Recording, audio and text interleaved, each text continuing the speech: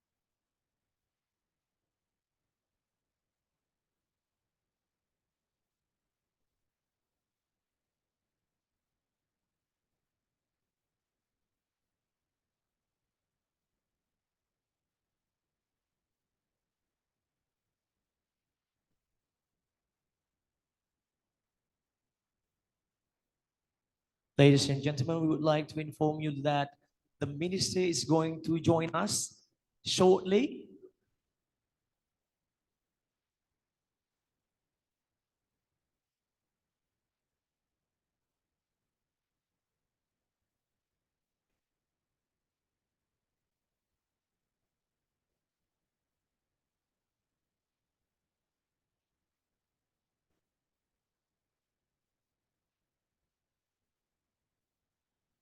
Once again, we would like to inform you that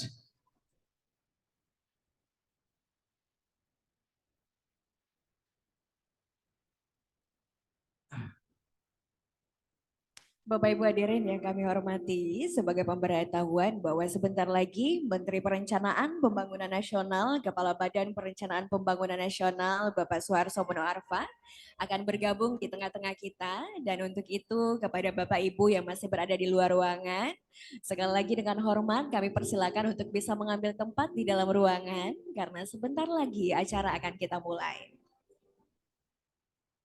ladies and gentlemen, we would like to inform you again that the Minister, Dr. Suharso Mono Arfa, Minister of National Development Planning, head of the National Development Planning Agency as well, is going to join us quite shortly in here.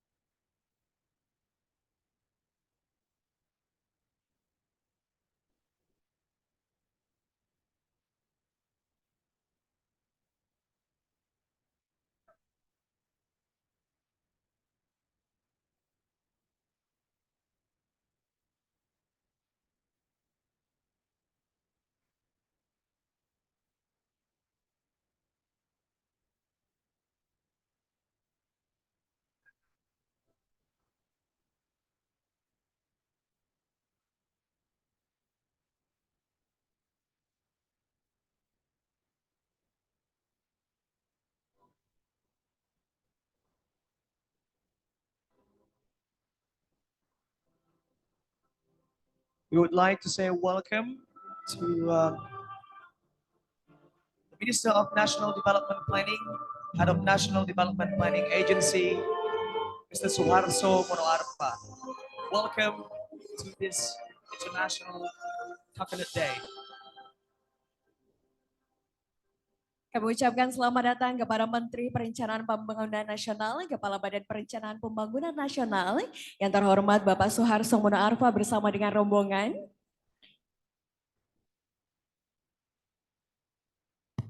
Selamat datang di perayaan Hari Kelapa Sedunia tahun 2023. Dan kepada Bapak Ibu hadirin yang kami hormati, kami persilakan untuk bisa mengambil tempat duduk yang masih tersedia. Dalam waktu beberapa saat lagi, acara akan segera kita mulai.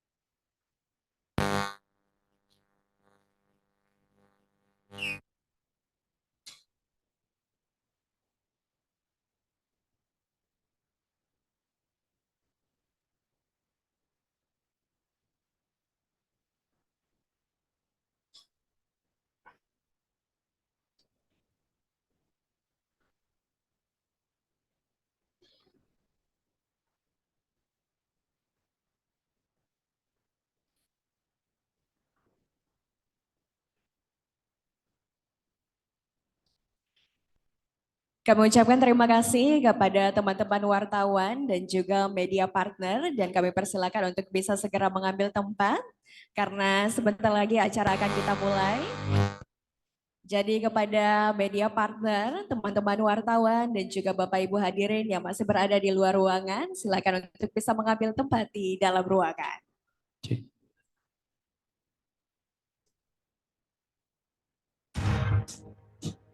Ladies and gentlemen, welcome to the National Coconut Conference. And now, please welcome our Master of Ceremony, Arif and Ajeng Mawada.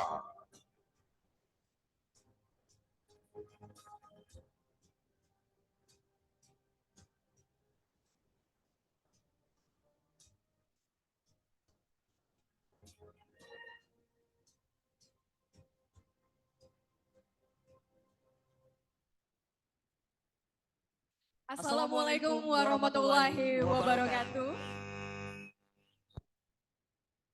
Selamat pagi dan salam sejahtera untuk kita semua. Selamat datang di Konferensi Kelapa Internasional tahun 2023. A very good morning to all of you in here. Welcome to the International Coconut Conference 2023. Dan bersama saya Ajeng Mawada. And I'm Arif. Bapak Ibu tidak lupa juga kami ucapkan selamat pagi dan selamat datang kepada Menteri Perencanaan Pembangunan Nasional, Kepala Badan Perencanaan Pembangunan Nasional yang terhormat Bapak Suharso Mono Arfa. We would like to say a warm welcome to the Honorable Dr. Suharso Mono Arfa, the Minister of National Development Planning, Head of the National Development Planning Agency. Juga telah hadir di tengah-tengah kita pagi hari ini Bapak Ibu Wakil Ketua MPR RI dan juga sebagai anggota DPD Republik Indonesia yang kami hormati Profesor Dr. Insinyur Fadel Muhammad. Joining us also this time, Professor Fadel Muhammad, the Deputy Chairman of People's Consultative Assembly, Republic of Indonesia. Kepala Perwakilan Bank Indonesia Provinsi Gorontalo yang kami hormati Bapak Dian Nugraha. The Head of Indonesia, Bank Indonesia Representative of Gorontalo, Mr. Dian Nugraha. Bupati Gorontalo, Profesor Dr. Insinyur Nelson Pomalingo, MPD. Region of Gorontalo, Professor Nelson Pomalingo. Direktur Eksekutif ICC, Insinyur Jalvina Alo, MSc, PhD. Executive Director of International Coconut Community, Insinyur Jalvina Alo, PhD. Juga yang kami hormati Ambasador Bapak Diar Nurbintoro, SHMH. Your Excellency the Ambassador Mr. Diar Nurbintoro. Selamat pagi dan selamat datang Kepala Pusat Kebijakan Eksportir, Impor dan Pengamanan Perdagangan Dr. Insinyur Iskandar Panjaitan, MSc. The Head of Center for Import and Export Policy and Trade Security, Dr. Insinyur Iskandar Panjaitan. Para bupati kabupaten penghasil kelapa yang telah hadir hari ini. Regions of coconut producing regencies.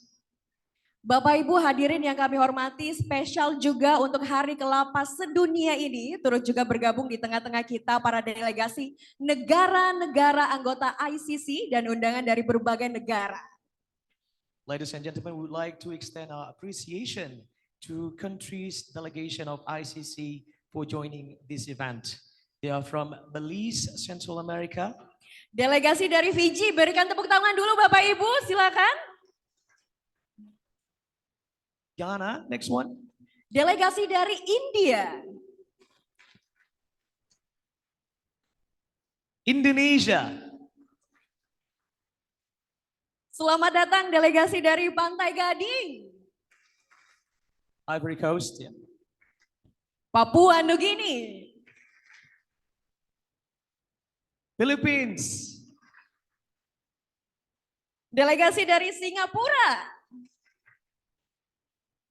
Sri Lanka. Thailand. And United States of America, and also from France. Benar sekali, dan juga Bapak Ibu tentunya kita tidak juga lupa mengucapkan selamat pagi dan selamat datang kepada seluruh tamu undangan yang telah hadir pagi hari ini. And obviously to all of you who are attending this event.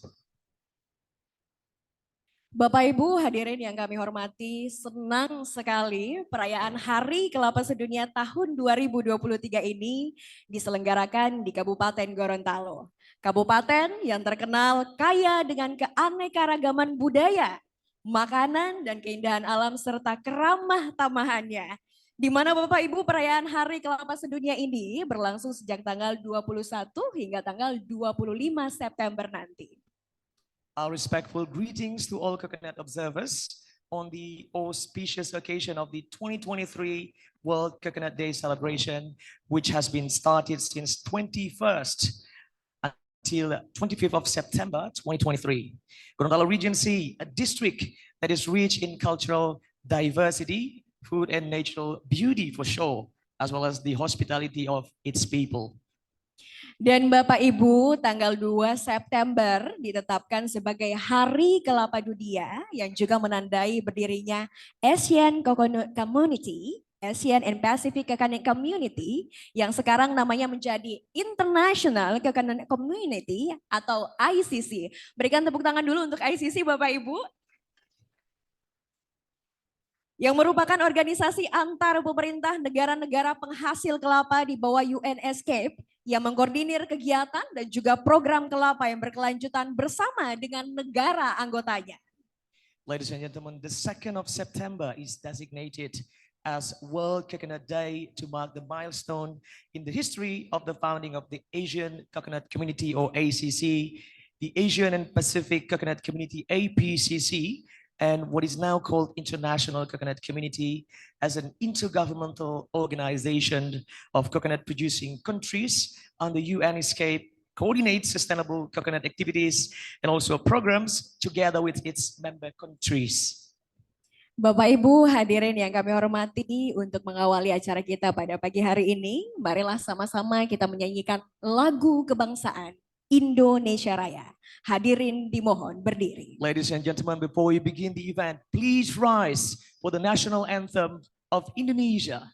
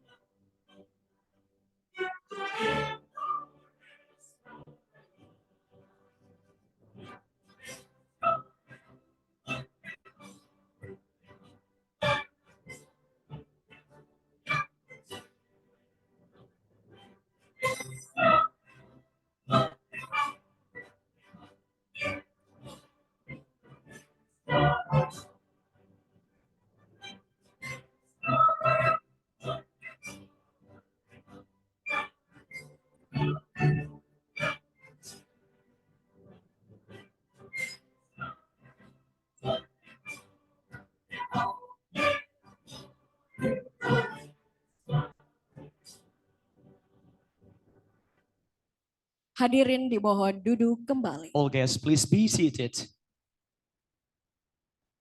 That's quite an emotional one for me. Berasa sangat emosional Bapak Ibu karena kita menyanyikan lagu kebangsaan Indonesia Raya. Dan Bapak Ibu hadirin yang kami hormati, selanjutnya untuk kelancaran acara kita pada hari ini, marilah sama-sama kita mendengarkan pembacaan doa yang akan dipandu oleh Kepala Kantor Kementerian Agama Kabupaten Gorontalo. Yang kami hormati Bapak Dr. Randus Haji Imam Solikin Pairin MPD, disilakan. Ladies and gentlemen, as we expect the best outcomes for this conference, let us have a prayer session that will be led by Mr. Iman Solikin Pairin.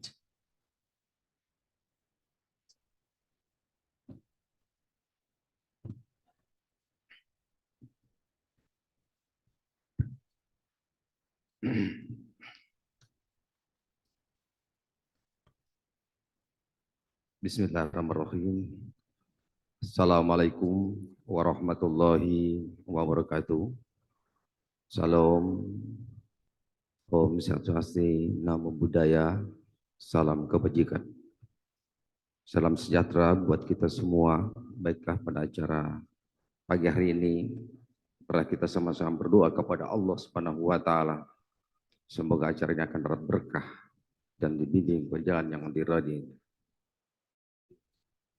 A'udzubillahi minasyaitonirrajim. Bismillahirrahmanirrahim.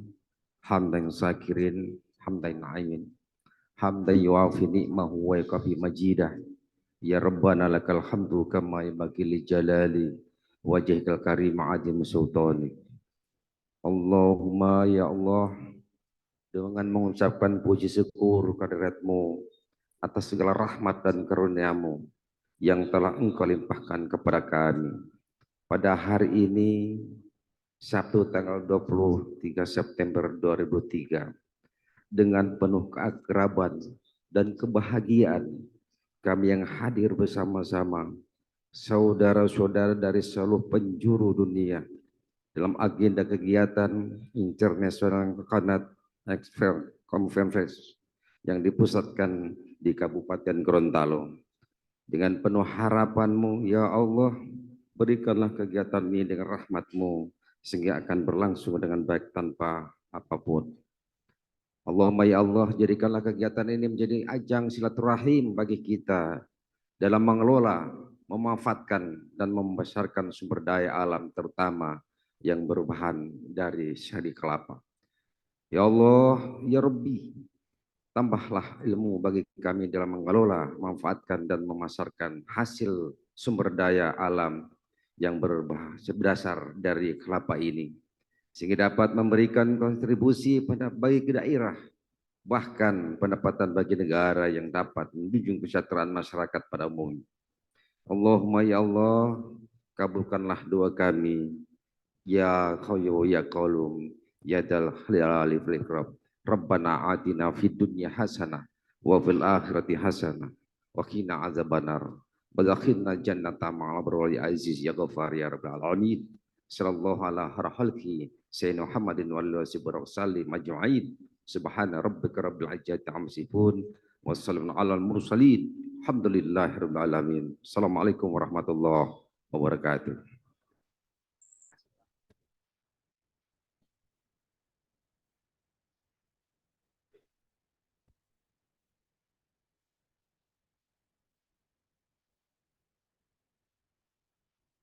Bapak Ibu hadirin yang kami hormati, seperti yang kita tahu bahwa selama ini kelapa berperan penting dan tidak tergantikan dalam komunitas global. Khususnya Bapak Ibu bagi negara-negara penghasil kelapa. Karena sebagai sumber mata pencarian bagi jutaan orang, baik para petani kecil hingga para pengusaha. Karena manfaatnya yang sangat besar Bapak Ibu, di Gorontalo, masyarakat mengekspresikan kecintaannya pada kelapa dengan menjadikannya sebuah tarian. Ladies and gentlemen, coconut plays an important role in the global community, particularly for coconut producing countries. Its importance goes far beyond its delicious taste and versatile uses. As we look to current and future generations, it becomes increasingly clear that, coconut have enormous value and potential in many aspects of our lives. Bapak Ibu hadirin yang kami hormati, berikut kita akan saksikan bersama tari tempurung yang menggambarkan suasana panen kelapa dan anak-anak yang menari gembira sambil membunyikan tempurung. Speaking about coconut, his Linde dance or coconut shell dance that was inspired by coconut farmers' activities. Linde itself is literally translated Hililinga Wau Hipongendea, meaning children melted in festivity within coconut harvesting while playing coconut shell in huge joy. Bapak Ibu, kita saksikan bersama tari Linde. Berikan tepuk tangan yang meriah Bapak Ibu. Ladies and gentlemen, please welcome Linde dance from Gorontalo.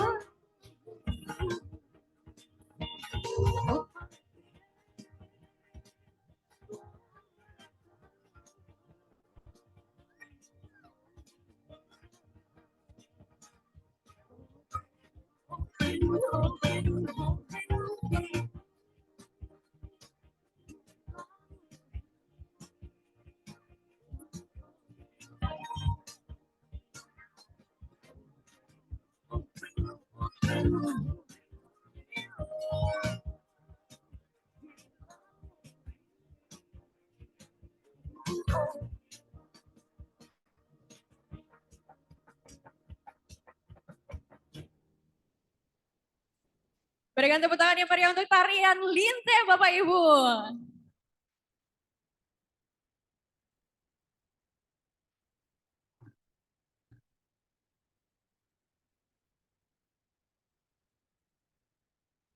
Bapak Ibu, tadi itu adalah tari tempurung yang memang menggambarkan suasana panen kelapa dan anak-anak yang menari gembira setiap kali ada panen kelapa di Provinsi Gorontalo.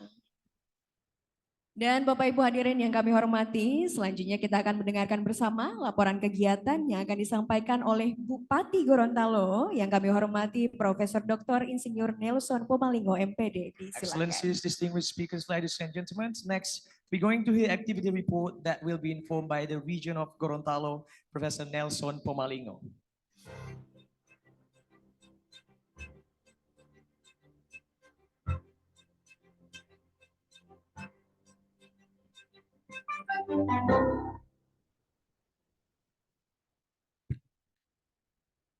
Bismillahirrahmanirrahim. Assalamualaikum warahmatullahi wabarakatuh. Salam sejahtera, salam bahagia, dan salam sehat kepada kita sekalian. Yang saya hormati dan kita sama-sama muliakan Bapak Menteri Perencanaan Pembangunan Nasional, Kepala Bappenas, Bapak Suharso Mono Arfa. Tepuk tangan dulu pada beliau. Beliau ini sebenarnya ada acara dengan Pak Presiden di IKN, tapi menghargai Gorontalo, menghargai kelapa, karena kelapa itu pada saat beliau masih kecil tentunya menjadi bagian dari kehidupan beliau.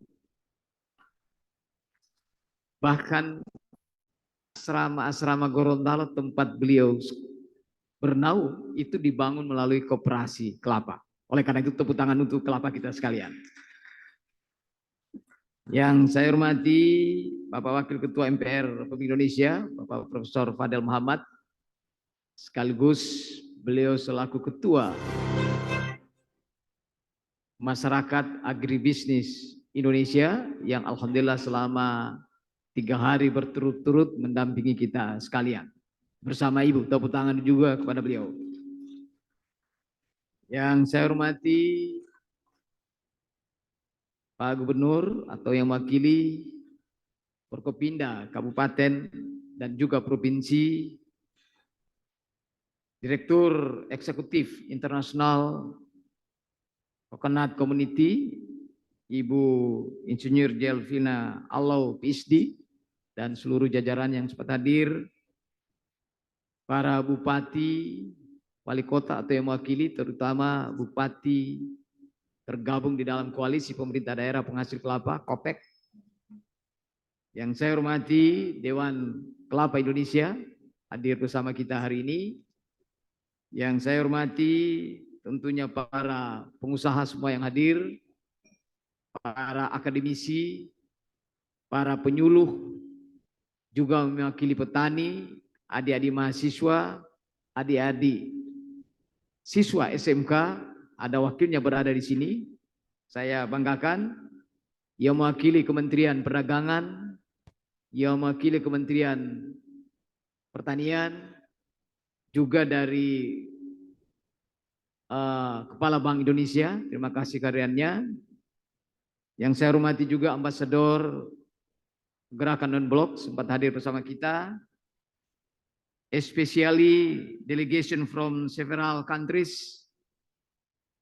It is great pleasure to welcome to the celebration of the World Coconut Day 2023 Gorontalo, Regency. Bapak Ibu sekalian saya hormati, hari ini alhamdulillah kita sama-sama merayakan Hari Kelapa Sedunia. Hari Kelapa Sedunia ini setiap tahun kita rayakan setiap tanggal 2 September, tetapi karena ada Asian Summit di Jakarta, maka dilaksanakan tanggal 21 sampai tanggal 25 September. Indonesia menjadi tuan rumah, berada di Kabupaten Gorontalo. Tahun yang lalu berada di India, dan kemarin kami telah merumuskan bicara dengan ICC, kemungkinan besar tahun depan berada di Papua Nugini.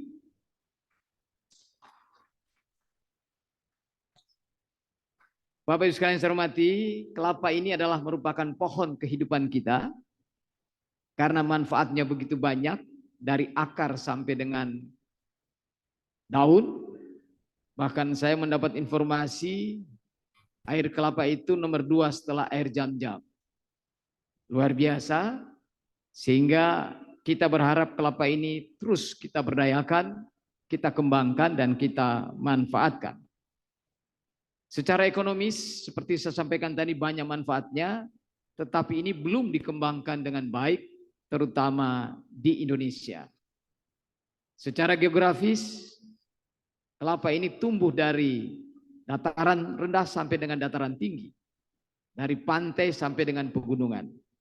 Secara sosiologis, saya kira Indonesia hari ini, masyarakat kita sejak lahir sampai dengan meninggal menggunakan kelapa. Dan kita juga mendorong kelapa tidak sekedar berguna secara ekonomis, tapi juga secara ekologis.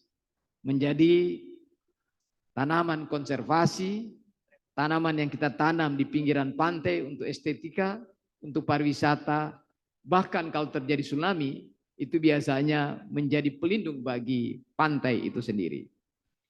Oleh karena itu, World Coconut Day ini dilaksanakan setiap tahun, tujuannya dalam rangka jejaring kerjasama, termasuk mengembangkan hilirisasi produk-produk yang kita ingin kembangkan dari kelapa itu sendiri. Kita juga berharap ada transfer teknologi yang saya kira beberapa negara sudah berkembang dengan baik. Contohnya seperti India, Sri Lanka, juga dari Filipina dan sebagainya. Untuk itu kami di Kabupaten Gorontalo sebagai tuan rumah menyelenggarakan kegiatan ini atas kerjasama dengan ICC, kerjasama dengan Lingkar Temu Kabupaten Lestari, dan juga Dewan Kelapa Indonesia, dan didukung oleh pemerintah, Menteri Perdagangan, Menteri Pertanian, dan juga UMKM Koperasi untuk menyelenggarakan kegiatan ini yang dimulai dengan pameran.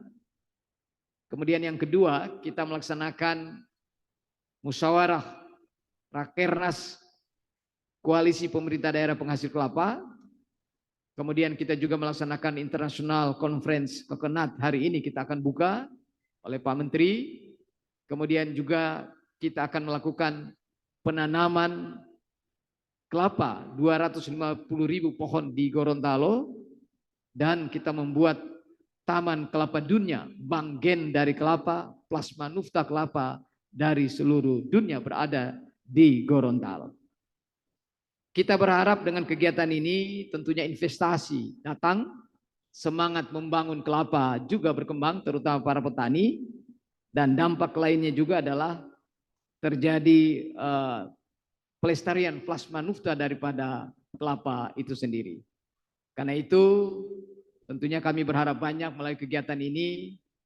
Kegiatan ini dapat menghasilkan berbagai hal yang saya sampaikan tadi, dan mohon kiranya Dekindo bisa menyampaikan sambutannya, kemudian dari ICC, juga dari Ketua Masyarakat Agribisnis Indonesia, dan teristimewa kepada Pak Menteri Perencanaan Pembangunan Nasional nantinya akan membuka secara resmi kegiatan pada hari ini.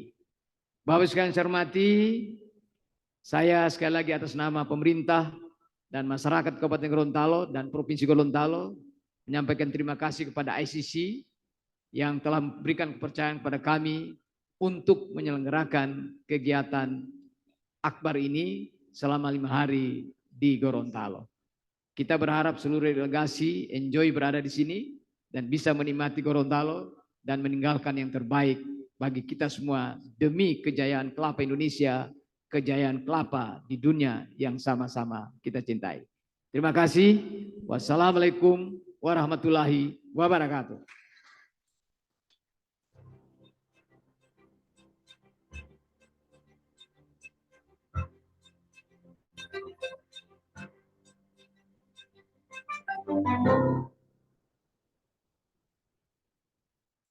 Bapak Ibu hadirin yang kami hormati, selanjutnya kita akan mendengarkan bersama pesan dari Wakil Ketua Umum Dewan Kelapa Indonesia yang kami hormati Bapak Insinyur Haradi Basri MSc PhD. Ladies and gentlemen, next one we would like to present the stage for Insinyur Haradi Basri PhD as the Vice Chairman of Indonesia Coconut Board to deliver such an important message regarding coconut.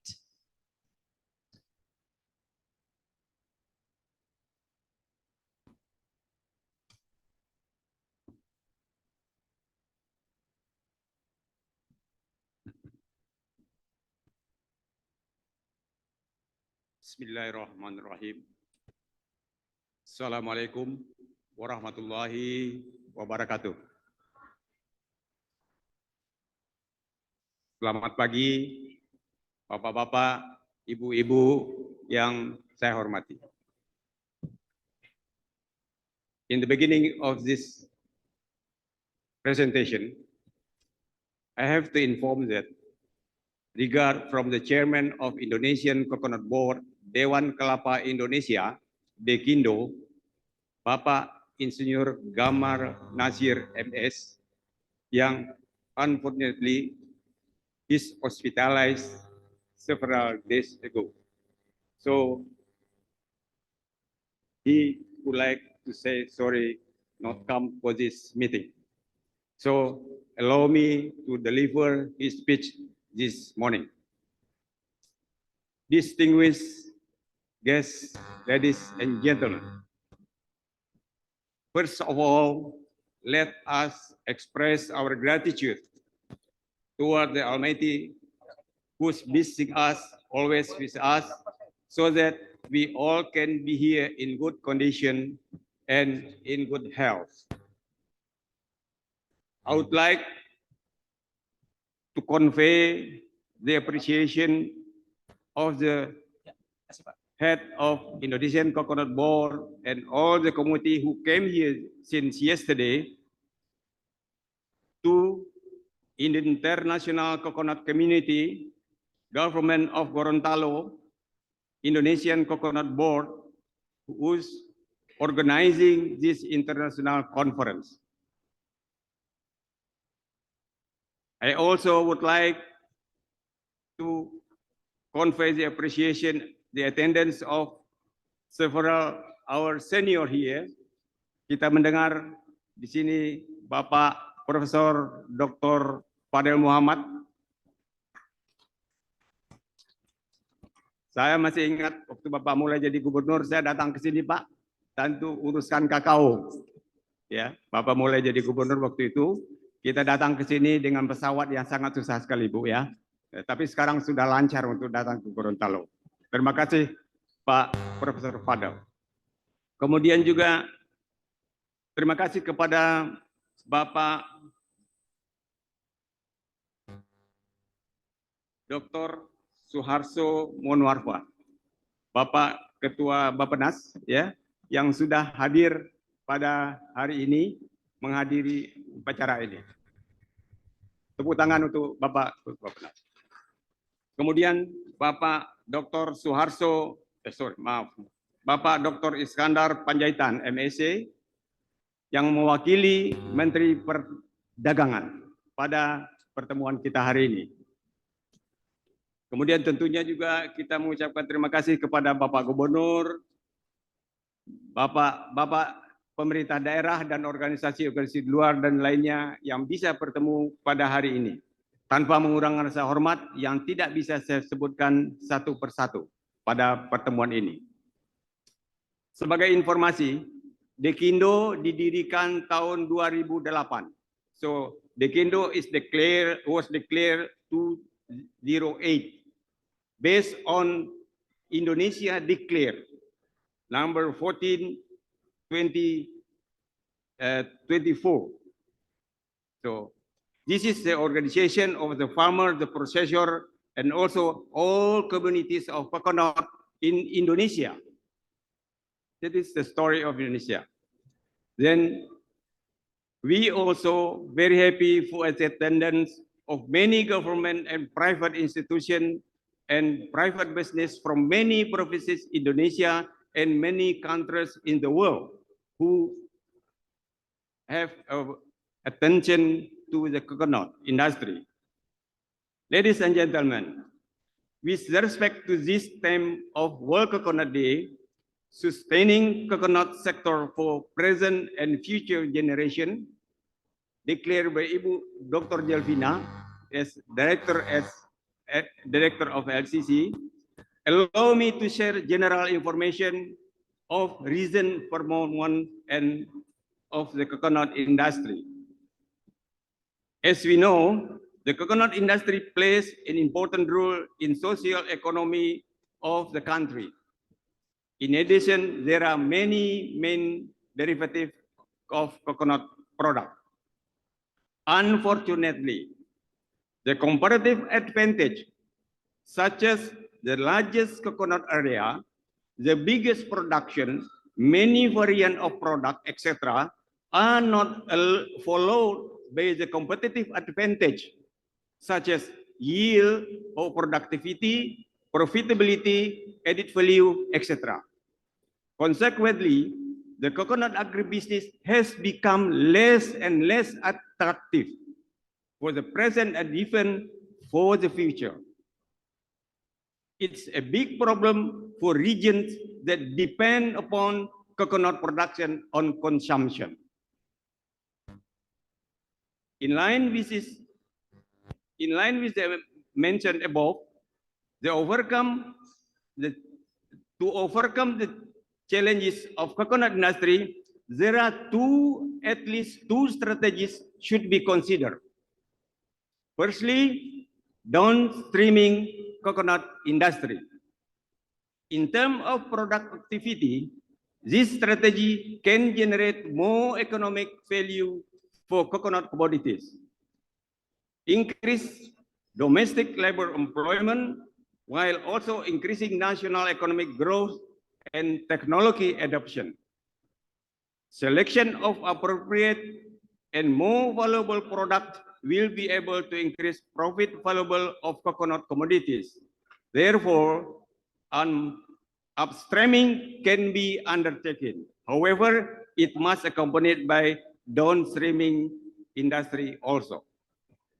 Secondly, achieving a sustainable and integrated agribusiness. Conceptually, integrated agribusiness of coconut is a system aligned to combine different aspects of agribusiness, namely on-farm, harvesting, and processing, and marketing into a unified whole in order to maximize production, yield, minimize costs, and maximize profit continuously. The partnership and collaboration among participants of integrated agribusiness, farmer, processor, and trader will be able to generate an effective supply chain and value chain management in order to provide distribution and profit among the participants. In conclusion, I believe this conference will be an informative and experience among all of us. So let us make the most this opportunity and take away something new and exciting to improve of coconut industry. Finally, I hope this conference will contribute creating good implementing ideas for the future and coconut industry. I wish you all successful conference. Thank you very much. Assalamualaikum warahmatullahi wabarakatuh. Terima kasih, Mas.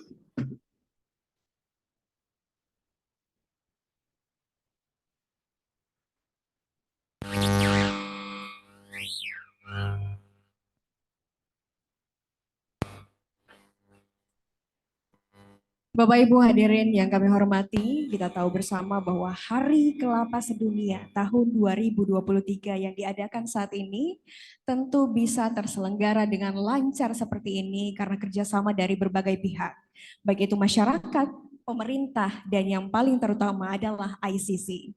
Untuk itu Bapak Ibu, selanjutnya kita akan mendengarkan bersama pidato selamat datang oleh Direktur Eksekutif ICC yang kami hormati Insinyur Jelvina Alo MSc PhD. Disilakan. Excellencies, distinguished speakers, ladies and gentlemen, we would like to acknowledge the contribution of several parties involved in this event, namely government, private sectors, small and medium enterprises, and more importantly, ICC. In accordance of that, we would like to present the stage for Jelvina Alo PhD, the ICC Executive Director, to deliver a welcome speech. Assalamualaikum warahmatullahi wabarakatuh. Shalom, Om Swastiastu, Namo Buddhaya, salam kebajikan, salam sejahtera untuk kita semua. Esteemed Imam from the Ministry of Religious Gorontalo Regency, His Excellency, Honorable Bapak Suharso Manuarfa, Honorable His Excellency, Honorable Bapak Profesor Fadel Muhammad, and also the most beautiful lady, a wife of Pak Fadel, Ibu Hana, Honorable Pak Mulyadi, representing His Excellency Governor of Gorontalo,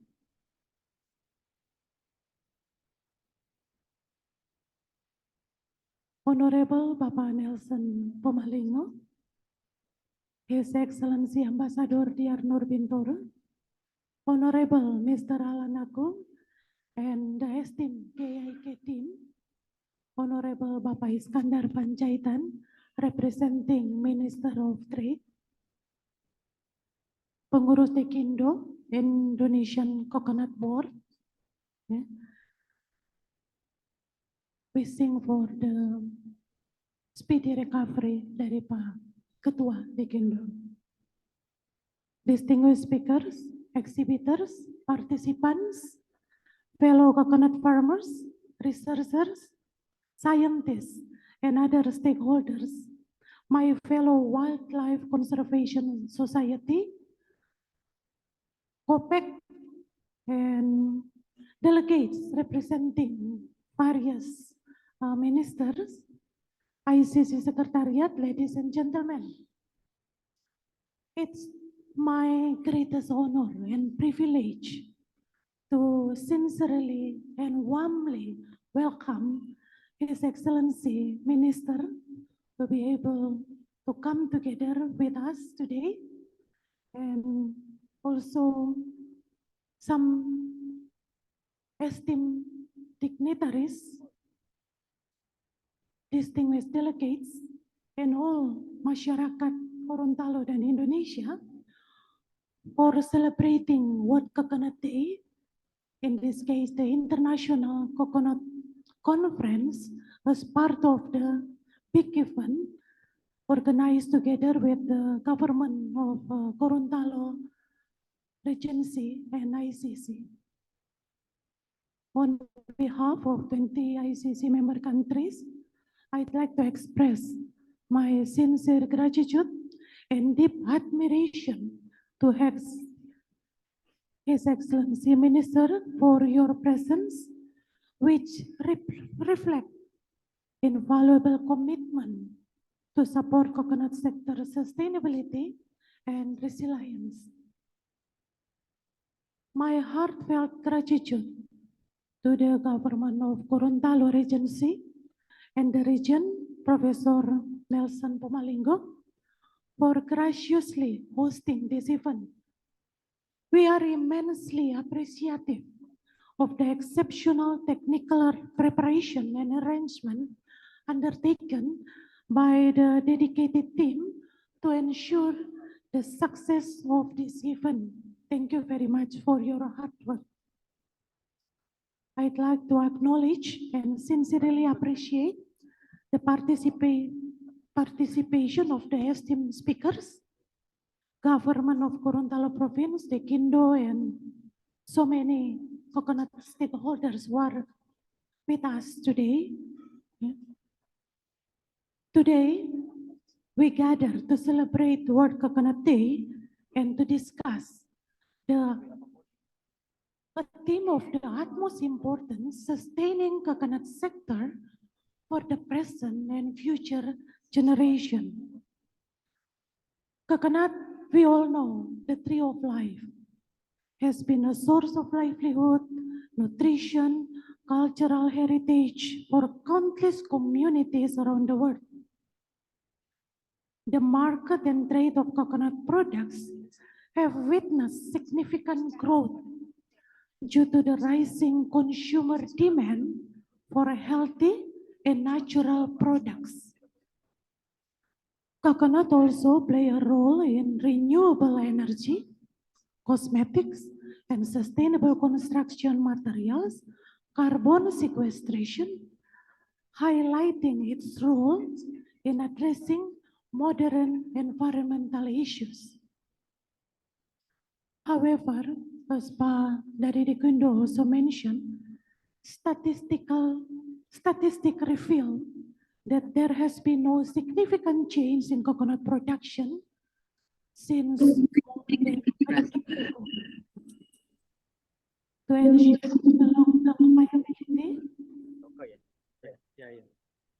and prosperity of the coconut industry, improving production while sustaining the market is essential. A growing market is necessary to provide a steady source of income for our coconut farmers and their families. A sustainable market helps stimulate economic growth by creating jobs and supporting business along the coconut value chain. A stable and sustainable market attracts investment in coconut production, processing, and infrastructure. So maintaining a sustainable market ensures that coconut products meet consumer expectations for quality, safety, and environmental responsibility. For the coconut industry to endure, it must not only meet the current market demands, but also anticipate and adapt to future trends. In Indonesia and several other countries, a consistent reduction in coconut cultivation land areas is a concerning trend. Comprehensive and holistic strategy hold the potential to double or even triple coconut production, covering an area of approximately 12 million hectares and yielding about 65.7 billion nuts. Furthermore, our pursuit of sustainability must be bolstered by innovation through research and development. Also, creative thinking and problem solving. Embracing technology from smart and precise agricultural practices to value-added processing, optimizing coconut tissue culture propagation technology can elevate the sector to new height of productivity and economic viability. A lack of coordination among various stakeholders in the supply chain, from farmers to distributors to processors, can lead to inefficiencies. Collective visions and efforts are necessary to enhance value chains coordination. Engaging the younger generation in the coconut industry is also very critical. Excellencies, ladies and gentlemen, I am respectfully and humbly request that coconut development be given priority status within our national development program so we can uplift the lives of countless smallholder farmers and their families, as well as to strengthen our national economy. Productive deliberations are expected from the conference that would help us to assist countries in sustaining coconut for the current and the next generation. It is crucial to take a more proactive approach and reshape the current direction if required, breaking the barriers, working together, and we are committed to working together with you on this journey to sustain coconut sector and fulfill its benefit for all the farmers, industry, national, and global community. We are lucky with the presence of Honorable Minister today with us. So I truly believe that the coconut sector in the future will be getting more attention from the government. Thank you very much.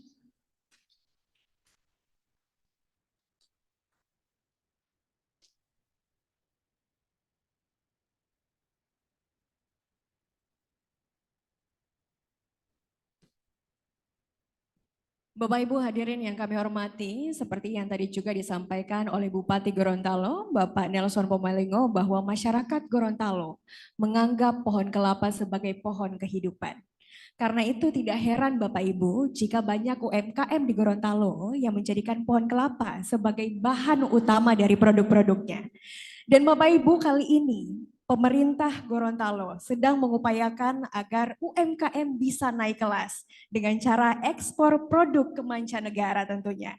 Dan Bapak Ibu untuk itu selanjutnya kita akan mendengarkan bersama sambutan yaitu penyampaian dari Kepala Pusat Kebijakan Eksportir Impor dan Pengamanan Perdagangan yang kami hormati Dr. Insinyur Iskandar Panjaitan MSc. Disilakan.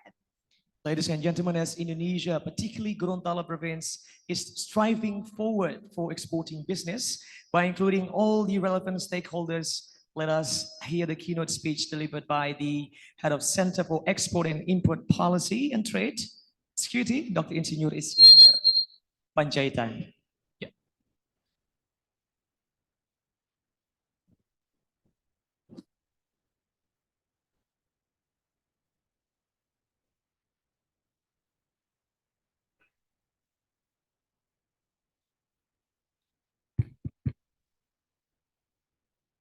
His Her Excellencies, Minister of National Development Planning, Head of Bapenas, Dr. Suharso Monoarfa, Vice Chair of People Consultative Assembly, MPR, Profesor Dr. Insinyur Fadel Muhammad, Regent of Gorontalo, Profesor Dr. Insinyur Nelson Pomalingo, MPD, Executive Director ICC, Dr. Jelvina Alo, all respective invitees, distinguished ladies and gentlemen. Assalamualaikum warahmatullahi wabarakatuh. Good morning. Today I'm very delighted to be here representing the Minister of Trade of Indonesia on this valuable occasion at the International Coconut Conference and Business Meeting, Sustaining Coconut Sector for the Present and Future Generation on World Coconut Day 2023. First of all, I would like to extend my sincere appreciation to the Governor of Gorontalo and Executive Director of International Coconut Community for such a great and valuable event. I would like also to thank the distinguished speakers and participants for joining the event. Distinguished ladies and gentlemen, it is an honor to stand here and discuss an industry that holds tremendous potential for our beloved country, the coconut industry.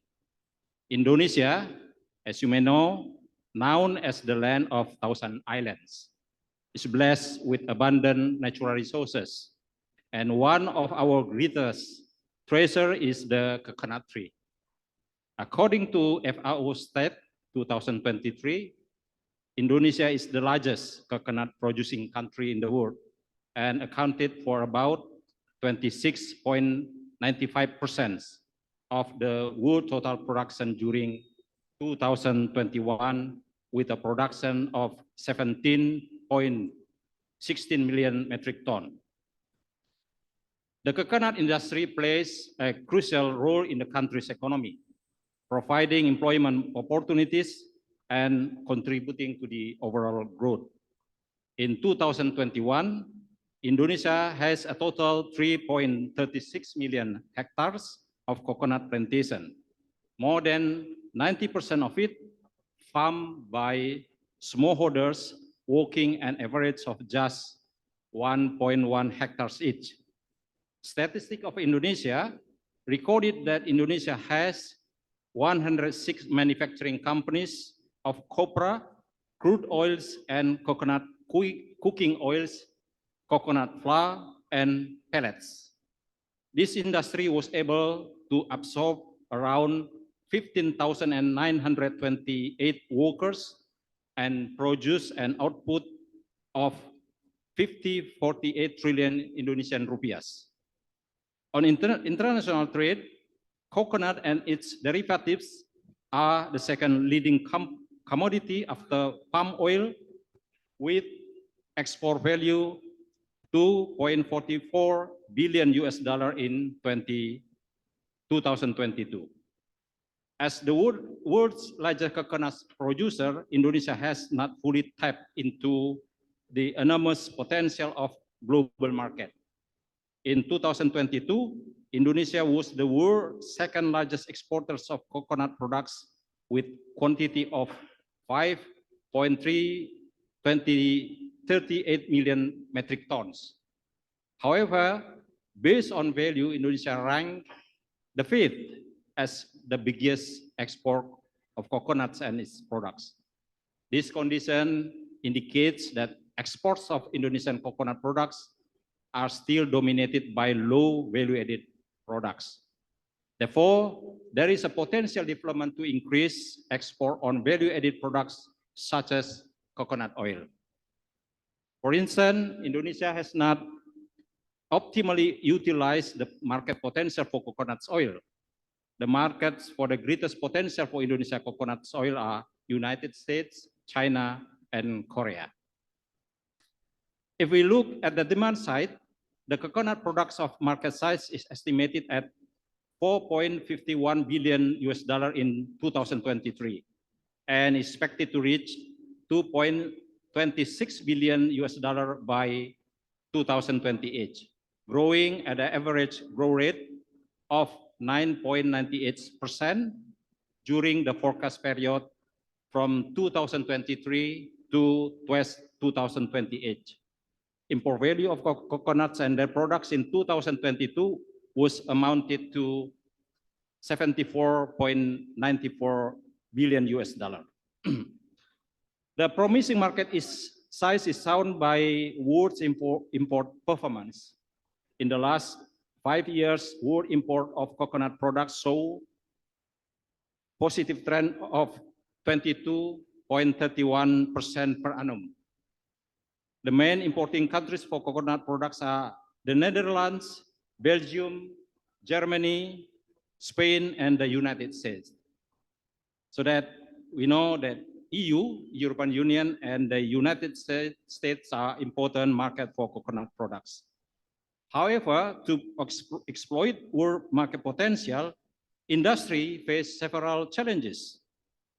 Today, I would like to shed light on the challenges that lie ahead of our coconut industry and how we can navigate this path to unlock its true potential. Distinguished ladies and gentlemen, Indonesia coconut industry is not without its obstacles. One of the main challenges faced by coconut industry players is the fluctuating market prices. The prices of coconut products can be affected by various factors such as weather conditions, market demand, and global trends. This volatility could raise an issue for industries in making business and investment plan in the long term. Second, industry are lacking of raw material. Coconut in inner shell is exported to foreign countries. Consequently, industry have to compete with foreign market to obtain raw materials. Third, to export coconut products to global market, Indonesia is facing high tariff in export destination countries such as European Union and USA. Other challenge faced by industry are the lack of technology adoption and climate changes. Many coconut farmers and producers in Indonesia are still rely on traditional methods, which can be time-consuming and inefficient.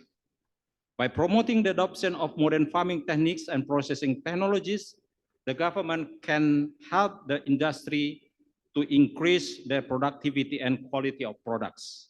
This can be achieved by providing training program, access to financing for technology acquisition, and creating partnership with research institutions and engaging with global supply chain. Moreover, the coconut industry has also faced significant hurdles in recent years. Climate change, pests, and disease have taken a toll on our coconut plantation, resulting in decreased yields and quality.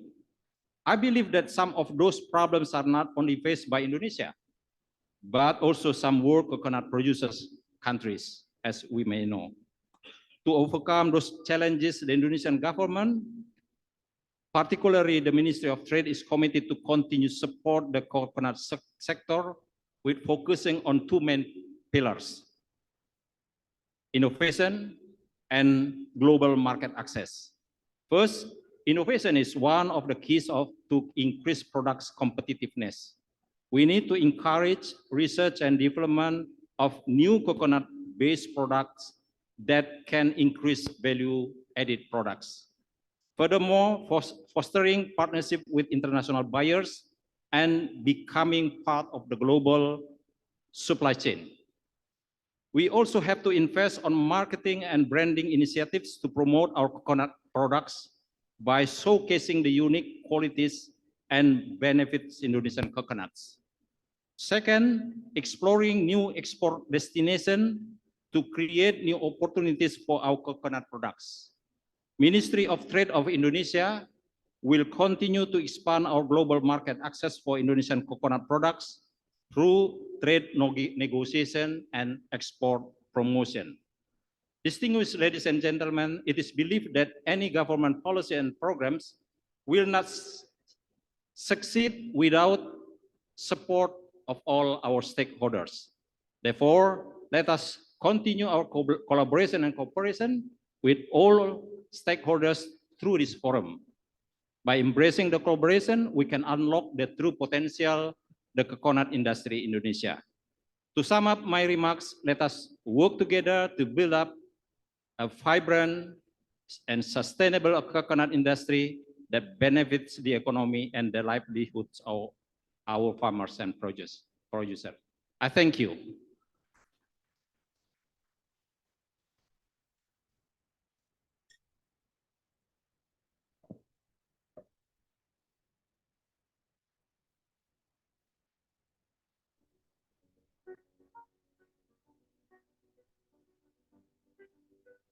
Bapak Ibu hadirin yang kami hormati, selanjutnya kita akan mendengarkan bersama sambutan dari Wakil Ketua MPR Republik Indonesia, juga sebagai anggota DPD Republik Indonesia, dan Ketua Umum Masyarakat Agribisnis dan Agroindustri, yang kami hormati Profesor Dr. Insinyur Fadel Muhammad.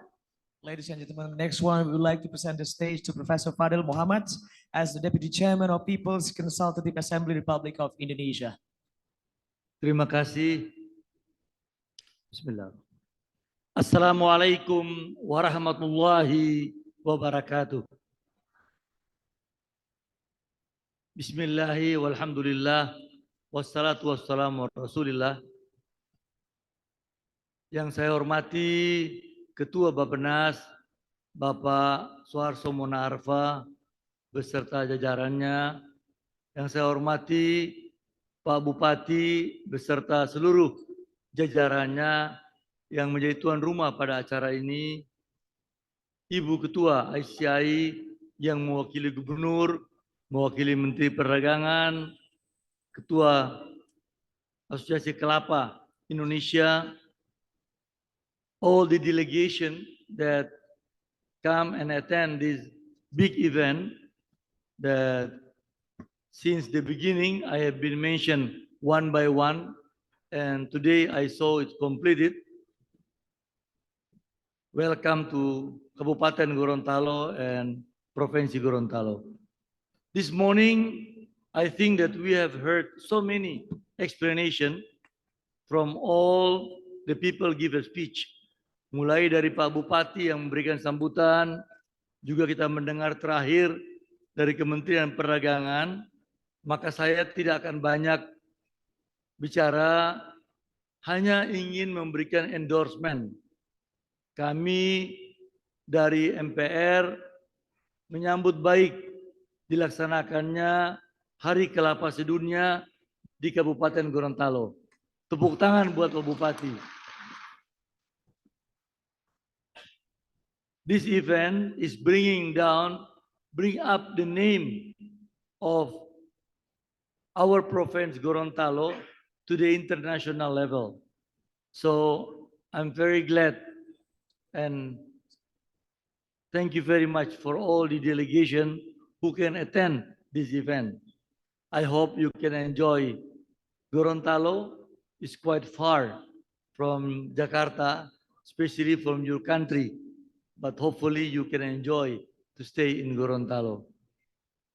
Last but not least, that we understand how the benefit of coconut, and we have tasted coconut since the last few days, from the beginning, and even the dance on coconut last night, we attend the gala dinner. I hope you will enjoy the presentation that done by Bupati. Bapak-bapak, ibu-ibu, hadirin yang berbahagia, saya tentunya gembira sekali sempat hadir di sini dan menyaksikan rangkaian acara yang demikian hebat, sejak dari pembukaan, gala dinner, dan berbagai tari-tarian yang ada. Untuk itu kami memberikan apresiasi kepada Pak Bupati dan jajarannya yang telah menyempatkan untuk melaksanakan acara ini. Saya tidak akan panjang lebar karena kita ingin mendengar pikiran-pikiran sambutan dari Pak Menteri, pesan-pesan Pak Menteri yang tentunya sambutan dari Presiden juga karena beliau membantu Presiden. Bukan orang lain, Pak Suharso adalah juga putra Gorontalo. Dahulu menjadi anggota DPR asal dari Gorontalo, jadi beliau menyempatkan hadir tentunya menyenangkan buat kita. Dan saya ingin mengakhiri penyampaian saya dengan mengatakan bahwa terima kasih kepada semua pihak, especially the delegation that could spend your time to attend this event. hopefully you can bring up something. And I understand from the Pak Bupati that it's a big investment coming at Gorontalo. It's about 1 trillion. So that is a lot of benefit we're going to have during your stay here. Thank you very much for all your kind attention. Sampai jumpa lagi pada pertemuan berikutnya. Assalamualaikum.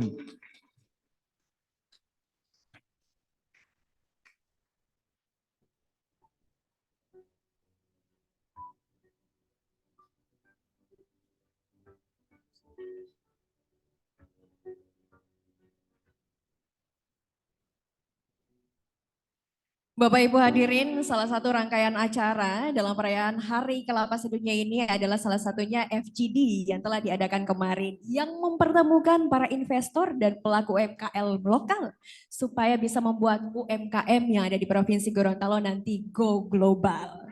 Dan Bapak Ibu, selanjutnya kita akan mendengarkan bersama sambutan dan juga grand opening Konferensi Kelapa Internasional oleh Menteri Perencanaan Pembangunan Nasional, Kepala Badan Perencanaan Pembangunan Nasional, yang kami hormati Bapak Suharto Mono Arfa, disilakan. Ladies and gentlemen, yesterday, for your information, we've gone through focus group discussion, matchmaking, and pitching activities. It has become undoubtedly clear that long-term commitment and collaboration with the local government has been the key factor. Please welcome the head of National Development Planning Agency, Dr. Suharto Mono Arfa.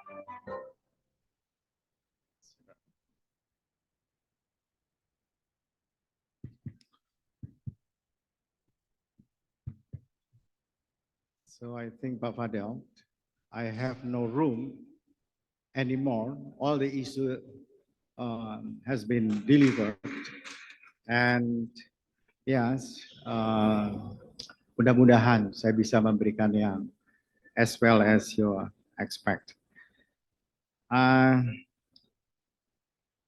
Yang saya hormati Pak Fadel Muhammad, Wakil Ketua MPR beserta Ibu.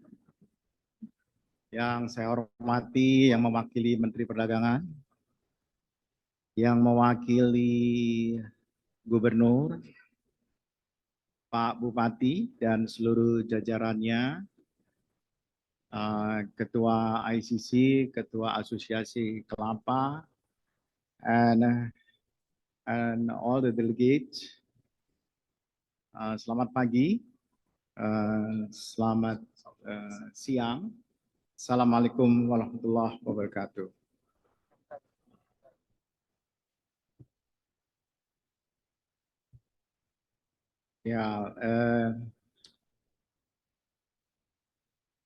Before I start with my speech,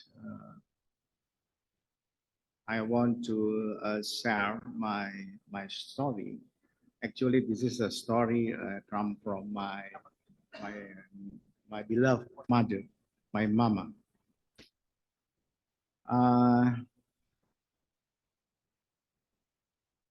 As I mentioned, this story is according to my mother. One day she told me at the time, of course it's a long time ago, because my mama grew up in Gorontalo. She is Gorontalo nest.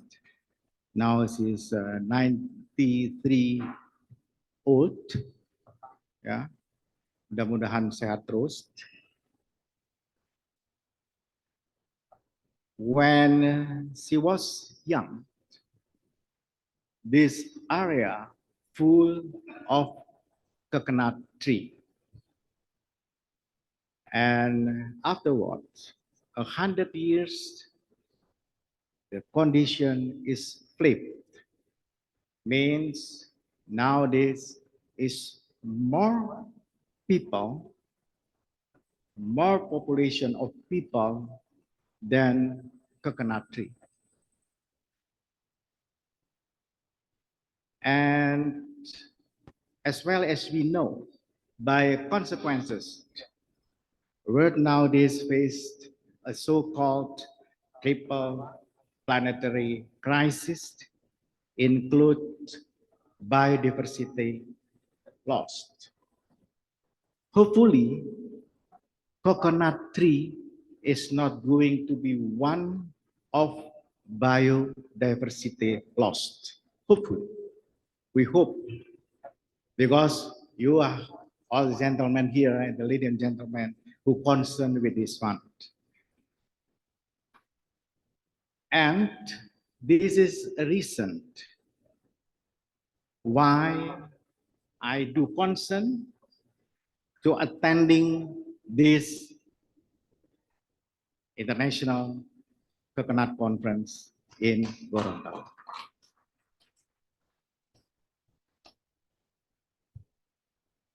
Coconut plays a vital and strategic role in Indonesia economy. It is not doubt, including source of income for farmers, even for most of family in Gorontalo, job creation, the promotion of domestic agribusiness and agri-industry, as Pak Panjaitan just mentioned, and of course, it is impacted to environmental conservation and regional development. Coconut trees have the ability to produce throughout the year to meet market demand. So it is very specific compared to other varieties and other tree. If we take a look at the data during the period 2013 to 2021, the contribution of the agriculture sector experienced a slight decline, as also mentioned by the Minister of Trade, while the contribution of plantation subsector remained relatively stable at around 3.7% to GDP. Most of the contribution come from palm oil, and however, there has been a significant decrease of its growth rate. On trade balance, this number also is, I think, Pak Panjaitan just delivered. Our commodity export is still dominated by palm oil. Coconut currently hold the third position in terms of both quantity and export value.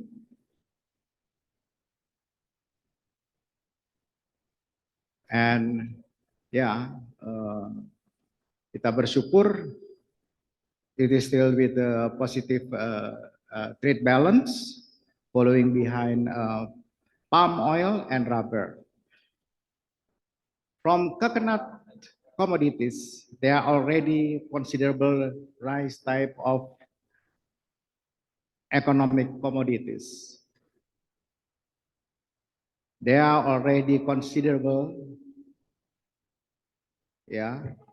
rice type of product of economic activities, as well as for export product.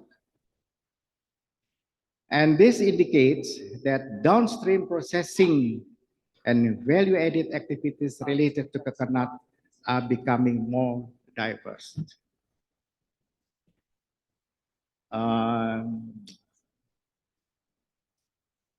I stopped for a while. Why? Because this mic is not clear for me. What I don't know why. Is it clear to hear from me, or it's okay? Oh, thank you, thank you. Because from my side is redundant like that. Okay. The government is currently preparing the framework for the next national long-term development plan, so-called RPJPN, for the period 2025 to 2045, and we call it Indonesia Must. Hopefully, in the next 20 years, Indonesia is planning to become a sovereign, developed, and sustainable country. And to achieve this goal, Indonesia has to be able to live up from the middle income trap, which is now is already more than 20 years.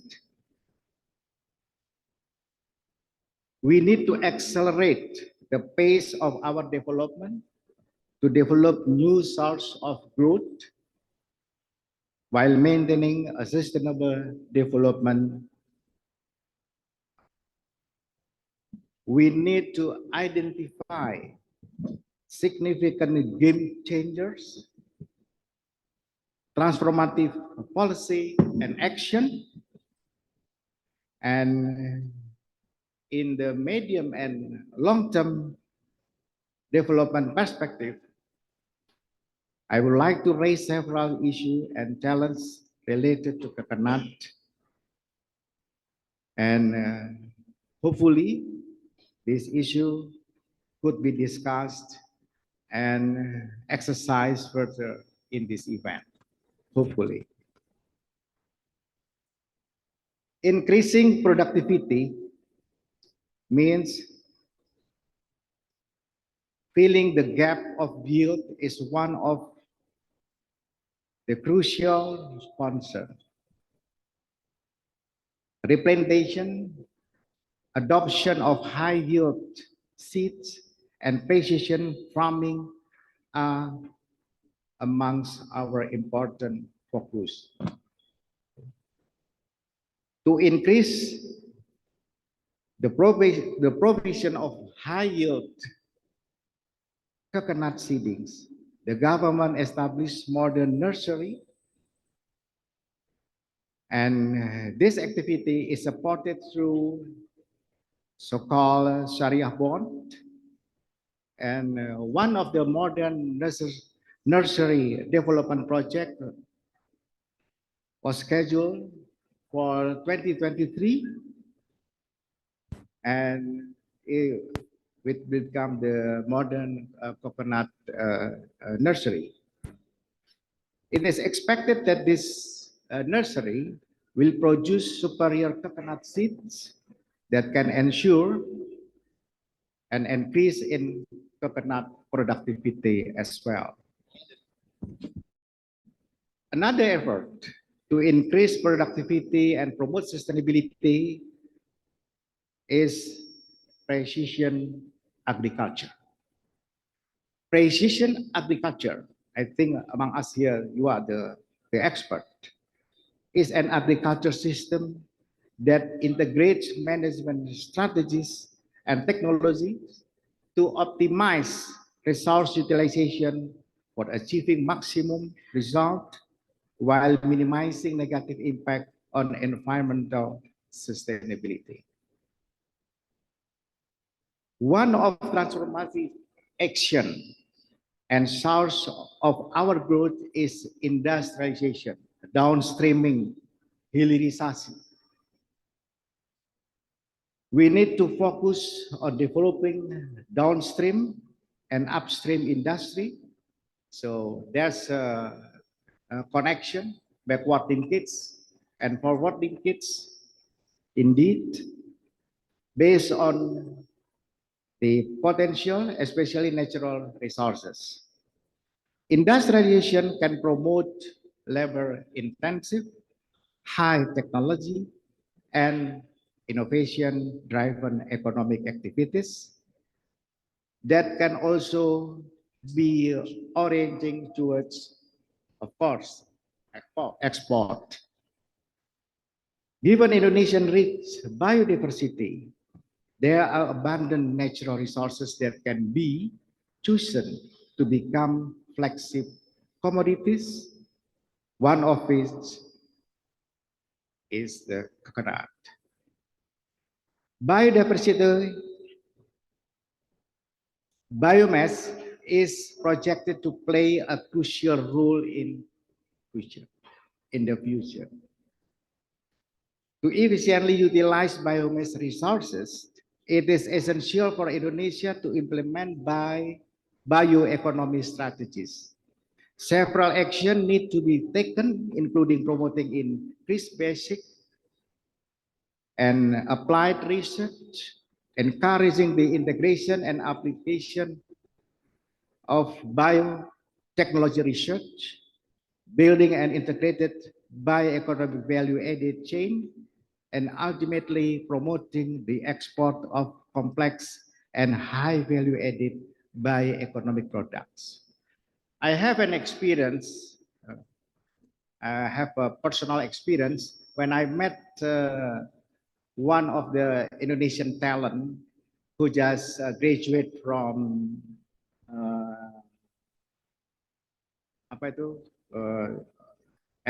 Berkeley, yeah, in San Francisco. He is one of the he's a co-founder of DNA, artificial DNA of maize. And you know, he sell this DNA as well as in your the size of the apparatus is only like your mobile, just small thing like this, yeah, and consists of a million of DNA artificial of maize, and one of DNA, the cost is $100. What does it mean? With only like this size, he can sell something value $100 million US. So this is the bioeconomy now. This is coming.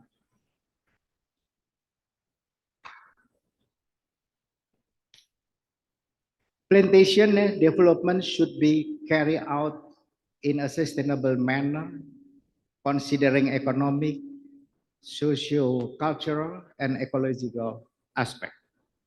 Furthermore, sustainable plantation development must adhere to the principle of criteria and sustainable estate plantation development.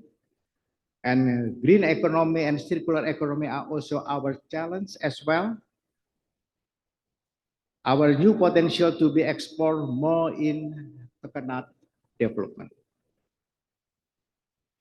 Farmer institution, so-called korporasi petani, farmer corporation, as concerned by His Excellency President Pak Joko Widodo,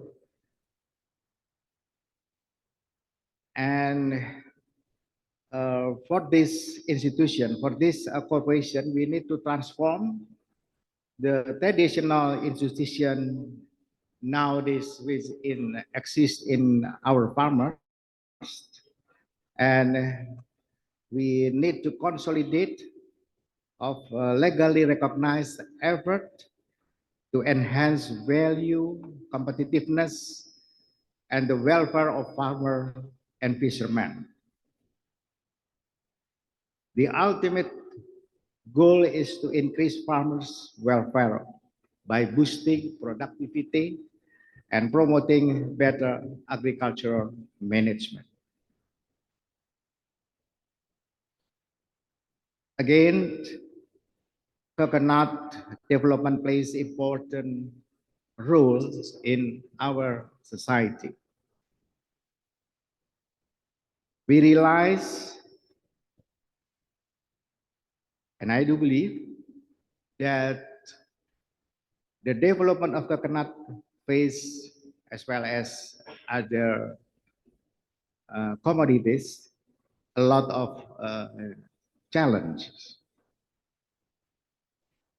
and with strong and mutual collaboration among stakeholders, I do believe that the challenge may become our new potential in the near future. I would like to stop here, I think, because now this is already 11 o'clock. And allow me, on behalf of myself and on behalf of the government of Indonesia, I do express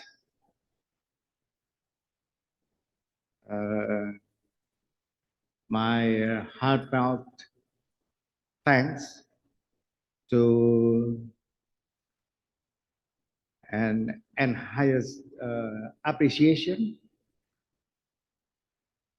to all of you, and especially to Pak Bupati, to Pak Gubernur Gorontalo, and all parties, all delegates who make this event possible. And I believe this event can generate ideas and collaboration on how can transform our coconut development to be more productive, more sustainable, and deliver more significant positive impact for our development and welfare of our farmers. And hopefully we will have a fruitful discussion along this conference. I do thank you.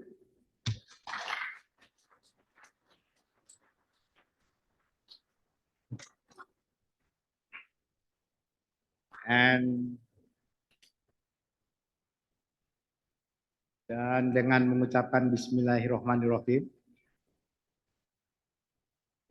just allow me to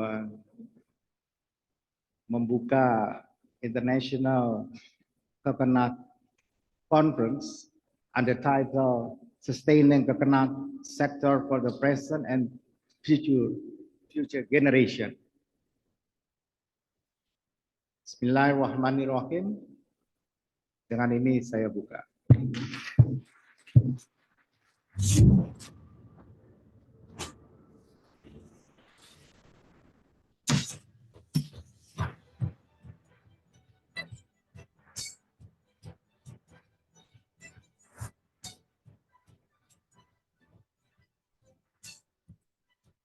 Kami mohon izin kepada Pak Menteri untuk tetap berada di tempat karena Bapak Ibu hadirin yang kami hormati. Selanjutnya kita akan menyaksikan penyerahan plakar dari pihak ICC kepada pemerintah. Untuk itu kami undang kepada yang kami hormati Ibu Jelvina Alo MSC, disilakan untuk bisa mengambil tempat.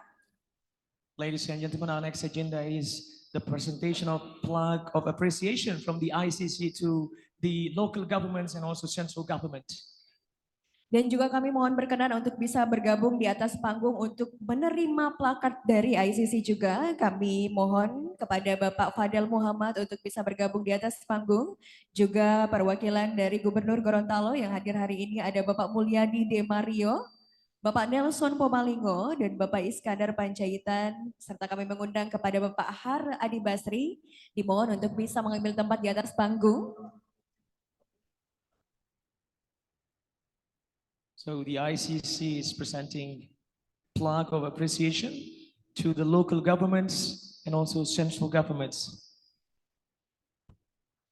Bapak Ibu, kita tengah menyaksikan penyerahan plakat dari ICC kepada pihak pemerintah yang diawali penyerahan plakat kepada Menteri PPN, yaitu Bapak Suharso Mono Arfan.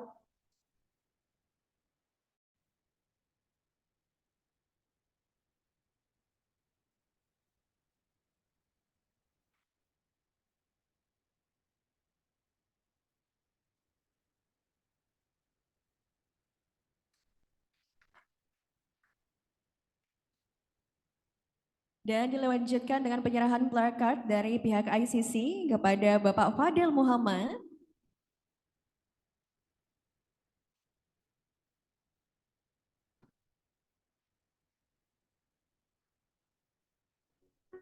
Dan yang mewakili Gubernur Gorontalo yang hadir pada hari ini ada Bapak Mulyadi D. Mario, akan menerima plakat dari pihak ICC.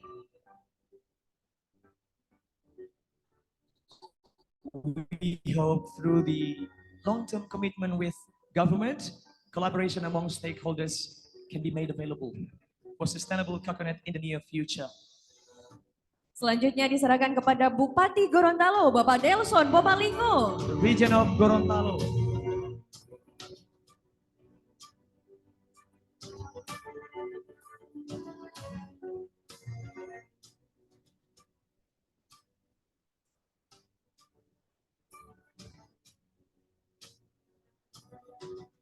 Penyerahan plakat selanjutnya kepada Bapak Iskandar Panjaitan, Kepala Pusat Kebijakan Eksportir Impor dan Pengamanan Perdagangan.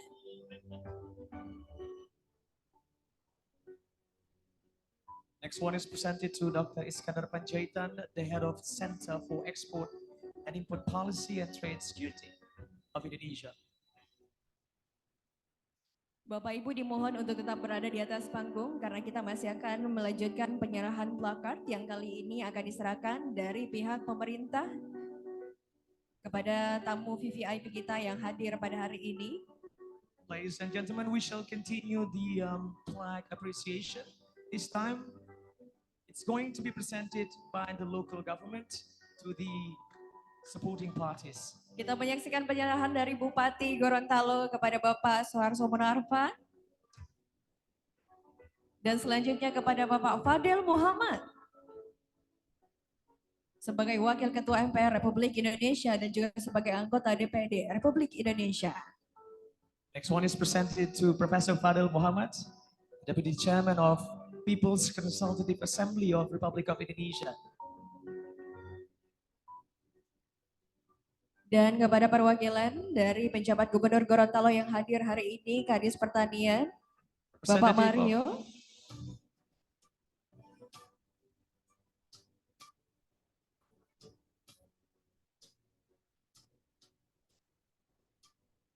Telah diserahkan kepada Bapak Iskandar Panjaitan dan selanjutnya kepada Bapak Har Adi Basri,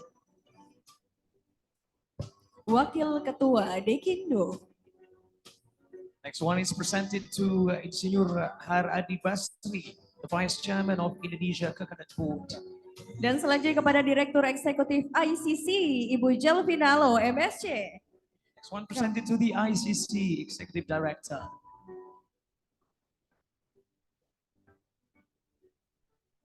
Bapak Ibu mohon izin untuk foto bersama, kami juga mengundang tamu VVIP yang lainnya. Kami mohon kesediaan Kepala Perwakilan Bank Indonesia Provinsi Gorontalo, Bapak Dian Nugraha. Juga kami mengundang yang kami hormati Ambasador Bapak Diar Nurbintoro SHMH, disilakan untuk bisa bergabung di atas panggung.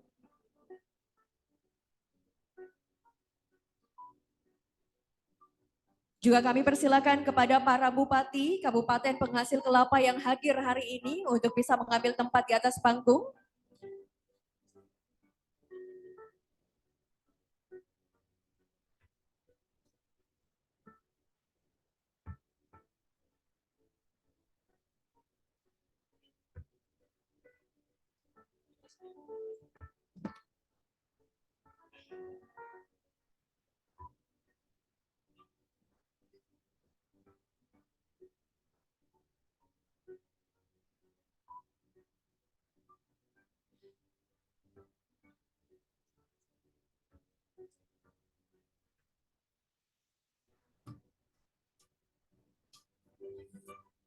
Kami ucapkan terima kasih banyak kepada Bapak-Bapak telah bersedia untuk berfoto bersama.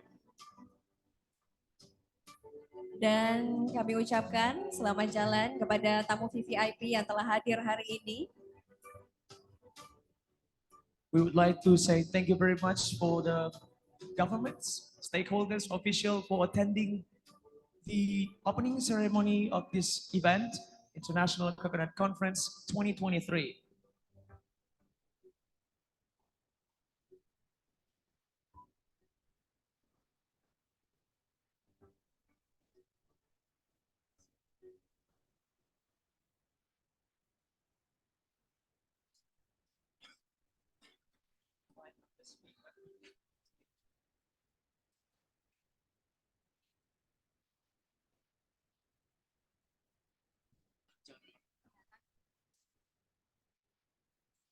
Sekali lagi kami ucapkan terima kasih banyak kepada tamu VVIP yang telah hadir untuk pembukaan hari ini dan kepada Bapak Ibu hadirin tamu undangan yang kami hormati. Kami mohon untuk tetap berada di tempat karena kita akan melanjutkan dengan sesi conference internasional yang akan kita laksanakan beberapa saat lagi. Ladies and gentlemen, we would like to expect you to remain on your seat or at this venue because later we're going to start the first sessions of this conference.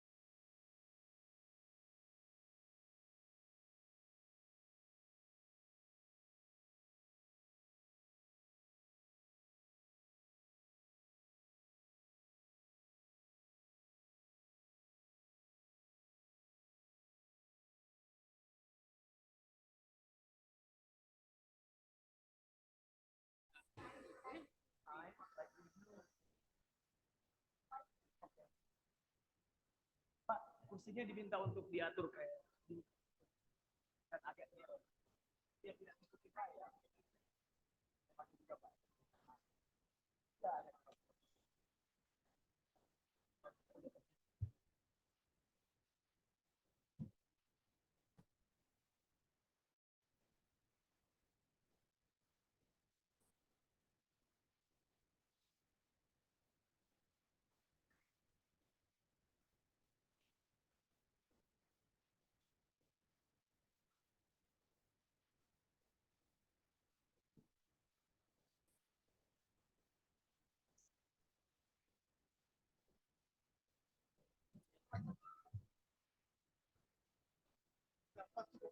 Pak.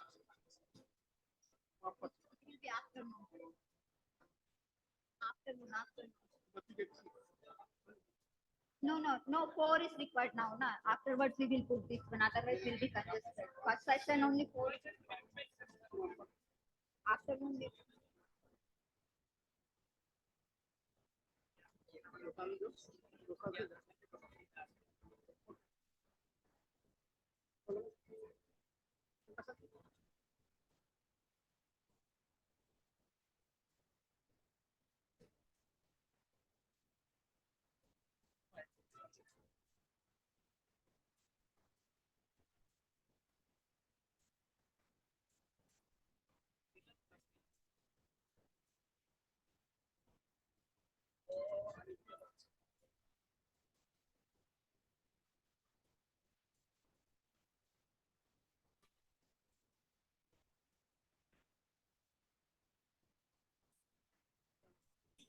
Bapak Ibu hadirin yang kami hormati, karena hari ini kita juga kedatangan tamu-tamu istimewa yaitu delegasi dari negara-negara luar. Kami ingin memohon kepada Bapak Suharso Mono Arfa bersama dengan delegasi yang datang pada hari ini untuk bisa berfoto bersama di atas panggung.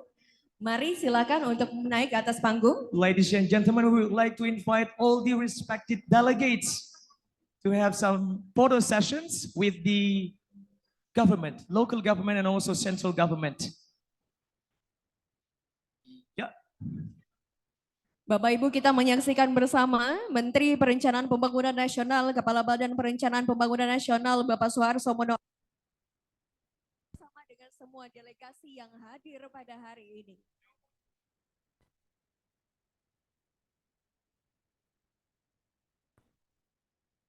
Kita mengambil tempat yang nyaman untuk bisa mundur 2 langkah supaya bisa mendapatkan gambar yang bagus. Kami persilakan kepada teman-teman fotografer. Dan untuk foto bersama dengan delegasi kita akan bagi menjadi 2 sesi. Kita akan bagi menjadi 2 sesi. We're going to divide the session into 2 sessions. So if you haven't got any opportunity, please get yourself prepared for the next session. For all Sekali the lagi, respected delegates, kami persilakan kepada delegasi yang sudah berfoto untuk bisa bergantian dengan delegasi lain yang belum berfoto.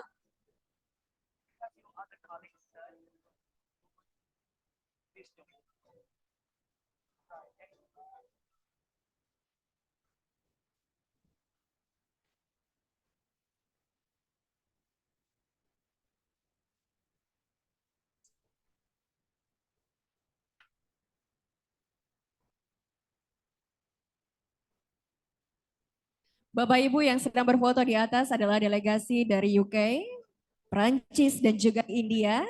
Telah selesai berfoto bersama dengan Bapak Suharso Mono Arfa, Bapak Fadel Muhammad.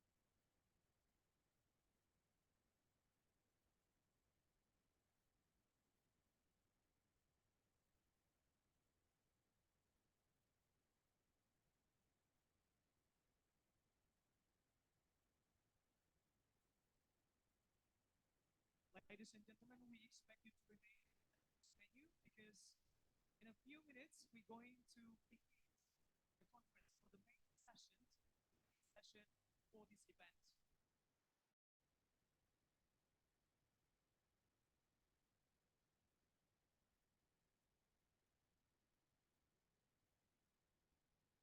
And ladies and gentlemen, we would like to invite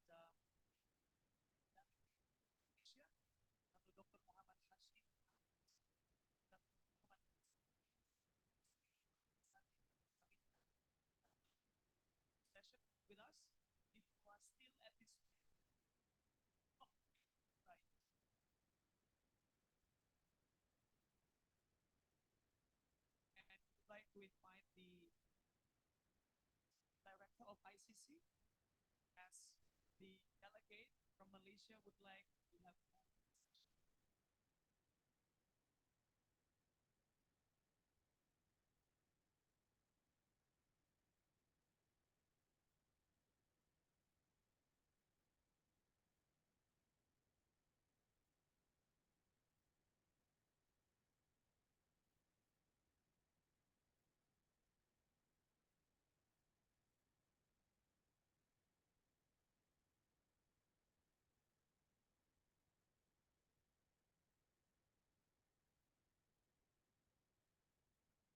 Kami persilakan kepada delegasi dari Malaysia untuk bisa berfoto.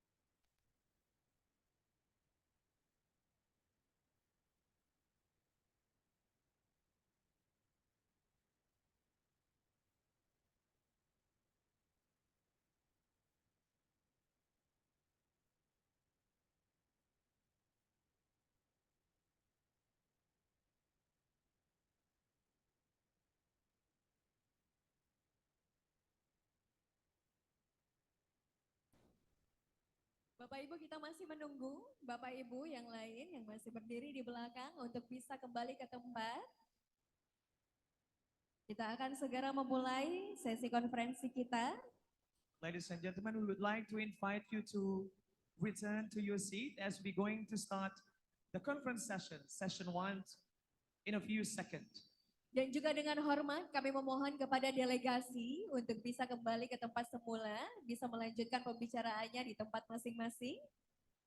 All the delegates, one more time, would like to invite you to return to your seat as we're going to begin the conference session 1, which is the main event for this international conference today.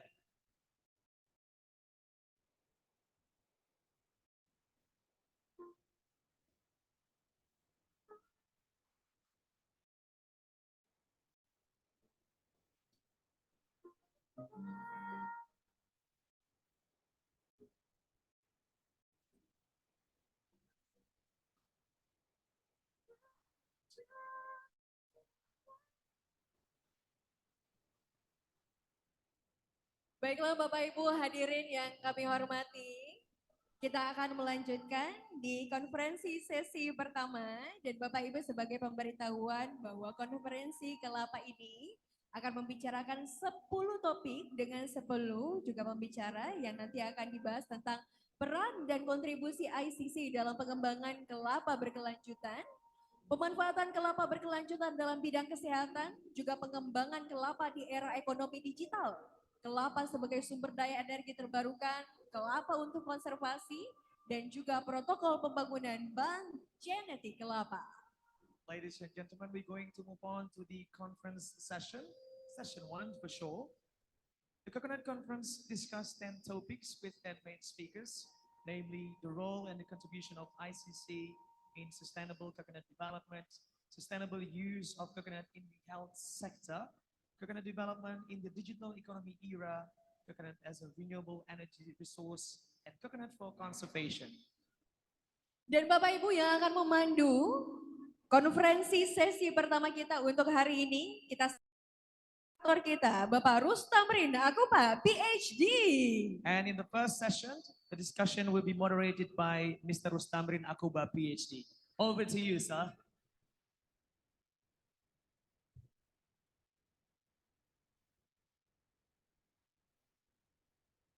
Assalamualaikum warahmatullahi wabarakatuh. Dulu kolesterol saya tinggi, ditambah keluarga ada riwayat penyakit jantung. Ladies Dari before situ, you, mulai rajin yoga, good morning. jaga pola makan dan rutin konsumsi Quaker Oats. Ladies and gentlemen, distinguished guests, esteemed participants from across the globe. Now we will proceed to the session 1 of the International Coconut Conference. I am Rustamrin Haris Akuba, the deputy of Gorontalo region on agricultural sector. I'm deeply honored to be your moderator today to direct the first session. And I must say, it is a great pleasure to all of us to see so many coconut enthusiasts and experts gather under one roof in the Kasmat Lahai Convention Center in Limboto City. Our conference theme is the sustaining coconut sector for the present and the future generation.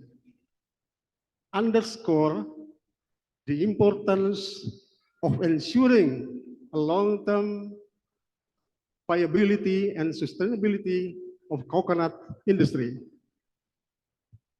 Coconut have been an integral part of our lives, our cultures, and economies. That's why it is crucial that we address the challenges and the opportunities of the coconut to our life. Coconut is the tree of life, tree of many hundred uses, the tree of God.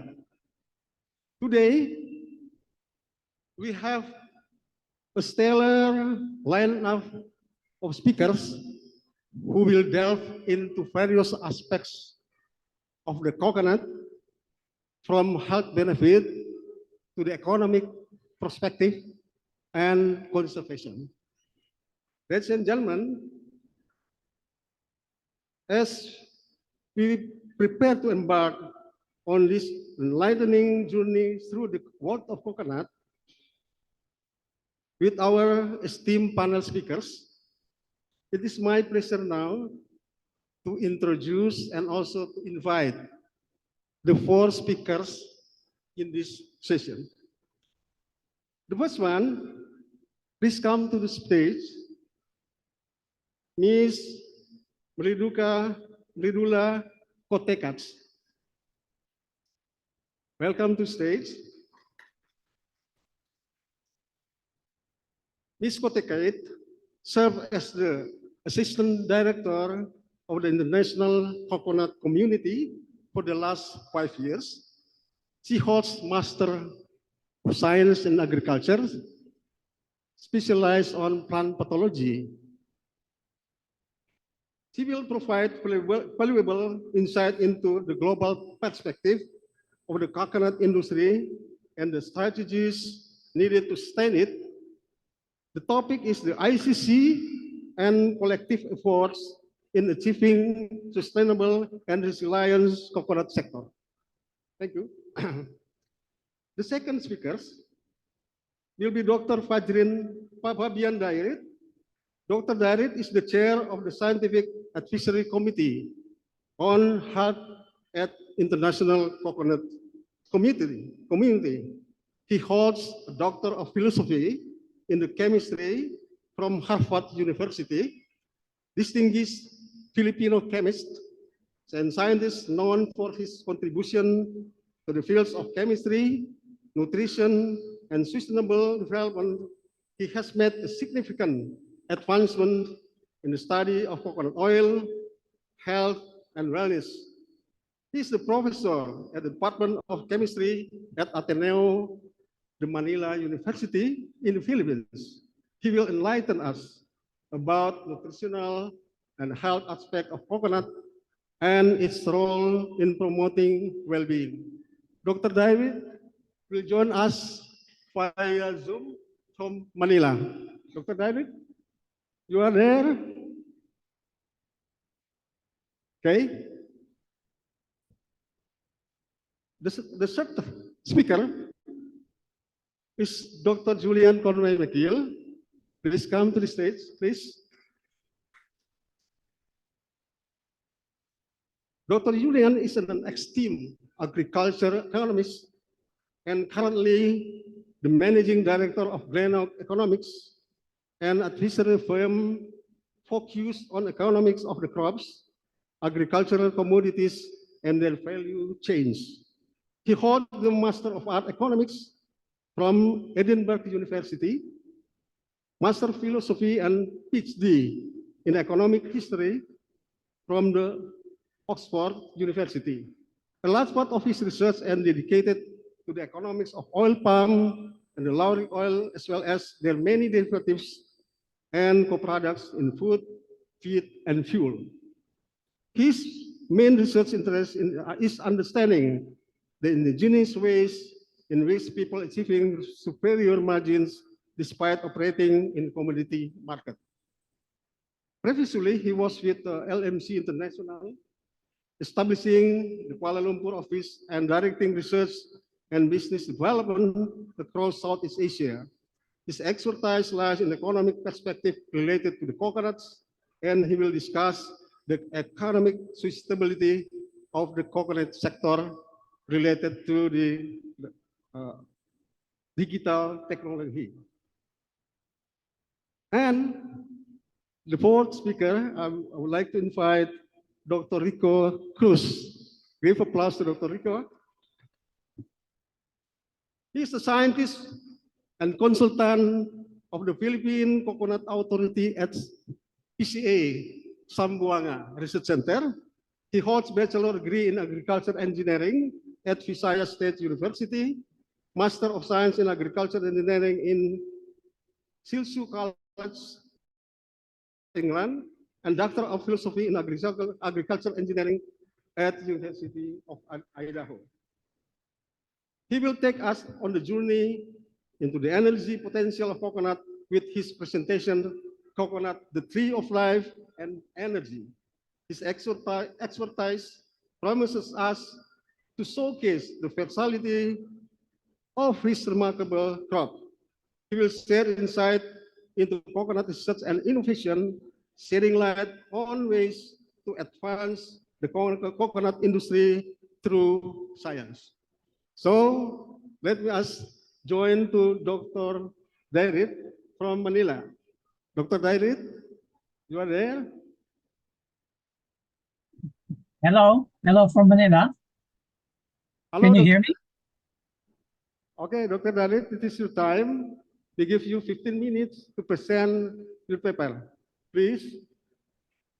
Okay.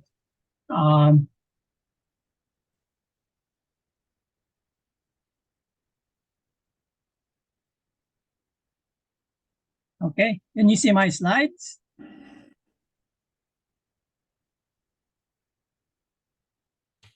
Okay, I'm very pleased to be able to give this talk on the shaping the future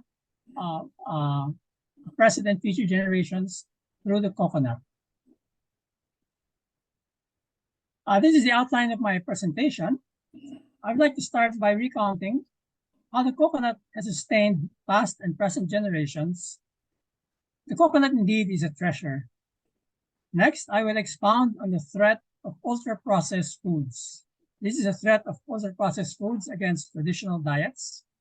Finally, how can we sustain the health of future generations through the coconut?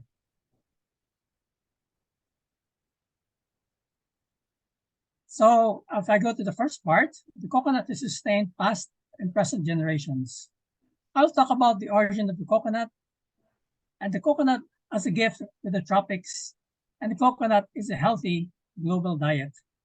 We need to appreciate the significance and importance of the coconut.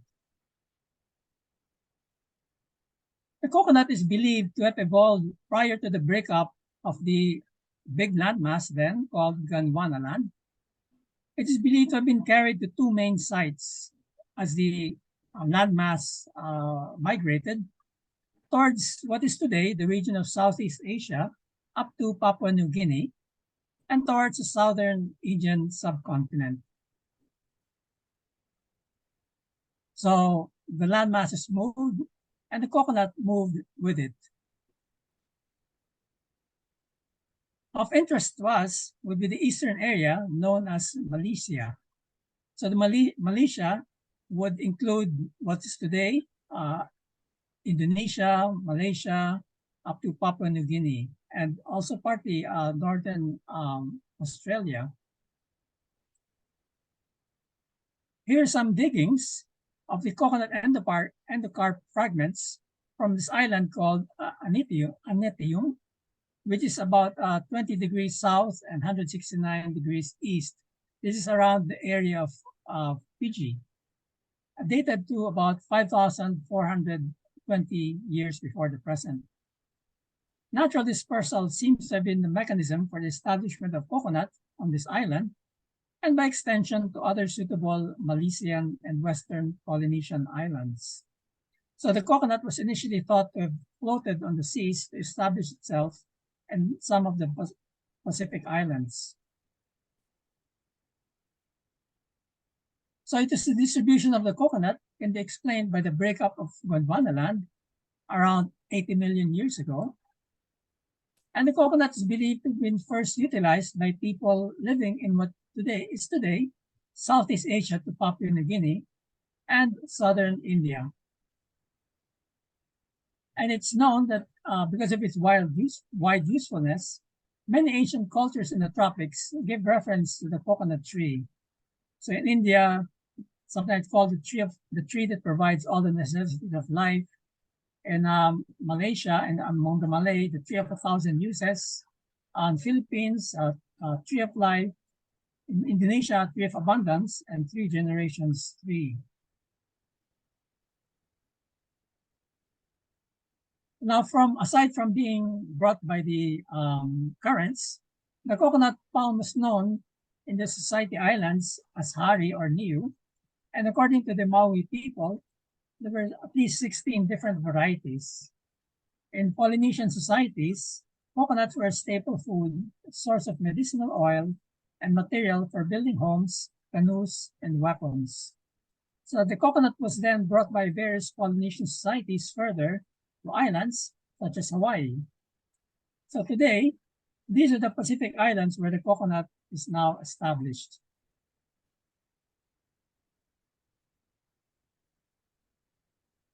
Medieval Arab literature mentions the export of coconuts from the Maldives, Maldives, and some East Asian African societies.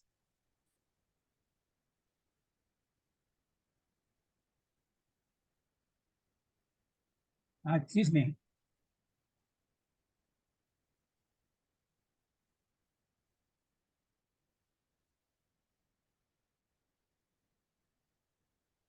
Okay, sorry.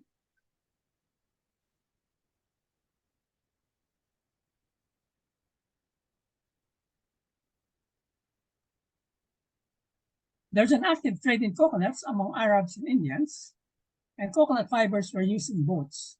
So this is the cover of a book, Islam in the Indian Ocean World, where coconuts are mentioned. Marco Polo stated that the coconut was present in Sumatra, the Nicobar and Andaman Islands, and India about 1280 AD. And by the time Vasco da Gama reached East Africa in 1498, coconuts were already widely planted, consumed, and utilized for various things. The Omanis traded extensively with Africa and India in the 7th century, and coconut was among the goods that were traded. And many traditional Arab and African cuisines feature coconut-based curry dishes.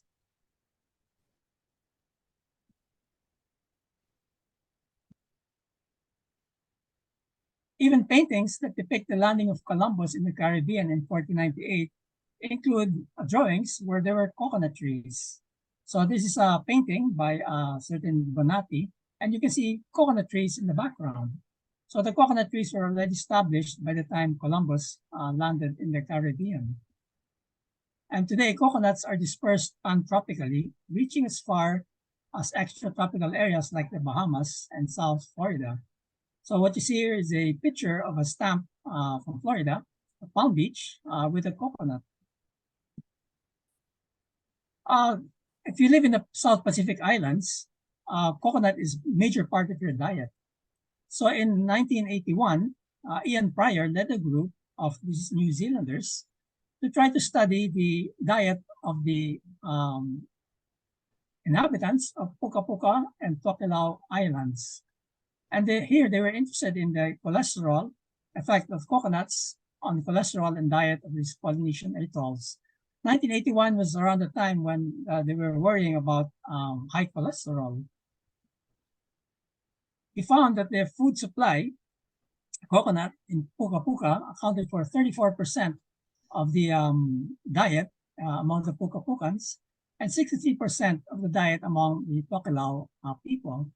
And yet, they found no evidence of heart disease and atherosclerosis. So clearly, a high coconut diet is not detrimental to health. Now, this is a list which you can find in Wikipedia. The coconut-based diet is really, it's traditional, it's modern, and it's also global. So this is a list, and maybe you can find some of the food that you're interested in listed here. On the right, there are also dishes made from coconut milk from Brazil, Burma, Caribbean, Philippines,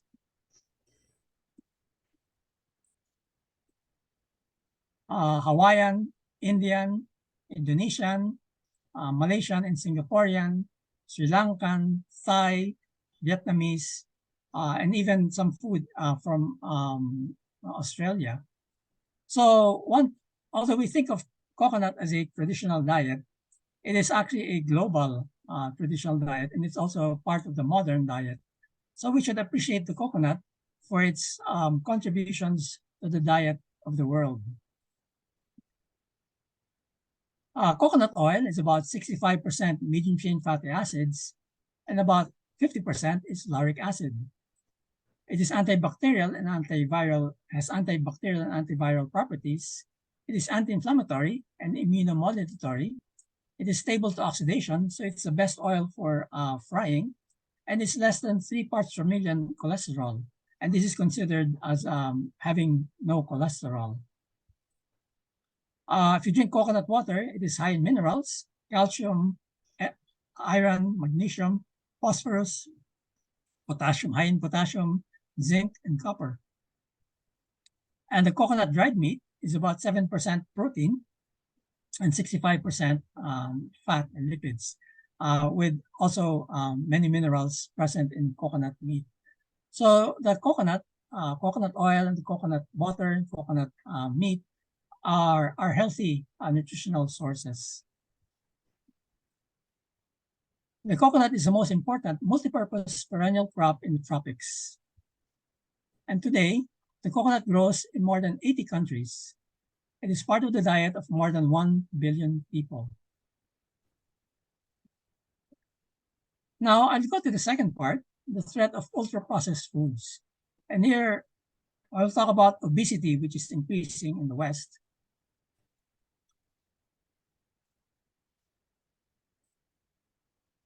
Ultra-processed foods, which are linked to obesity, and the World Health Organization Trans Fat Replace Program, which rejects coconut oil and promotes polyunsaturated fatty acids, oils, and ultra-processed food.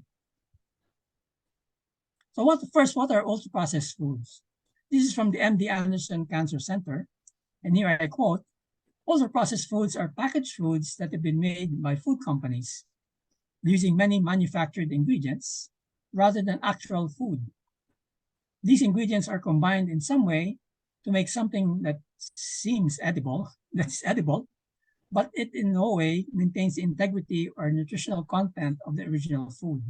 So in this photo, you see many of the ultra-processed foods you find in fast foods and in convenience foods. They are actually almost synthetic foods. Ultra-processed foods generally contain additives, preservatives, and other substances extracted from foods. They've been linked to cancer, heart disease, and among other conditions. Recently, there was an article that said that ultra-processed food also affects people's mood. So ultra-processed foods, especially artificial sweeteners, are not good for one's psychological well-being. Now, traditional food has been displaced by the Western diet. This happened slowly as the Western diet came in. And this is from a WHO book published in 2003 entitled Diet, Food Supply, and Obesity in the Pacific. So this is 2003. And to quote from this book, it says, in Rarotonga in 1957, fat provided 38% to 42% of energy, and over 64% of that fat came from coconut cream, indicating that Polynesians and Micronesians may have consistently consumed a diet high in fat, in particular, coconut fat. So 64% of 38% would be about 25%. So 25% of their fat would have come from coconut. However, in 1998, it was determined that people were 2.2 times more likely to be obese and 2.4 times more likely to be diabetic if they ate imported fats than if they ate traditional fat sources. And these imported fats would be what would be soybean oil and corn oil and the food that they were importing.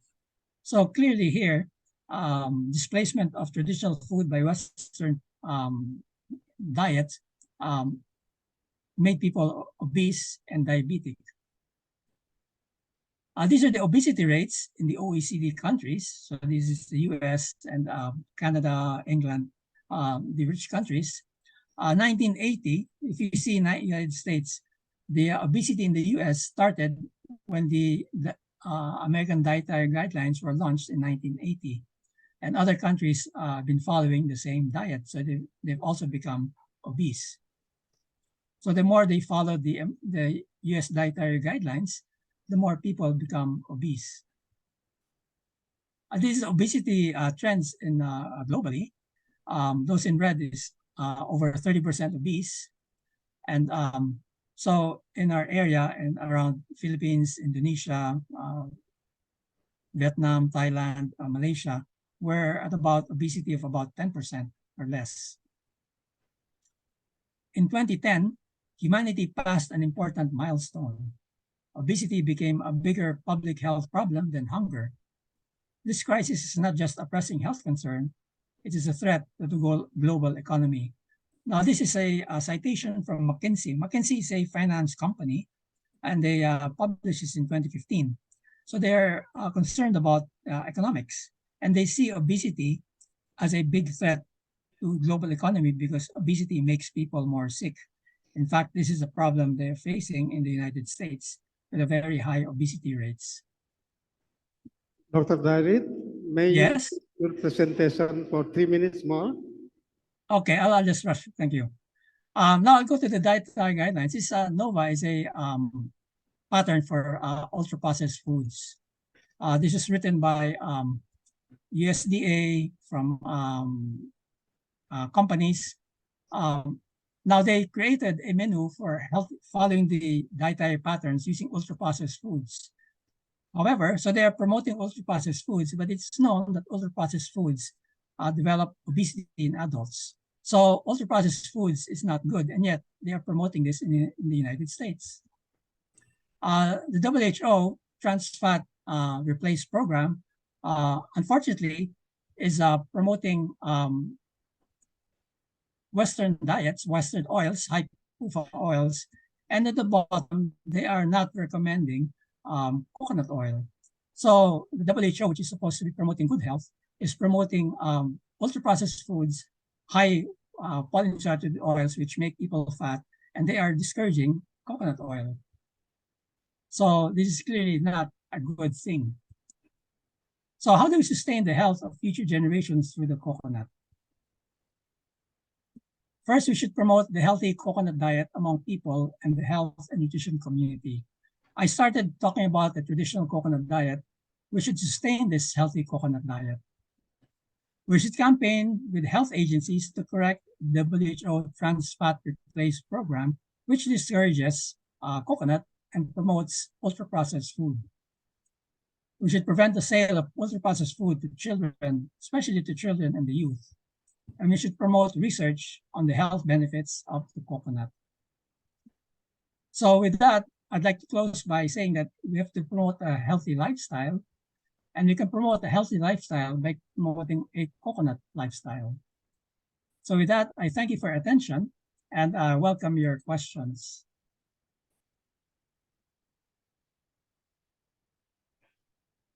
Okay, give applause to Dr. Darit. Thanks, Dr. Darit. I have you stay tuned until finish the discussion. And now I would like to invite Mr. Bidula Kotekat, please.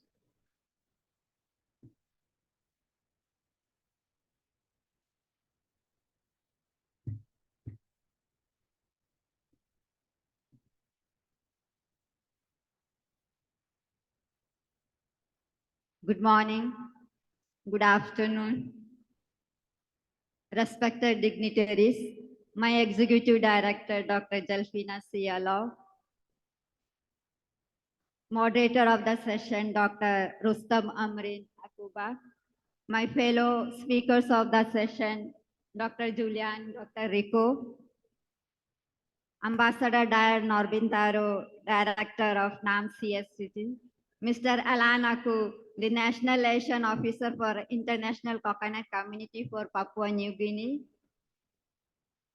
Dear participants across the globe, mainly from the team of PNG, Sri Lanka, and friends of farmers from the village of Gorontalo and the province of Gorontalo, and the participants who joined virtually across the globe, my dear friends from my ICC Secretariat and all other participants present here. Today, on behalf of Dr. Jalfina, Executive Director, I would like to present the ICC and the collective efforts in achieving sustainable and resilient coconut sector. Next. As you all know, International Coconut Community is an intergovernmental organization of the coconut producing countries, organized in 1969 under the aegis of UN ESCAPE. Next. Since last 3 days, we are talking about coconut growing countries. And you know, under ICC, we are having 20 coconut major countries who are producing the 90% of the coconut production across the globe. Out of the 20 countries, it is 8 from the Asian countries, 9 from the Pacific countries, 1 from the Africa, 1 from Caribbean, and 1 from the South America. This all contribute the 90% of the total coconut production across the globe. And recently, from 2019, COGEN is become one of the program under ICC, and in that having we 5 international coconut gene banks which is maintained more than 1,000 accessions in 5 regions and 19 national collections we are having. Next. These 5 international coconut gene banks are located in the 5 regions. One is from ICG LAC, which is based in Brazil. And the second one is ICG AIO, which is based in Ivory Coast. And third one is ICG SAME, that is based in India. Fourth one is ICG C, that is based in Indonesia. I think the Gorontalo province also going to develop an international coconut gene banks, and they will be going to take the main accession from the ICGC, which is located in Manado and maintained by the Ministry of Agriculture. Earlier it was under Balit Pama, now the name has changed and it has become Brin, and Balit Pama has changed. And the last one is South Pacific, located in PNG, and they also maintain a good international coconut gene banks. As we all talking about coconut, the tree of life, tree of heaven, which is zero wastage, producing the different value-added products starting from the root. And I think from last 3 days, we are enjoying the food also from the coconut. Yesterday also we had a culinary competition and we could found many of the products and eatable products mainly made out of the coconut. Next. This is a picture showing the different coconut farmers across the globe. You can see the farmers how happy when they harvest the fresh coconut, and they are really a main contributor in the economy of almost all the countries. Next. As we all know, coconut is a versatile sector, so always there is a question arises, what is the actual, the coconut sector development is happening, and what do we want this sector to be, and how these goals can be achieved, or mission or vision. Next. This is a slide showing the coconut export value of 2022, where the export value shows USD 11.24 billion, where the major contribution from the meat product, that is USD 7.45 billion. Next.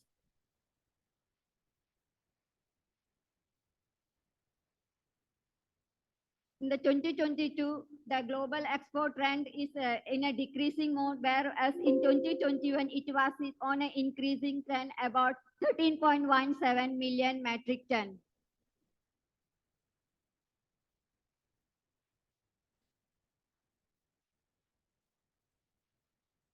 We all know all the coconut farmers facing different challenges in the coconut sector, and mainly is the low coconut palm and farm productivity, inefficient production costs, capacity constraints, tariff and non-tariff barriers, widely price fluctuation, widely fluctuating the farm gate prices, and above all, the inadequate technical and policy supports. So across the globe, the different research institutes, technical experts, I know many of the researchers are present here also. They have a great role in sharing the capacity building to the farmers and to bring into the new technology in this sector.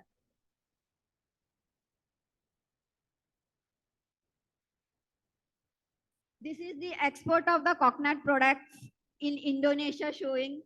And from the non-traditional product, we can see that coconut milk cream is having a major role in compared to the both in volume and in value, whereas nata de coco stands second when we compare into the value, and when we compare into the volume, oleochemical stands the last, and nata de coco remain the second. And when traditional product will taking into consideration, the RBD coconut oil is having the major role in, I think, almost all the countries, including Indonesia. Next.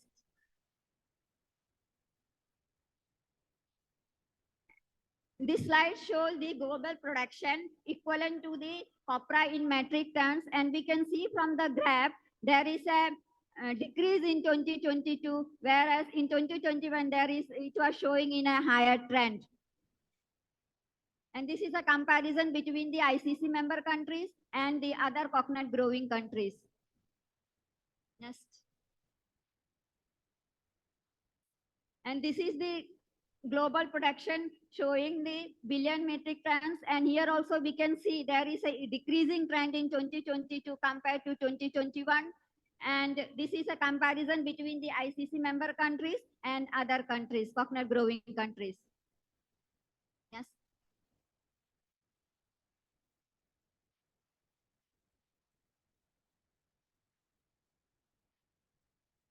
This slide shows the global spatial distribution of coconut area, where we can see Philippines stands first, followed by Indonesia, India, Sri Lanka, Papua New Guinea. But we can see that some of the non-member countries like Brazil and Mexico also cover a major area compared to the coconut under the member countries of ICC. Next. And this is the spatial distribution we are showing compared to the coconut production. Here also we can see Philippines stands first, Indonesia second, India third, and Sri Lanka fourth. Here again we can see that Brazil and Mexico also having a major contribution compared to the ICC member countries. Brazil and Mexico still not a member of ICC member country. Next.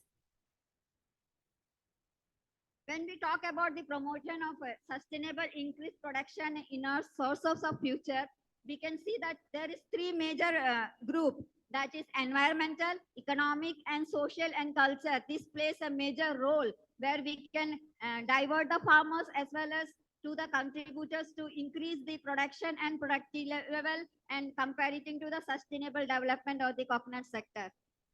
Next. As we know, you all know, ICC plays a major role for the coconut sector, and ICC supports in sector of promoting cooperation with the international partner organization. We just advocate the policies to the member countries, and we help in knowledge and technology sharing and collaborating with the research institute of the different major countries. And capacity building also we are providing under the capacity building last 3 years.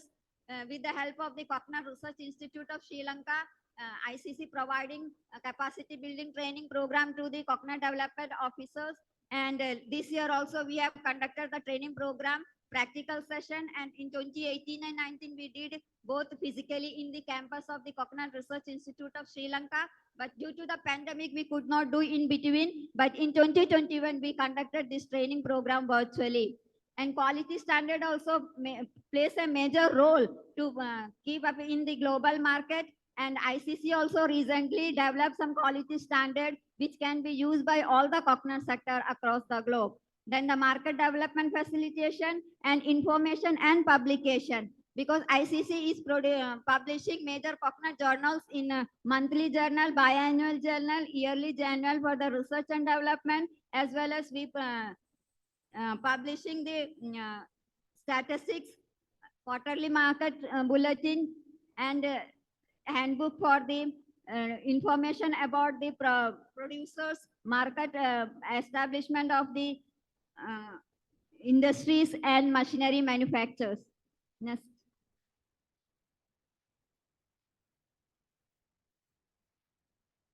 ICC session and ministerial meeting, one of the annual meeting in which almost all the major programs of ICC is being approved. And in this, the national election officers of the ICC member countries, as well as partner organization and observer organization do participate in this annual meeting of ICC. Next. And this is some of the photos we are sharing this capacity building conducted with the help of the Coconut Research Institute of Sri Lanka. Next. And technology transfer and technical assistance also we do with the assistance of the Research Institute.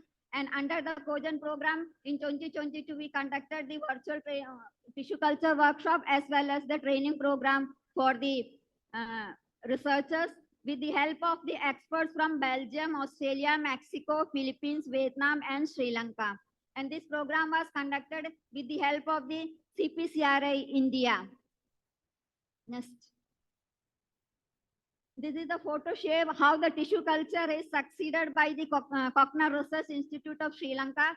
They already planted 400 coconut palms in the farmers' field and they are getting a good result. So we just ICC is ready to facilitate with other countries if they want to take the technology from Coconut Research Institute of Sri Lanka. Yes.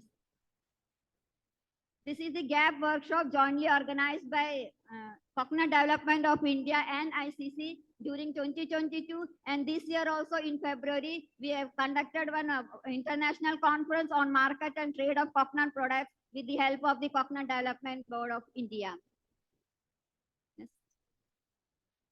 And last year, we conducted an IPM symposium in association with the Philippines Coconut Authority. Though it was virtual, but we got a good response and participation. And we have published already the proceedings and the articles of through the IOP publishing.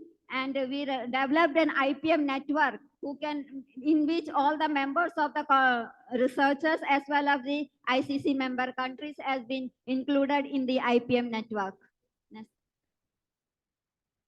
And we do organize collaborative with the international organization like NAM-CST and International Trade Center. We organize a series of webinars from 2020 onwards until I think this program with NAM-CST is still continuing. This year also we are having a capacity building program in association with the NAM-CST in Manado.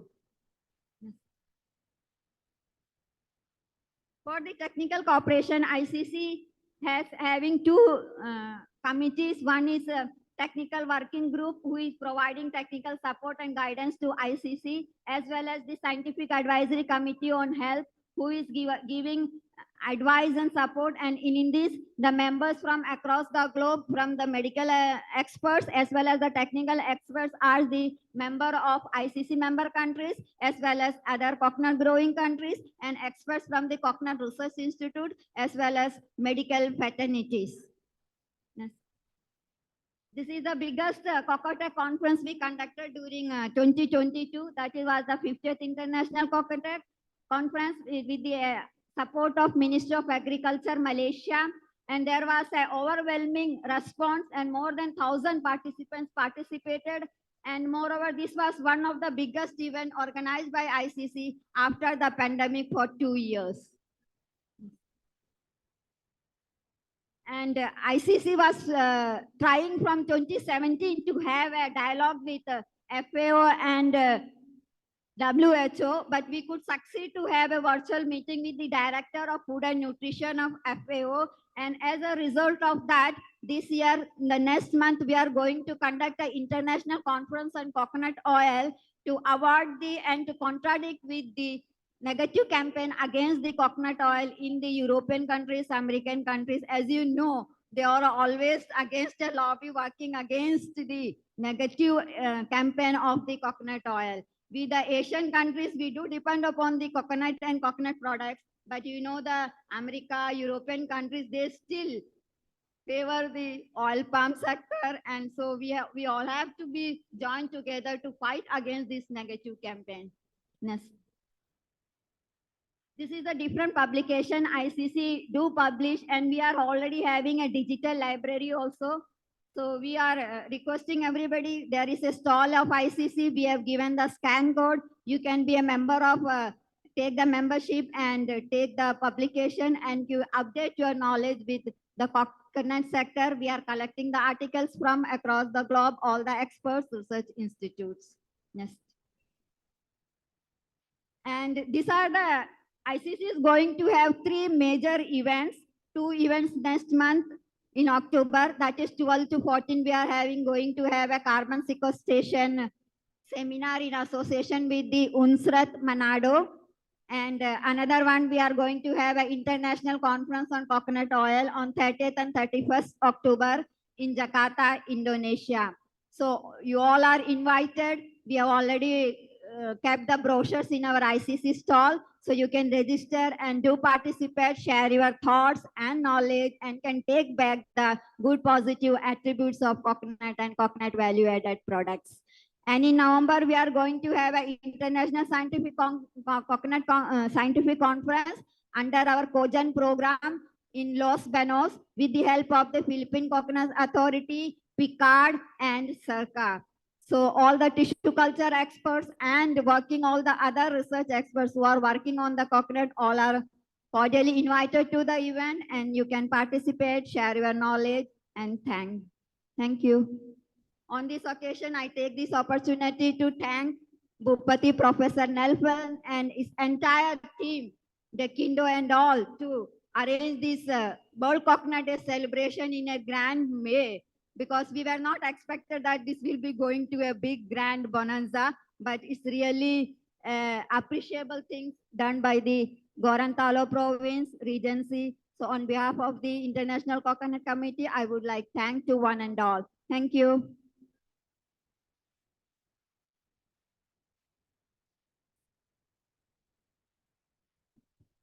Thank you, Ms.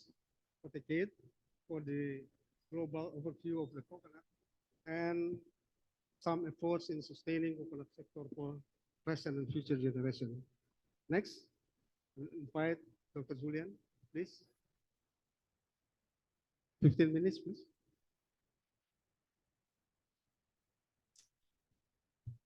Thank you very kindly. My role here in the next 15 minutes is to perhaps broaden slightly the topic. As was mentioned earlier, I work across a number of different crops and commodities. So I think I'm well placed to tell you the ways in which coconut are unique. The first of those is you have the most unique conferences. No other conference is as welcoming and as vibrant as this type of coconut conference, for which we're all very grateful. So thank you very much. The second is, of course, as already mentioned, that the coconut has uses, including, of course, in dances, which we've seen. That's very unusual. But the third and most remarkable thing is that the coconut is consumed in raw form to a great extent. No other oil crop, which is really the business that you are in, is consumed in the volumes in raw form. If you look at soybeans, tofu is a very small amount. If you look at rapeseed, barely anyone eats the rapeseed directly. And if you take FFB, if you take oil palm, well, I bet there's no one in this room who's ever eaten an oil palm fruit on its own. Although I can tell you, actually, it doesn't taste bad, but you wouldn't eat it like that. So from that perspective, the coconut is entirely unique. And you have to think about what does that mean in the way that you fit in to the broader market. And I'll start with the broader market. If you can move to the next slide, please.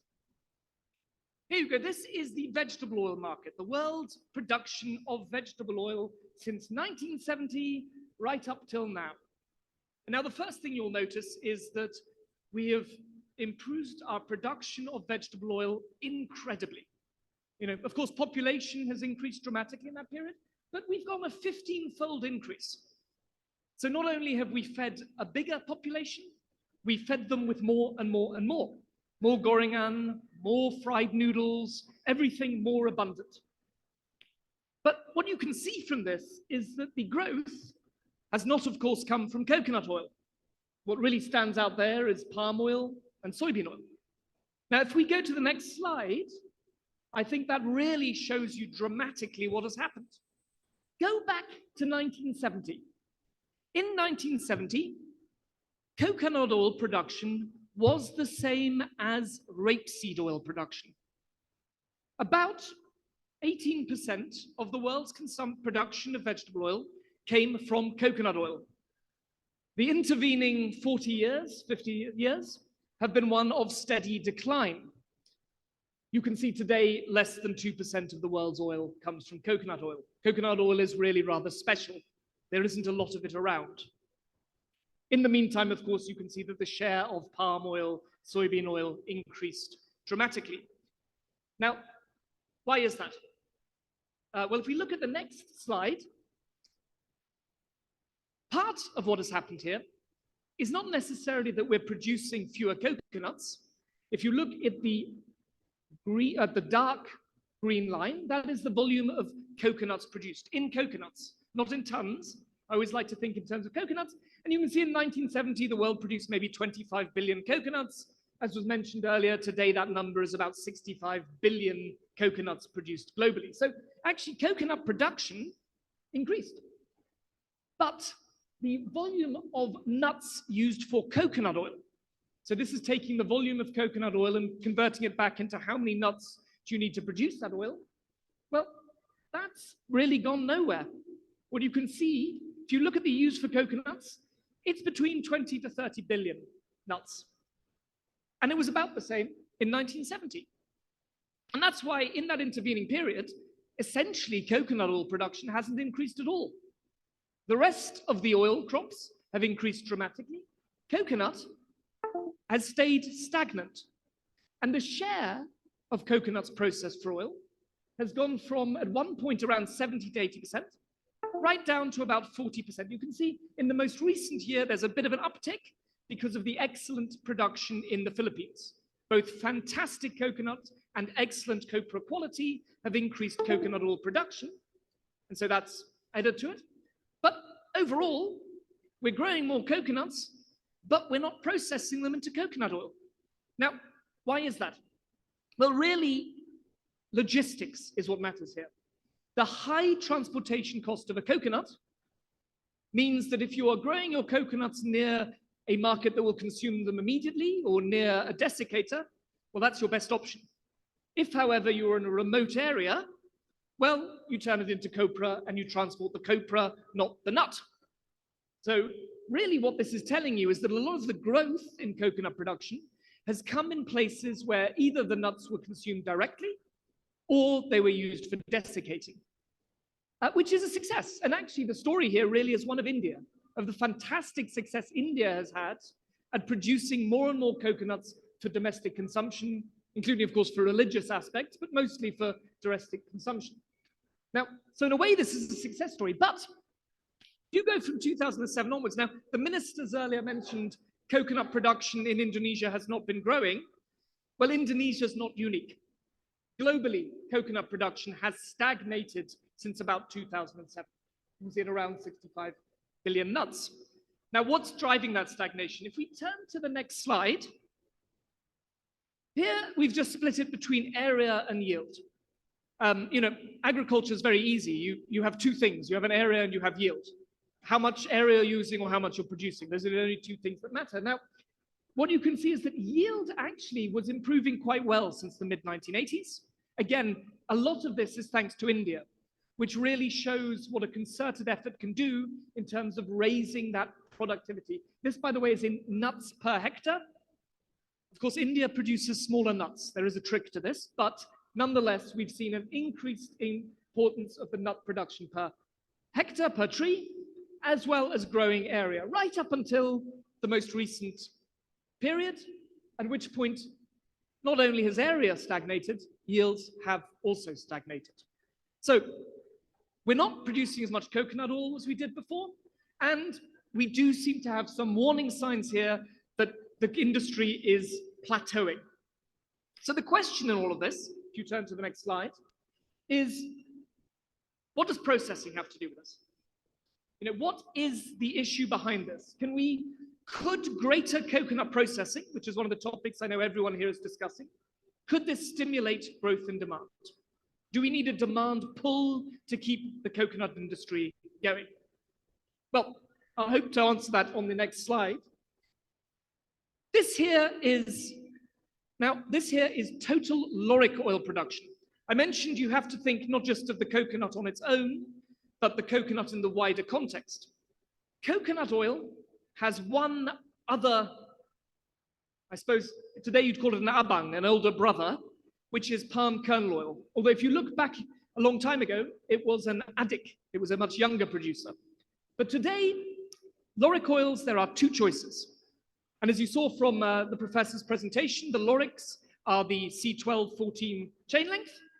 Now, only two oils in the world have those chain lengths in abundant supply, and that is palm kernel oil and coconut oil. And you might be asking, well, why does that matter? I'm not here for a chemistry lesson. It matters a great deal, because if you want to produce any form of home and personal care product, so fatty alcohol used in, I don't use it very much, but used in shampoo or used in conditioners, used in hand sanitizer during the pandemic, used in all sorts of products. If you want to produce that, you have to use fatty alcohol. And if you want to produce fatty alcohol, you have two choices, palm kernel oil and coconut oil. Now, the world keeps getting bigger and people keep getting richer. So how have we supplied the world with more and more of these chemicals? Well, the answer for the longest time has been the increase in palm kernel oil. Coconut oil production has been stagnant. If we were relying only on coconut oil, we would have seen no increase in shampoo.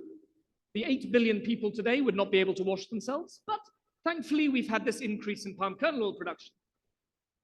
But not just that. The lauric oils are very blessed.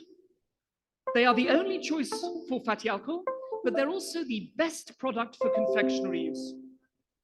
If you want to use an oil in your chocolate, you either use palm kernel stearine or you use coconut oil. And if you want to use the best, you use coconut oil. So if you go into Indomart or Alphamart and you buy an ice cream, have a look at the packaging. Which oil are they using? If it's coconut oil, you're on to a winner. Coconut oil gives a snap on ice cream that no other oil can. So these two oils are really very unique. They're unique in their nuts, and we've been fortunate as consumers that the increase in the area under oil palm, driven by Indonesia, by the way, has delivered palm kernel oil to us that we can consume. But once again, today, if you look at the most recent period, there is no growth in palm kernel oil. And I can tell you with strong confidence that there will be very, very limited growth in palm oil or palm kernel oil production. There is no area to expand anymore. There are good reasons not to expand, environmental reasons, but also area is too remote. Yields have stagnated. In fact, in Malaysia, they are declining dramatically. Labor shortages, all sorts of issues. You can assume with confidence that for the next 5 years, 10 years, the growth in supply of palm kernel oil will be extremely limited. And even if today you all started planting oil palm trees, you'll have to wait 3 years for them to yield anyway. So we have a problem here. If you are a producer of shampoo, if you're a producer of home and personal care products, if you're Unilever, Procter & Gamble, or if you're a producer of high quality confectionery, where on earth are you going to get your oil from? So the demand is there. Why hasn't the supply grown? Well, let's look at the next slide. This has been the fundamental problem for coconuts. And it's very simple, it's yield. I have looked at this industry for a very long time, and I can tell you that for most of that time, no one was interested in coconuts. Everyone dismissed coconuts. And they did it for a very good reason. This here is your oil yield in tons per hectare. So how much oil are you getting? The left is oil palm. You plant an oil palm tree, you will get around half a ton of palm kernel oil, and you'll get the actual palm oil, which is maybe another 4 tons or so. Pretty good, right? You plant a traditional tall coconut variety, where you're getting 3,000, 4,000 nuts a hectare, your coconut oil yield is about half a ton. In other words, if you were to plant oil palm, you would get not only the same amount of palm kernel oil as coconut oil, but you would get all the palm oil as well. So for the longest time, it made no sense. You would never plant coconuts in an industrial strength. However, that is now changing. And the change, of course, is coming from better material. And just to show you what is happening here, if we look at dwarf coconuts, so planted at, say, 260 trees a hectare, looking at 15,000 nuts per hectare yield. Okay, the dwarf coconuts don't have a very high copra yield, but still they would produce maybe a ton and a half of oil per hectare. That's already much better. And of course, coconut oil, as we mentioned, is very, very high quality, so you might want to do that. If you get all the way to hybrids, the type planted by United Plantations in Malaysia, the type planted in Indonesia, well, you can get to a copra yield. You can get to a copra yield of around 6 tons of copra a hectare. Not only are you getting maybe 20, 25,000 nuts per hectare, but you're also getting a very high copra content on those nuts. that matters, right? The copra yield per nut. Now, at that point, you are competitive with oil palm. And not only that, you're producing a product that is inherently more valuable. Today, coconut oil is not at a premium to palm oil, but historically it has been, and it will return to a premium. It's just a matter of time. Right now, the world is subdued by both an oversupply from the Philippines, as well as slowdown in the economy, which means weak oleochemical demand, particularly in China. But that will change, and you will have an increase. So planting coconuts would seem like a good business. And in fact, I advise people who think it is a good business. What's stopping them? A shortage of planting materials. That is the major issue today. A secondary issue is also management of those planting materials. Both because once you are planting hybrids, you require much better fertilizer application, much more consistent, but also because as you intensify a crop, the disease intensifies as well. So we have a very high risk of potential for disease outbreaks, which I can tell you I have seen very sad areas in Malaysia where the coconut beetle has come in and the rhinoceros beetle has destroyed the entire area. But nonetheless, this is positive.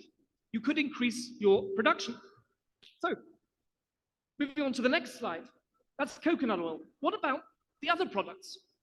Now, as I mentioned, the thing that's interesting about the coconut is the extent to which it is consumed in raw nut form. This is unique. Now, what I've done here, and this is very difficult to do because the numbers are not all that reliable, but I think this is more or less correct, is I have said, okay, let's take all the products produced and let's convert them back to their coconut equivalent. So now, I already mentioned about 40% of nuts are being turned into coconut oil. That share's gone up recently. But what about all these other products? What about coconut milk? What about desiccated coconuts, coconut water, and the export of coconuts? If you take those volumes, how many nuts are they? Well, the truth is, it's very, very limited. You take coconut milk, it's maybe 6% of global nuts are being turned into coconut milk at an industrial level, so in a desiccator. Desiccated coconuts is maybe 7%. Coconut water is tiny because, of course, most coconut water is a co-product. You get the water when you split the nut. Very few are actually using young coconuts to produce that coconut water. And the export of coconuts, even though it seems very big when you talk about billions of nuts, is actually pretty small, the trade in coconuts. About 45%, I would estimate, of all nuts are being consumed in raw form. So this is home production, almost done. This is home production, this is the production, the sale of nuts, the drinking of nuts, all the rest. Now, how do you stop that? How do you prevent this? The problem with the raw nut consumption is that there are an awful lot of co-products, such as Pat will be telling us all about the shells, the various products that go missing because you don't collect those at home. So ideally, we want to see more processing. We want to see the value added. Now, where do we target this? Well, the problem is export markets grow, but they grow slowly. Really, domestic consumption is how you convert those raw nuts into processed nuts and sell them locally. So, to my final slide, because I can see I'm out of time. What does this tell us? What does this tell us all about what the conclusions are? On the next slide, please. Thank you. So, coconut is unique. It produces a wide variety of products. It is consumed in raw nut form. There are two alternatives to increasing processing, and they hinge on two very different strategies. If you want more coconut oil, we need more copra milling, we need higher yields. We have got the ability to do it, but we need the genetic material and the planting ability.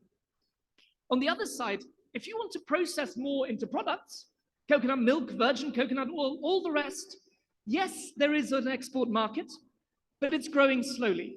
Yes, coconut milk is a good dairy replacer. Yes, desiccated coconut is a good replacement for nuts.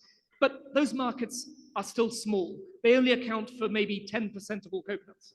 The main route for countries like Indonesia, with your 270 million people, is to process more internally for the domestic market, which requires you to have both the nuts and the quality of nuts. So you need to look at quality of harvesting, quality of production. But I'm confident with all these people here and all this enthusiasm that you can do it. Thank you very much for your kind attention.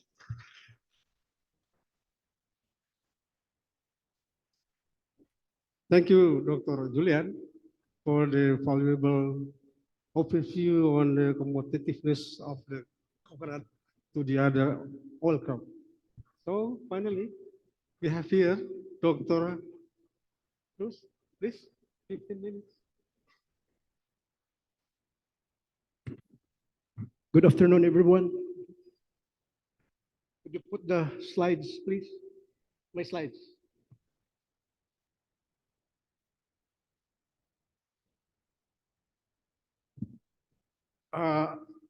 Actually, I changed the title to Coconut, the Tree of Life and Tree of Energy, as demonstrated at the Philippine Coconut Authority Zamboanga Research Center. And here's my co-authors because I'm only doing the biofuel side. But as a brief description of it, I was born in the small island in the Philippines about 6.5 decades ago, and we rely on coconut. My father has only 1 hectare of coconut, so we rely only on coconut and fishing in the small island in the Philippines.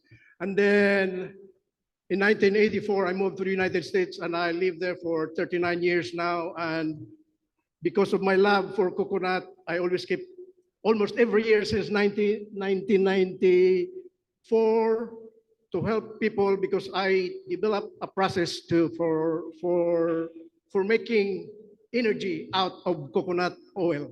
Next, please. Just a brief description of the Philippine Coconut Authority Zamboanga Center. The center is for coconut and oil palm research and development in varietal improvement, farming systems, food and non-food from processing waste, and their mission is to generate technologies on varietal improvement from product from waste utilization family systems. You can just run through all the next, please. Zamboanga has the world's largest depository of coconut collection. It has 263 accessions. Tall coconuts are 108, dwarf are 53, and then the hybrids are 102. And here are some of the examples of the recommended coconuts for the open pollinated. Some of the production can reach up to 4.5 tons of copra per hectare per year. And then for some of the hybrids, right now, you can produce nuts in just 4 to 5 years. The nut size are medium to large. And then the copra and the nut is about 237 to 310 grams. And then the copra per hectare is 4 to 6 tons. And you could get 15,000 to 22,000 nuts per year. And then the medium chain fatty acids are 60 to 73%. Just goes through the slides. While hybrids, they grow faster and more precocious. They produce higher and more stable yield of copra and other value products, are more uniform and easy to harvest, are more efficient, and they are quickly recover from stress. Just go. Here are some of the equipment and products that we produce.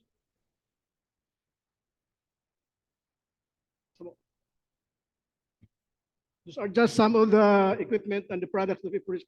Let's keep going. And the choir, we produce a lot of fabrics for the choir too. Go ahead. And we are using also boards for houses. Next. Actually, that house, that's where I live now. I'm staying in that house right there. That's all made of coconut, except for the metal framing. But that's how I stayed there when I'm in Zamboanga.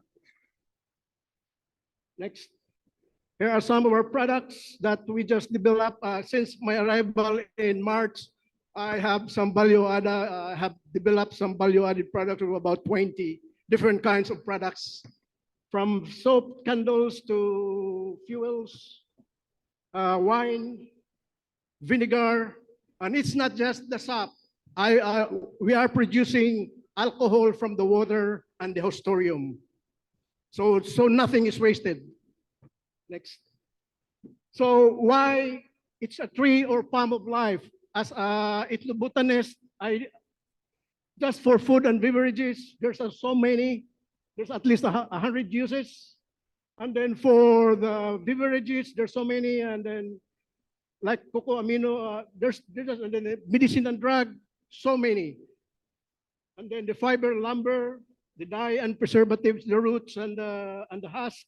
And there are some others: erosion control, soil amendment, filtration, carbon sequestration. This is my favorite subject because coconut can be treated as three credits. First, because it's a big plant, it uses carbon dioxide, so that's the number one credit. Number two, if you are using the biochar and other materials, it can be as a soil amendment. That's another credit. And then number three, if you are using the biodiesel and the bioethanol from, and then the gas, the synthetic gas from coconut, it only emits 2/3 of the emission. So that's why you can have three. Why it's a tree or palm of energy? Because the solid fuel, you can use the biochar or just the solid, and then, but you can also produce gas from the solid fuel through gasification. And then the liquid fuel, you can get ethanol from sap water and carbohydrates. The biodiesel and biokerosene and biogasoline can be converted from the oil into esters. And then the byproduct crude glycerin could also be used as a fuel, but since it can be made into soap and for food amendment, it's also good. And then you have also the gas, the wood or the syngas. So even coconut husk, you can produce you can produce gas and wood vinegar from the coconut husk.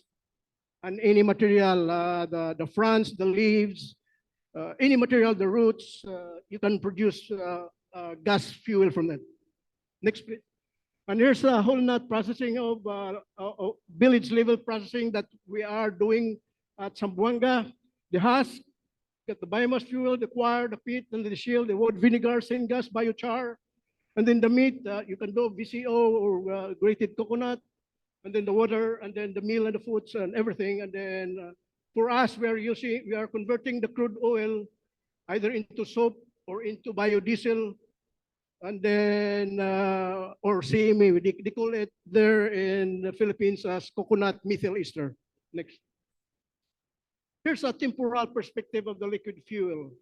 For the fossil fuels that you use now, like the petroleum diesel and the petroleum gasoline, it takes 4 million years from organic material into liquid fuel, and it takes 100 to 500 days to process it.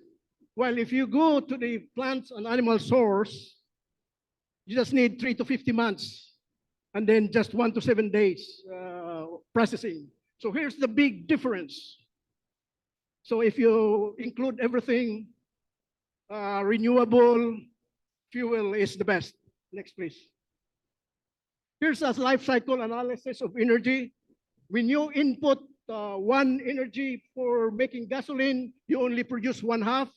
For diesel, for every input of one, you only produce 2/3.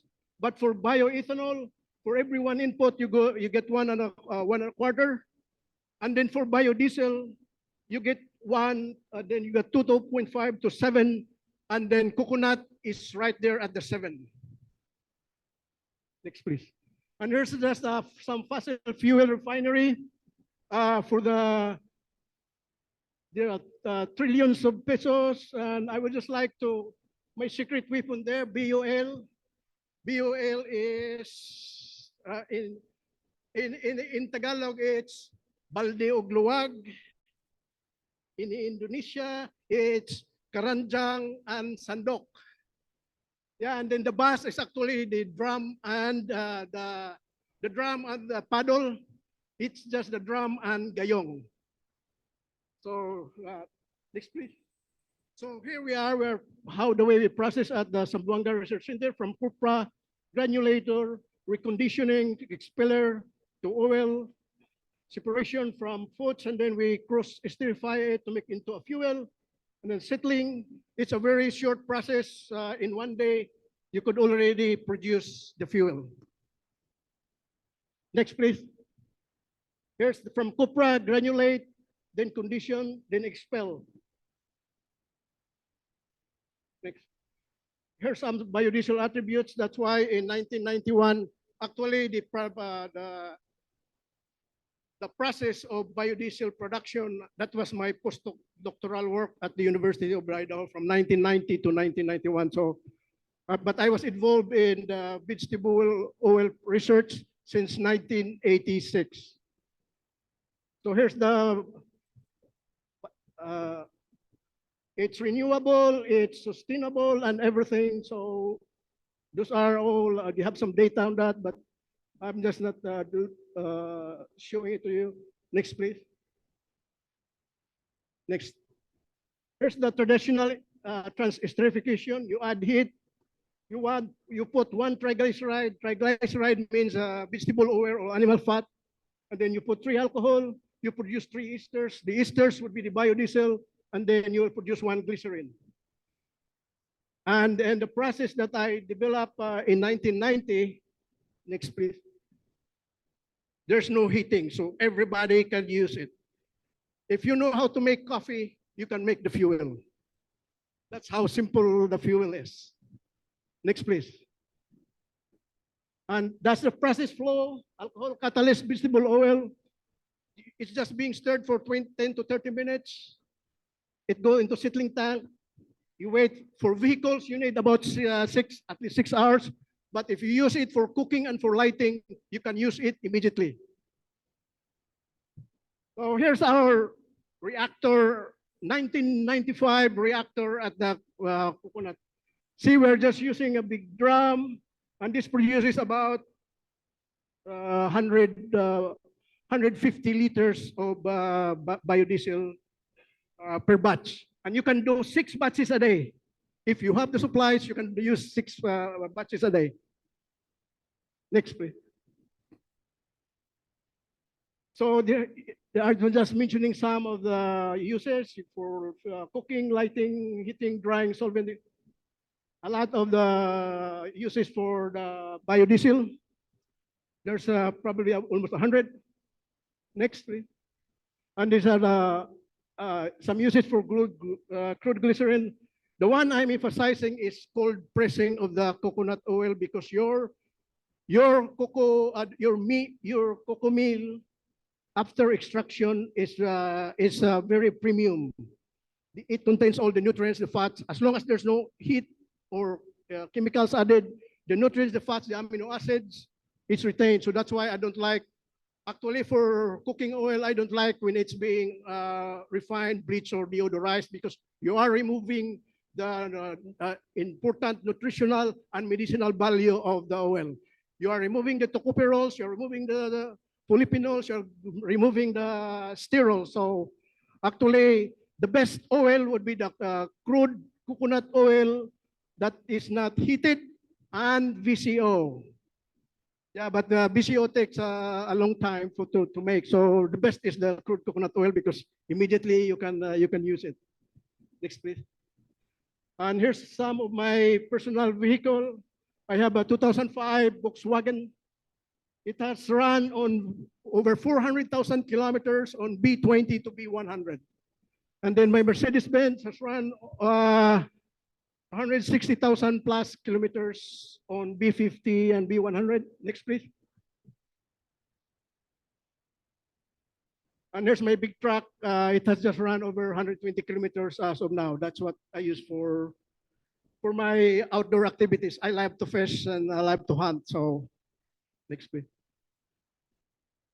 And here's a ATV, and then here's my mobile hotel for camping and then for going.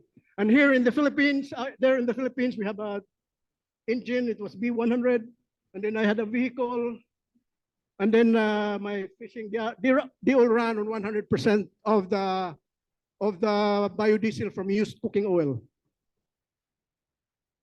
And from the PC in 1995, because I introduced the biodiesel in 1995, we have run over 100,000 kilometers, 7 times to Metro Manila from Zamboanga on B60 to B100. And this one now is our new, since April of the 26th, we run over 7,000 kilometers on 100% biodiesel from coconut. And a lot of the decorticator and the shredder, actually the decorticator, the shredder, it runs on the fuel. Next, please. And here's some uses in the United States, some of which I'm involved with, but we started advocating biodiesel in mid 1995. But here's some other stuff that we use, and then in starting 2008, there were 2008 there were 14,000 international airlines that uses some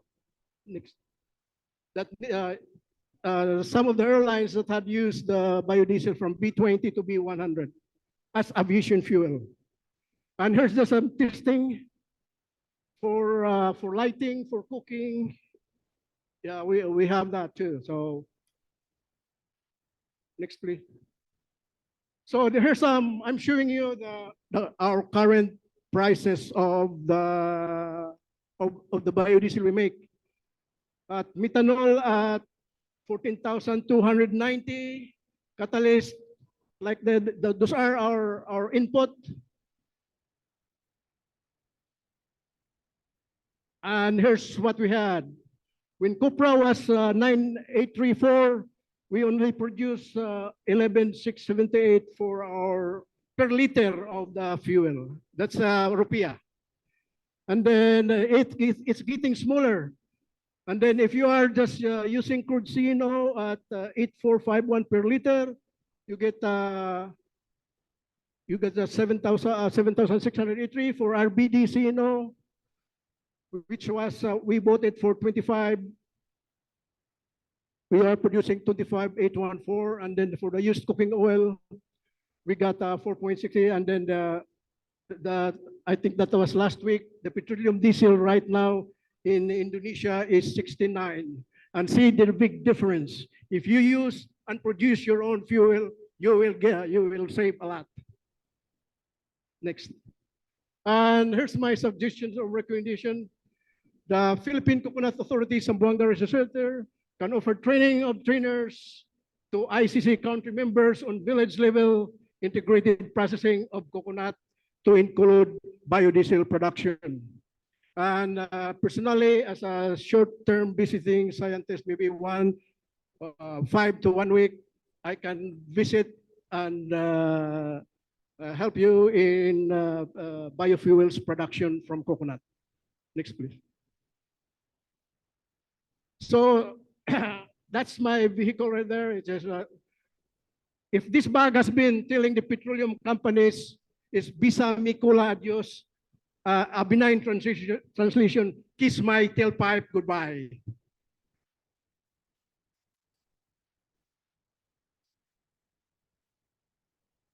Thanks a lot, Dr. Rico Cruz, for a very interesting presentation. I would like to know your secret weapons. Okay, now I don't have any time for questions, but please you write down your question because it is not time for talk. It is time for having lunch, and then we will collect the question, and then I will give to the speakers, and they will answer the question later on, maybe during after lunch, during a break, and so on. Okay.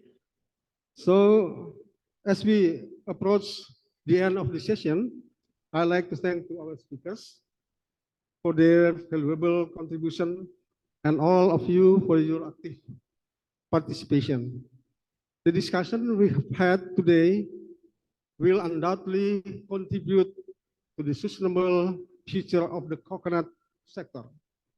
Let's remember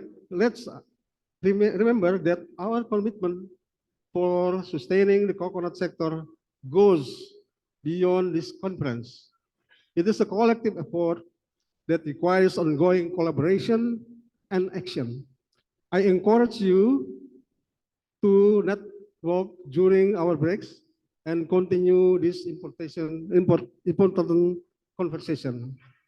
With that, I officially close the session and wish you all an enriching and inspiring International Coconut Conference. Thank you.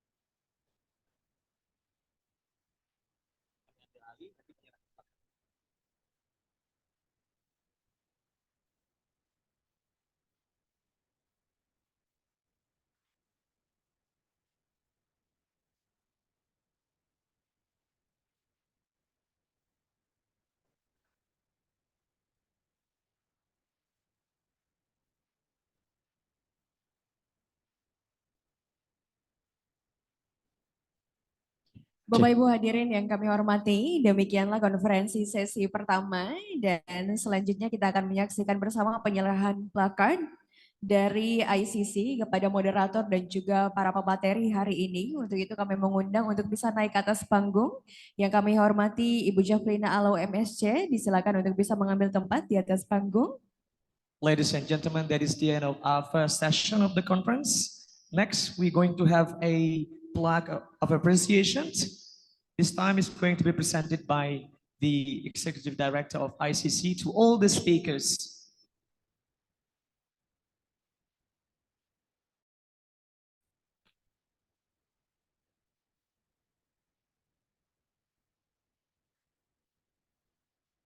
Dan penyerahan plakat yang pertama akan diberikan dari pihak ICC kepada moderator yang memimpin diskusi pada hari ini, Bapak Rustam Rin Akuba PhD. The first one is presented to the moderator.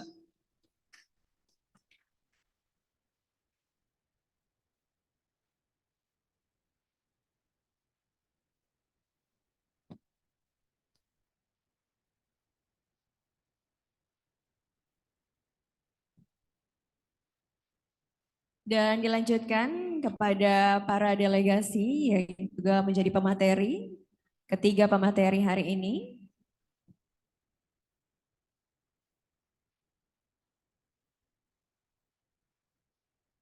Continue to all the delegates.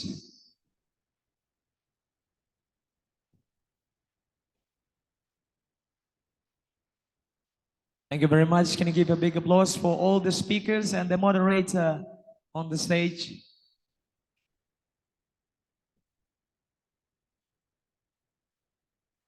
Kami persilakan untuk bisa mengambil gambar.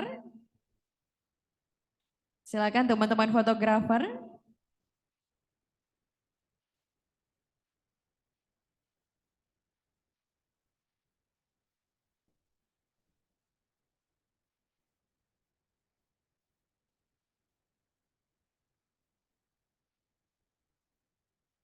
Bapak Ibu, kita berikan tepuk tangan yang meriah untuk sesi pertama ini.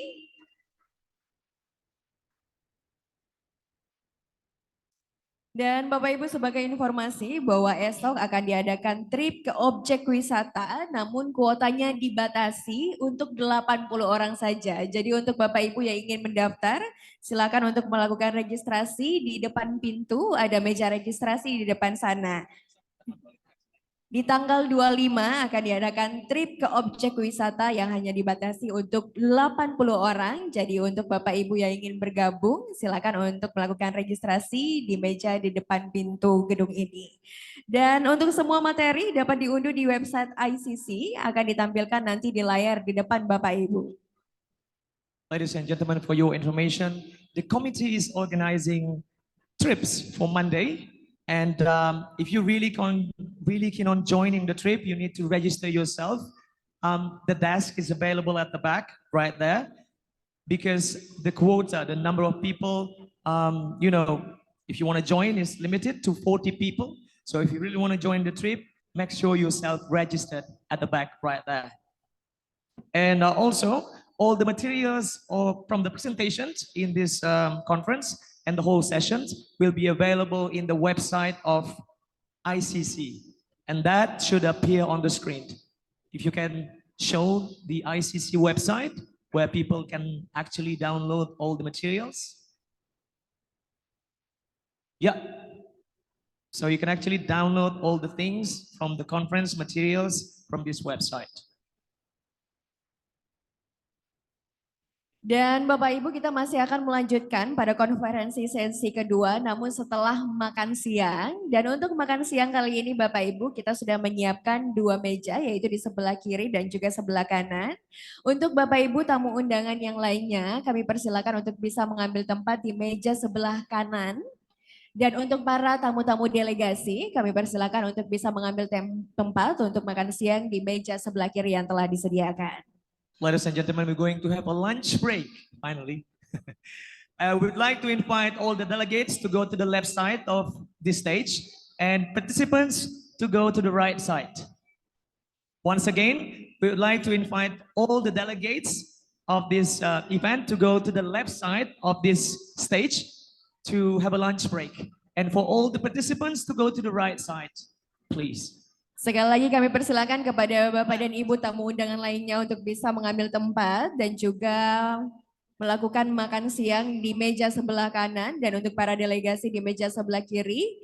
Bapak Ibu hadirin yang kami hormati, setelah makan siang dimohon untuk bisa kembali ke tempat masing-masing karena kita masih akan melanjutkan untuk konferensi sesi kedua. Bapak Ibu, untuk konferensi sesi kedua akan kita lanjutkan pada pukul 2 nanti. And we will resume the conference, the second session, at 2 p.m.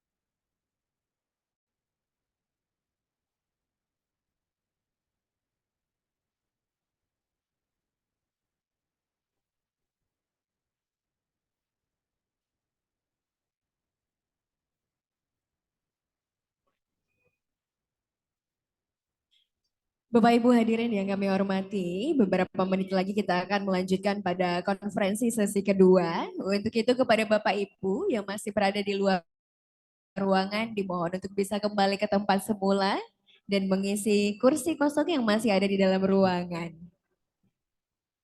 Ladies and gentlemen, we're going to resume the session in 5 minutes, and we would like to invite you to return to your seat.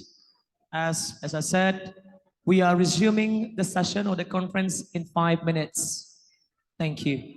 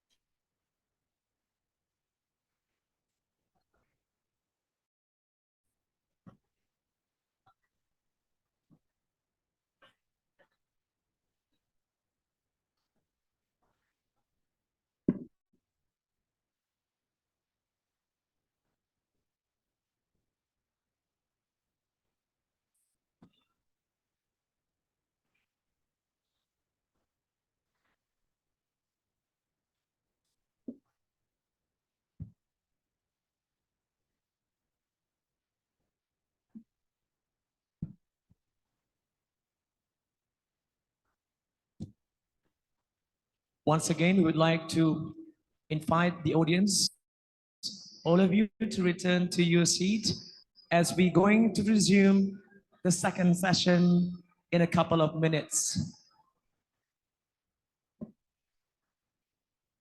Bapak Ibu hadirin, sekali lagi kami mempersilakan kepada Bapak Ibu yang masih berada di luar ruangan untuk segera bisa masuk dan mengambil tempat duduk di dalam ruangan. Karena dalam waktu beberapa saat lagi kita akan melanjutkan pada konferensi sesi kedua.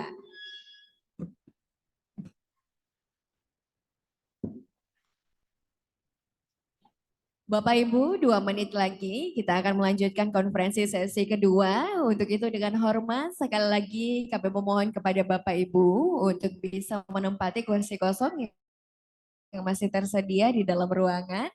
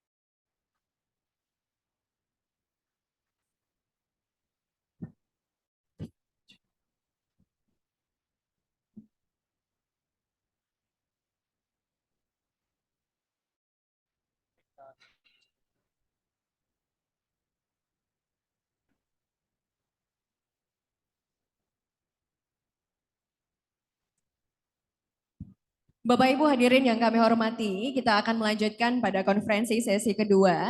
Untuk itu kepada Bapak Ibu yang masih berada di kanan kiri panggung, di sudut kanan dan sudut kiri panggung, dimohon untuk bisa mengisi tempat duduk yang masih kosong.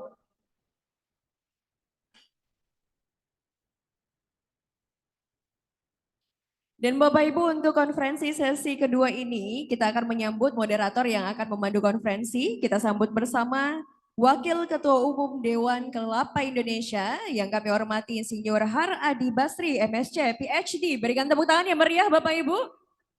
Ladies and gentlemen, we're going to move on to the next session of conference. And this time it will be moderated by Insinyur Har Adi Basri PhD as the Vice Chairman of Indonesia Coconut Board. Over to you, sir.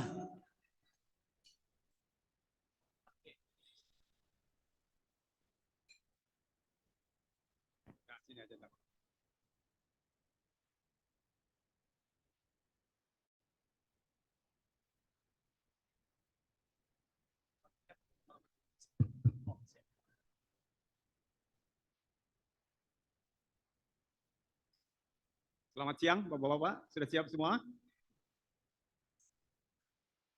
Baik.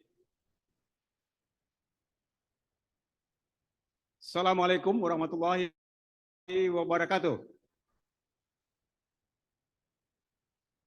Sekali lagi, selamat siang. Saya sampaikan, sebelum saya memoderatori acara ini, karena tadi banyak yang bertanya tentang Dekindo. I'm sorry, I speak Indonesian for a while. Because Ibu Evelina is international coconut community. So she should be speaking in English. But I am Indonesian coconut board. I want to get permission to speak in Indonesia for a while only. So Dekindo, ya, saya menginformasikan tadi pertanyaan apa itu Dekindo.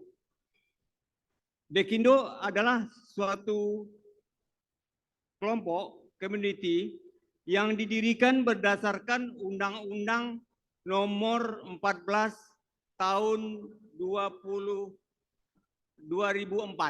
tentang perkebunan. Namanya Dewan Kelapa Indonesia. Dideklarasikan pada tanggal 25 Agustus 2008. Ya. Pelakunya adalah para pemegang-pemegang kepentingan terkait dengan kelapa. Ada di pusat, ada di provinsi, ada di kabupaten, ya. Itulah yang tentang Dewan Kelapa itu. Nah, visi dari Dewan Kelapa itu adalah menciptakan kemakmuran bagi pelaku bisnis perkelapaan melalui perkebunan, industri dan tata niaga serta memberikan arti positif bagi negara dan bangsa, baik secara ekonomi, sosial, budaya, dan kelestarian lingkungan. Nah, apa itu misi Dewan Kelapa? Misi Dewan Kelapa adalah mencerdaskan masyarakat perkelapaan Indonesia sehingga siap dan mampu berkompetisi dalam persaingan global. Kedua, meningkatkan kesejahteraan masyarakat melalui peningkatan produksi dan nilai tambah. Ketiga, mengembangkan kebun kelapa sebagai sumber penghasilan dan berfungsi mencegah bencana dan kerusakan alam. Keempat, mengembangkan teknologi dan industri pengolahan berbasis kelapa melalui mekanisme yang adil. Menciptakan sistem rantai pasok dan rantai nilai kelapa dan olahannya. Yang keenam, menciptakan kinerja yang sehat dan bersinergi. Tujuan Dewan Kelapa adalah meningkatkan kerjasama dan koordinasi antar pemangku kepentingan perkelapaan sehingga mampu bersaing melalui mekanisme yang adil, berkembangnya usaha perkebunan, industri perkelapaan, serta jasa-jasa penunjang. Nah, sampai saat ini sudah ada 11 asosiasi yang bergabung menjadi anggota Dewan Kelapa. Yang pertama, HIPKI, Himpunan Industri Pengolahan Kelapa Indonesia. Hadir di sini. AISKI, Asosiasi Industri Sabut Kelapa Indonesia. Juga hadir PEPMIKindo, Perhimpunan Pengusaha Minyak Kelapa Indonesia, Perpaki, Perhimpunan Pengusaha Arang Kelapa Indonesia, APKI, Asosiasi Petani Kelapa Indonesia, Perpekindo, Perhimpunan Petani Kelapa Indonesia, ada di sini, GAPNI, Gabungan Asosiasi Pengusaha Nata de Coco Indonesia, dan juga beberapa asosiasi lain. Oleh karena itu, kita secara bersama-sama berkoordinasi di dalam Dewan Kelapa. Apa tugas Dewan Kelapa? Adalah merumuskan program perkelapaan, perumusan regulasi kebijakan, penyusunan pedoman jangka panjang program pembangunan perkelapaan, pemantauan evaluasi implementasi, pengembangan agribisnis kelapa. Kegiatannya apa? Dewan Kelapa itu memberikan saran dan pertimbangan kepada pemerintah, peningkatan produktivitas dan efisiensi, fasilitasi ekspor dan promosi, advokasi usaha dan jasa penunjang, sinergitas pemangku kepentingan, dan stabilitas harga dan pasokan. Itulah kira-kira tentang Dewan Kelapa. Jadi, bagi bapak-bapak, ibu-ibu yang berminat mau bergabung Dewan Kelapa, bisa memulai melalui grup-grup yang sudah ada. Kita ada punya forum Dewan Kelapa, punya asosiasi-asosiasi, dan lain sebagainya. Dan kita juga bekerja sama dengan kantor dagang dan industri Indonesia, Kadin Indonesia. Dan Dewan Kelapa ada perwakilannya di situ. Itu kira-kira tentang Dewan Kelapa. Saya mudah-mudahan untuk selanjutnya bisa berkomunikasi melalui website Dewan Kelapa. Itu saja, saya pikir mohon maaf bila saya sedikit mengganggu session 2 ini. Sekian saja.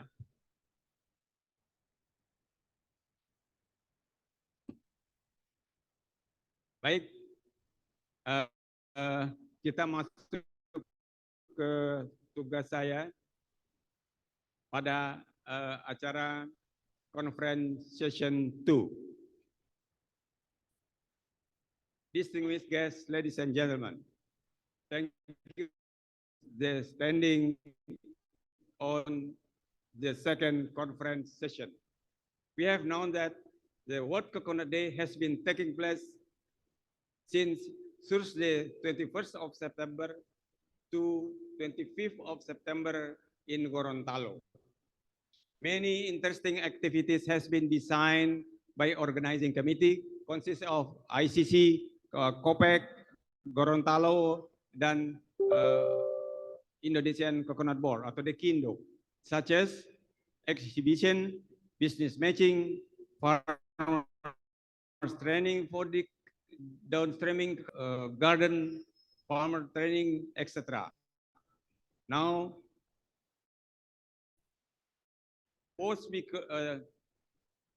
the most interesting event are the valuable speech different presenter for this evening.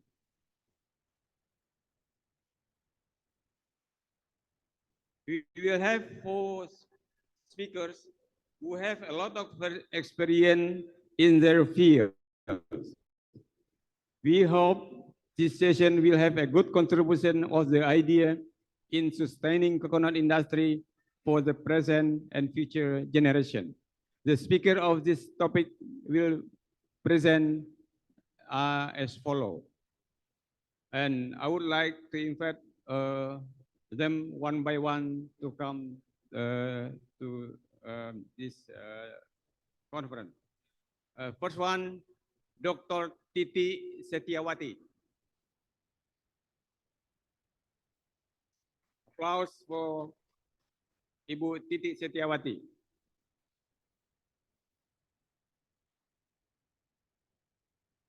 Ibu Dr. Titi Setiawati, head of the country director Wildlife Conservation Society. She will give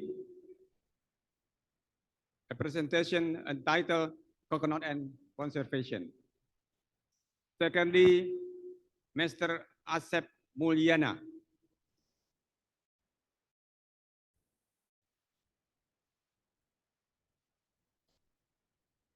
Sarjana Communication, ya. Beliau adalah CEO Tom Kokocha Indonesia and Board Chairman of Indonesian Coconut Board and also the Committee of HIPBAKI. Pak Asep will give a presentation entitled Moving Towards Sustainable Coconut by Utilizing Coconut Charcoal Derivative Product. Thirdly, Mr. Ade Rizky Hermawan.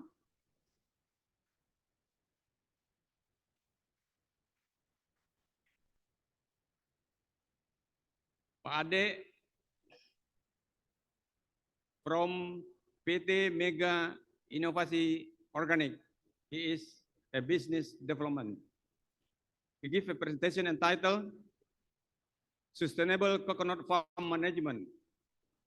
Lesson learned based on smallholder farmer intercrop practice. Fourth, Mr. Dida Gardera.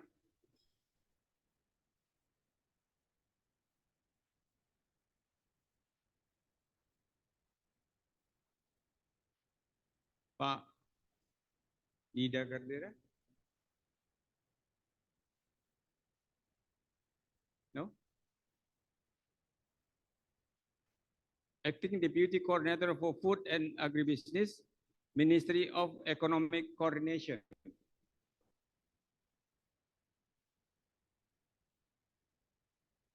Okay, we are waiting for them to come.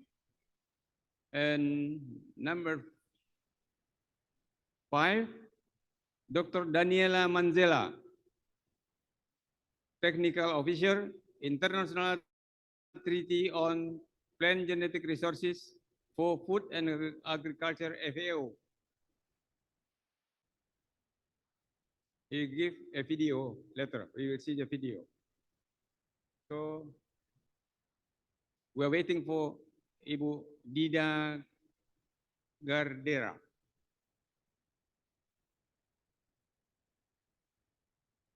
Okay. So, okay, let's go on before still waiting Bu Gardera. So,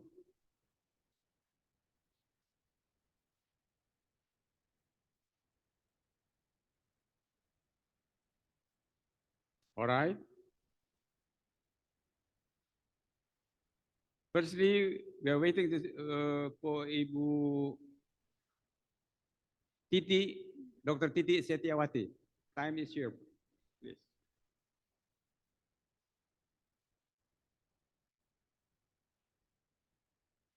Selamat siang, good afternoon. Thank you, Pak Adi. Anyway, Bapak Ibu sekalian, thanks a lot. This is what I'm afraid actually after lunch, then people are gone. Yeah, I just saw that there's, sorry, at that side is almost empty.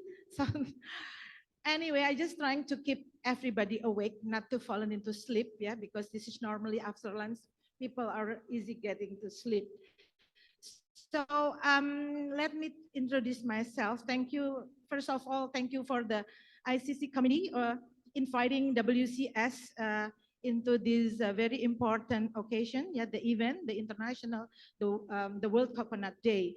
So okay, in the first session, actually, people talking about the coconut mostly related to the commercial product and then business.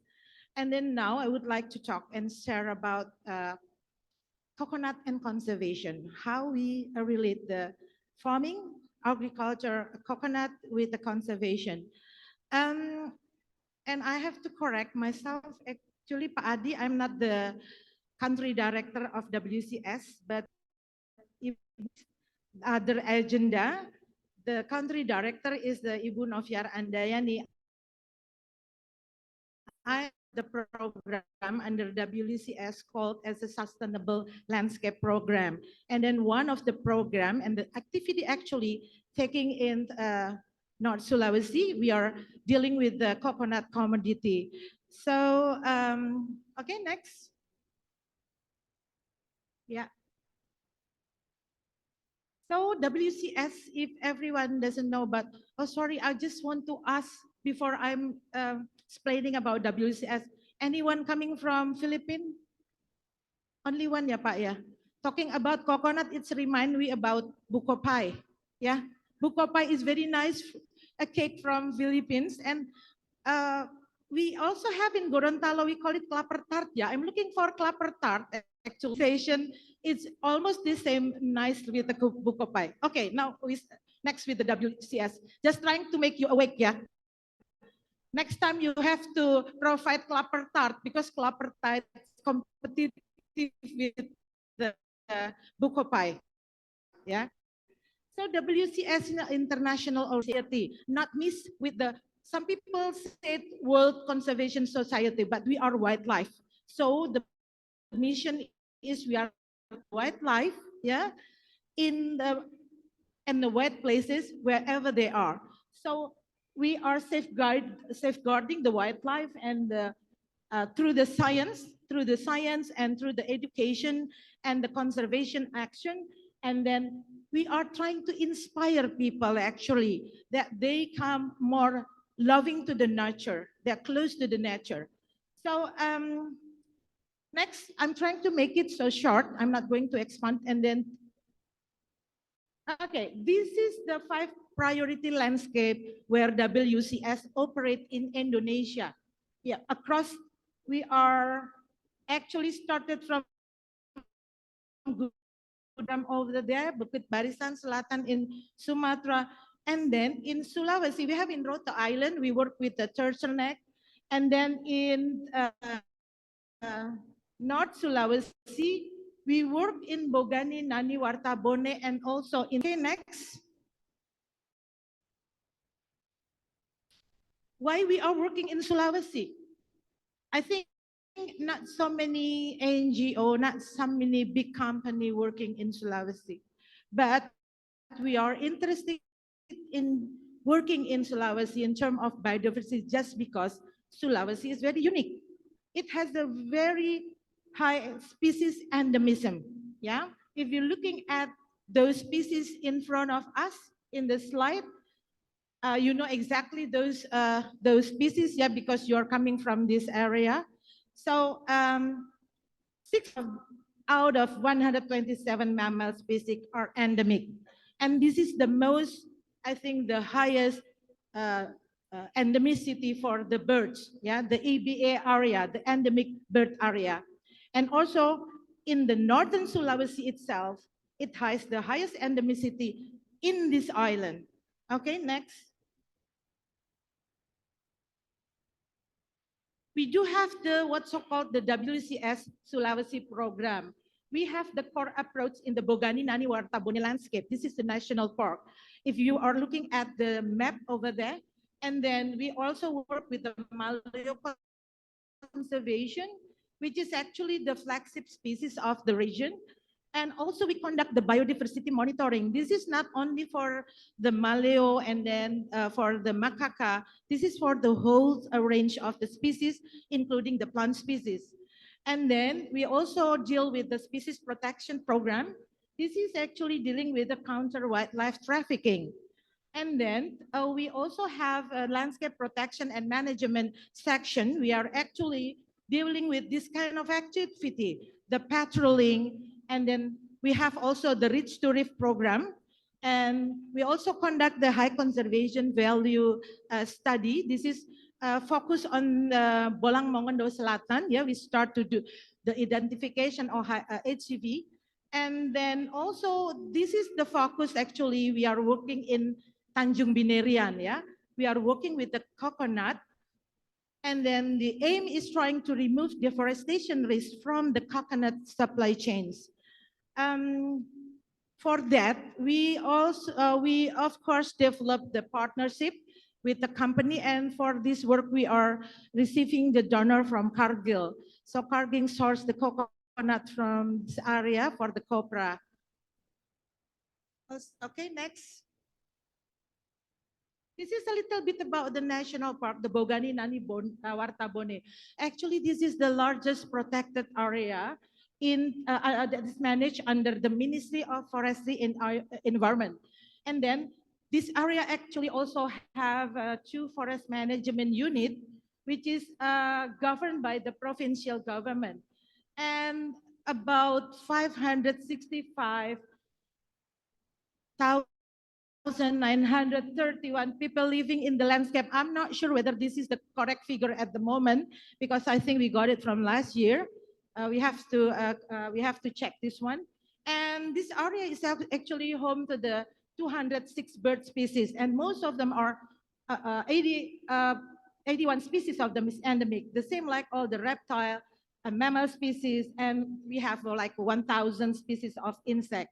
And this is the intact forest landscape that has in the Sulawesi, especially the northern one, is support the vital population of the threatened iconic endemic species.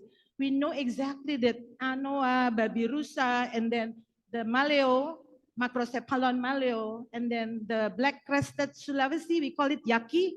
Pak Julian, yaki is the one, the macaw with the, the white and the bat, the white color in the bat.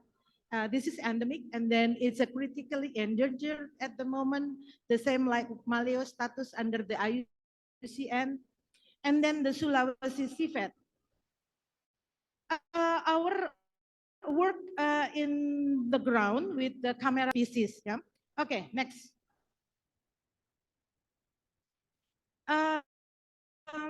Working with the national park, dealing with the protected area, it is not without the threat. This is the common threat all over the world, all over the region. We are having several pressure that actually now become the big threat, destroying our ecological integrity and also the economic value, especially with the Bogani Nani Wartabone National Park.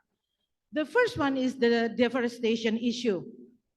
This is mainly, I'm not trying to accuse the smallholder actually, the smallholder farmland encroachment, because this is also driven by the big company, honestly speaking, because they are not working themselves. They are sending all the product to the big company. And then the second one is the forest degradation. This is mainly coming from the illegal logging and the rattan extraction. And then the third one is the threaten for the ecosystem degradation. This is mainly coming from the illegal gold mining and all polluting the rivers. We know exactly this region. They are very famous with the gold mining. And the other issue is wildlife poaching. And this is mostly for the domestic consumption. And the last one is the illegal wildlife trade for international market. We are also have an issue of that, and WCS dealing with the program. We have the what's so-called wildlife trade policy program, and also One Health program that dealing mainly with this illegal wildlife trade. Next. This is actually not very new for everyone else who dealing with the program, the ecosystem degradation and then sustainable landscape. We call it integrated sustainable landscape program, but actually this is not new. This term actually is already a long time ago, But again, this is only the concept, but very, very sadly that the implementation up until now still very, very, disappointing for my point of view, because some people interchangeably using the integrated sustainable landscape program, and in the with the integrated, they use the sustainable landscape program, something like that. So the sustainable landscape management itself, we are dealing with the land, water, living resources that promote conservation and sustainable use in equitable way. Probably in the same way or in harmony. So we knew exactly there is a huge range of economic and ecological benefit for this management if we are correctly and properly protect our landscape. So the first thing is the maintaining the genetic diversity. The second one also, we get the benefits from the water quality for the benefit of all the people that living surround the city, and then also preventing the erosion. And then why I put this red and highlight in red text because support ecosystem integrity and allowing people in surrounding area to harvest fish and produce crops. This is from the water and this is from the biodiversity. And then the region that we are working with, actually there are two vital water catchment feeding the Bone River on the west and Dumoga River in the east. So both area actually densely populated, and then the key agricultures become the center of the province income. This is actually the farming system actually will influence the quality of the water. Okay, next.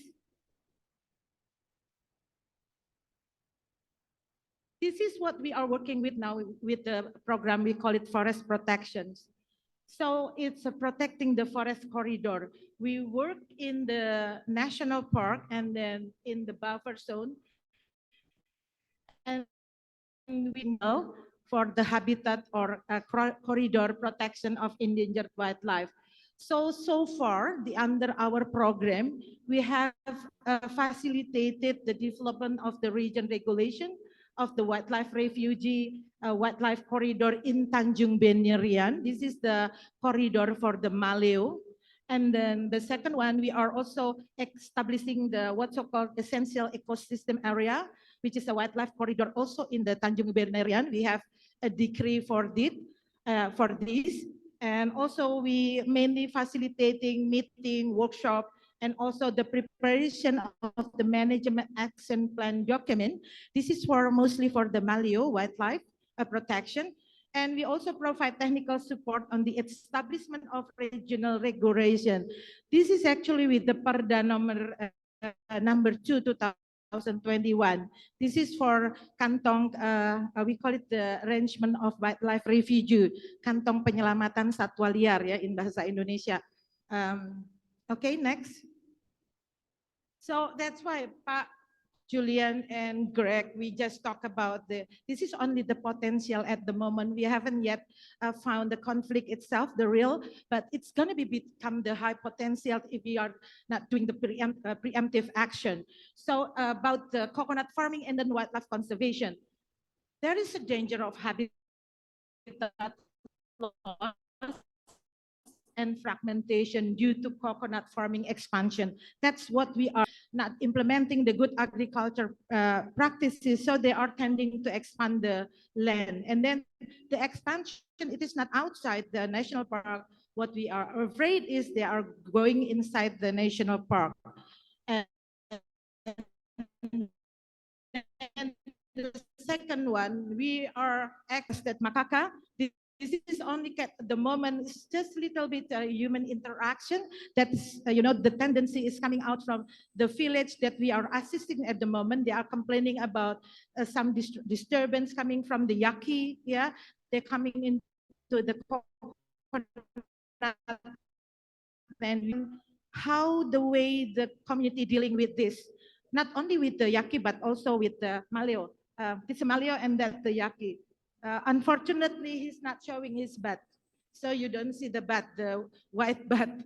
And then on the right side, there's the distribution of the. Wait a minute. That one is the distribution of the Yaqui. Yeah, that's the distribution. And then the second one is, I have to go. The second one is the distribution is of the Maleo, which is actually in the corridor of Tanjung Benerian, and then the first one is the distribution of the Yaqui. It's still on the top. They hasn't yet encroached, but there is a tendency they're getting close to the farmer lands. Okay, next. This is our case study. So we are adopting what's so-called the forest first approach, integrating the coconut farming and conservation. Actually, in brief, I'm not going to tell one by one. This is the stages. But actually, we try to empower. Jadi kami menguatkan local community which do the coconut farming, so they can become the guard of the national park. If they're improving their livelihood, so they won't encroach to the national park. This is what actually we are aiming at. By what? By trying to improve the livelihood through the good agriculture coconut practices. This is what we are aiming to. So that's why we are collaborate with, we get the funding from Darwin Institute and also from Cargill. Okay, next. This is what we, this is all the activities 3 years. Actually, to introduce the good agriculture by the first presenter in the first session, the presenter or the panelist in the first session, and then we are introducing how farmers can practice with using the organic farming, friendly agriculture practice, and then we are trying to generate how the innovative farming approach. We know actually the agroforestry system is a long practices, but at the moment we have to mix it in the cropping. The innovative way is how we select the proper crops, which is actually become, for example, trying to prevent that yaki not coming into the farmland. So we have to select those species that producing the fruit that is preferred by the macaca, by the yaki. And then we creating the buffer zone and the wildlife corridors. Okay, next. It's almost finished, Padi. Don't worry.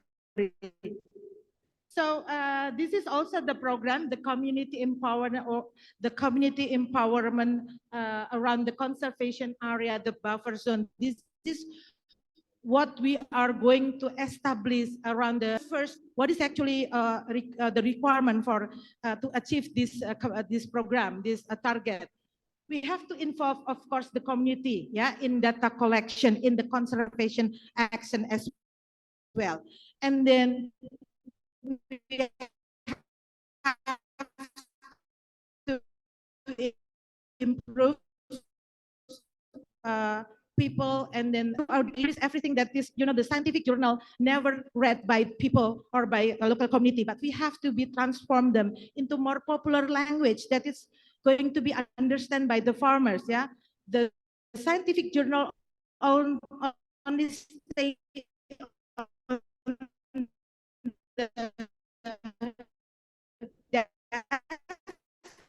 but there should be somebody else trying to an area management.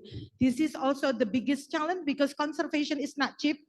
Conservation action is expensive, so we have to work together to meet with this. Yeah, and then the last one is support the development of alternative livelihood for community groups around the conservation area. This is also big challenge, how to change local community mindset. You know, for example, they knew exactly from the ancestor that they are working with the coconut, but actually to improve their livelihood, it is not only coconut. They have to think about other or probably increase the diversity of the product, not only for copra, probably like a virgin oil coconut or others selling the coconut shell for other products, something like that. So next, I think this is almost the final one. The strategy that we are going to propose for Malio and yaki conservation, we establish the protected area and conservation zone that is in between the local community area. We also involve the local community to actively participate in any action for the Malio and yaki. So that's why we have to, if we have an event for the conservation Malio and everything, just please invite the farmers. I don't see the farmers here, yeah, but they have to attend, and then they can feel that the importance of planting the coconut in a good way, yeah, with the good practices. So this language should be transferred correctly, properly for them, because they are the main supplier, they are the actor, the main actor. The last one is raising awareness education program. This is almost the very vital one. Last time, okay. Next, Bapak. This is only the example of the material, the good agriculture practices that we are producing, that we are distributing to our stakeholder and farmers. This is the farmer training. We do have this farmer engagement and do the farmer who are registered, and we also provide training for the farmers. Okay, next. Just make it very fast. this is what the lesson learned that we can get from whatever we've done so far in Tanjung Beneran and Bogani. Community empowerment around the conservation area. This has become the very important and vital one for this. And then public-private partnership to benefit farming and biodiversity. So far, we only get cargo, but we are trying to invite other donors to work with us in the conservation. And then the biodiversity monitoring, actually, this is the vital one. We have to know exactly what is actually on our side so we can value them. I think everybody know that God creates things not without purposes. So we have to value every single living organism on earth. So next. This is our policy recommendation, government policy to promote sustainable coconut farming. I heard that ICC will hold a number of conference within the year. And then I think this is a good forum to invite government and also all this pejabat lah ya, what we call it, pejabat bahasa Indonesia, high-ranking officer. They have to know exactly what's happened on the ground. And then the second one, the legal measure to protect Malio and Yaki.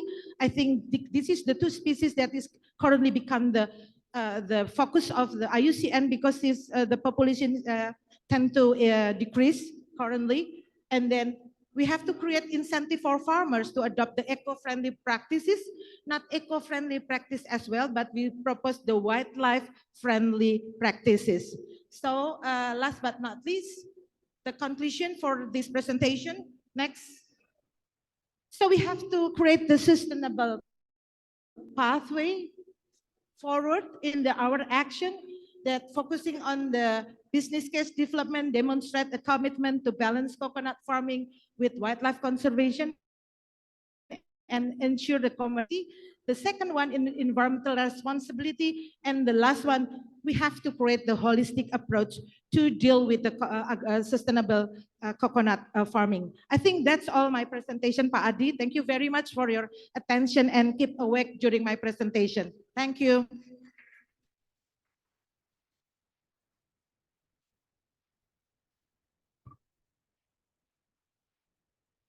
Thank you very much for the presentation, Ibu Dr. Tati. So we are going to move the second presenter, Pak Asep.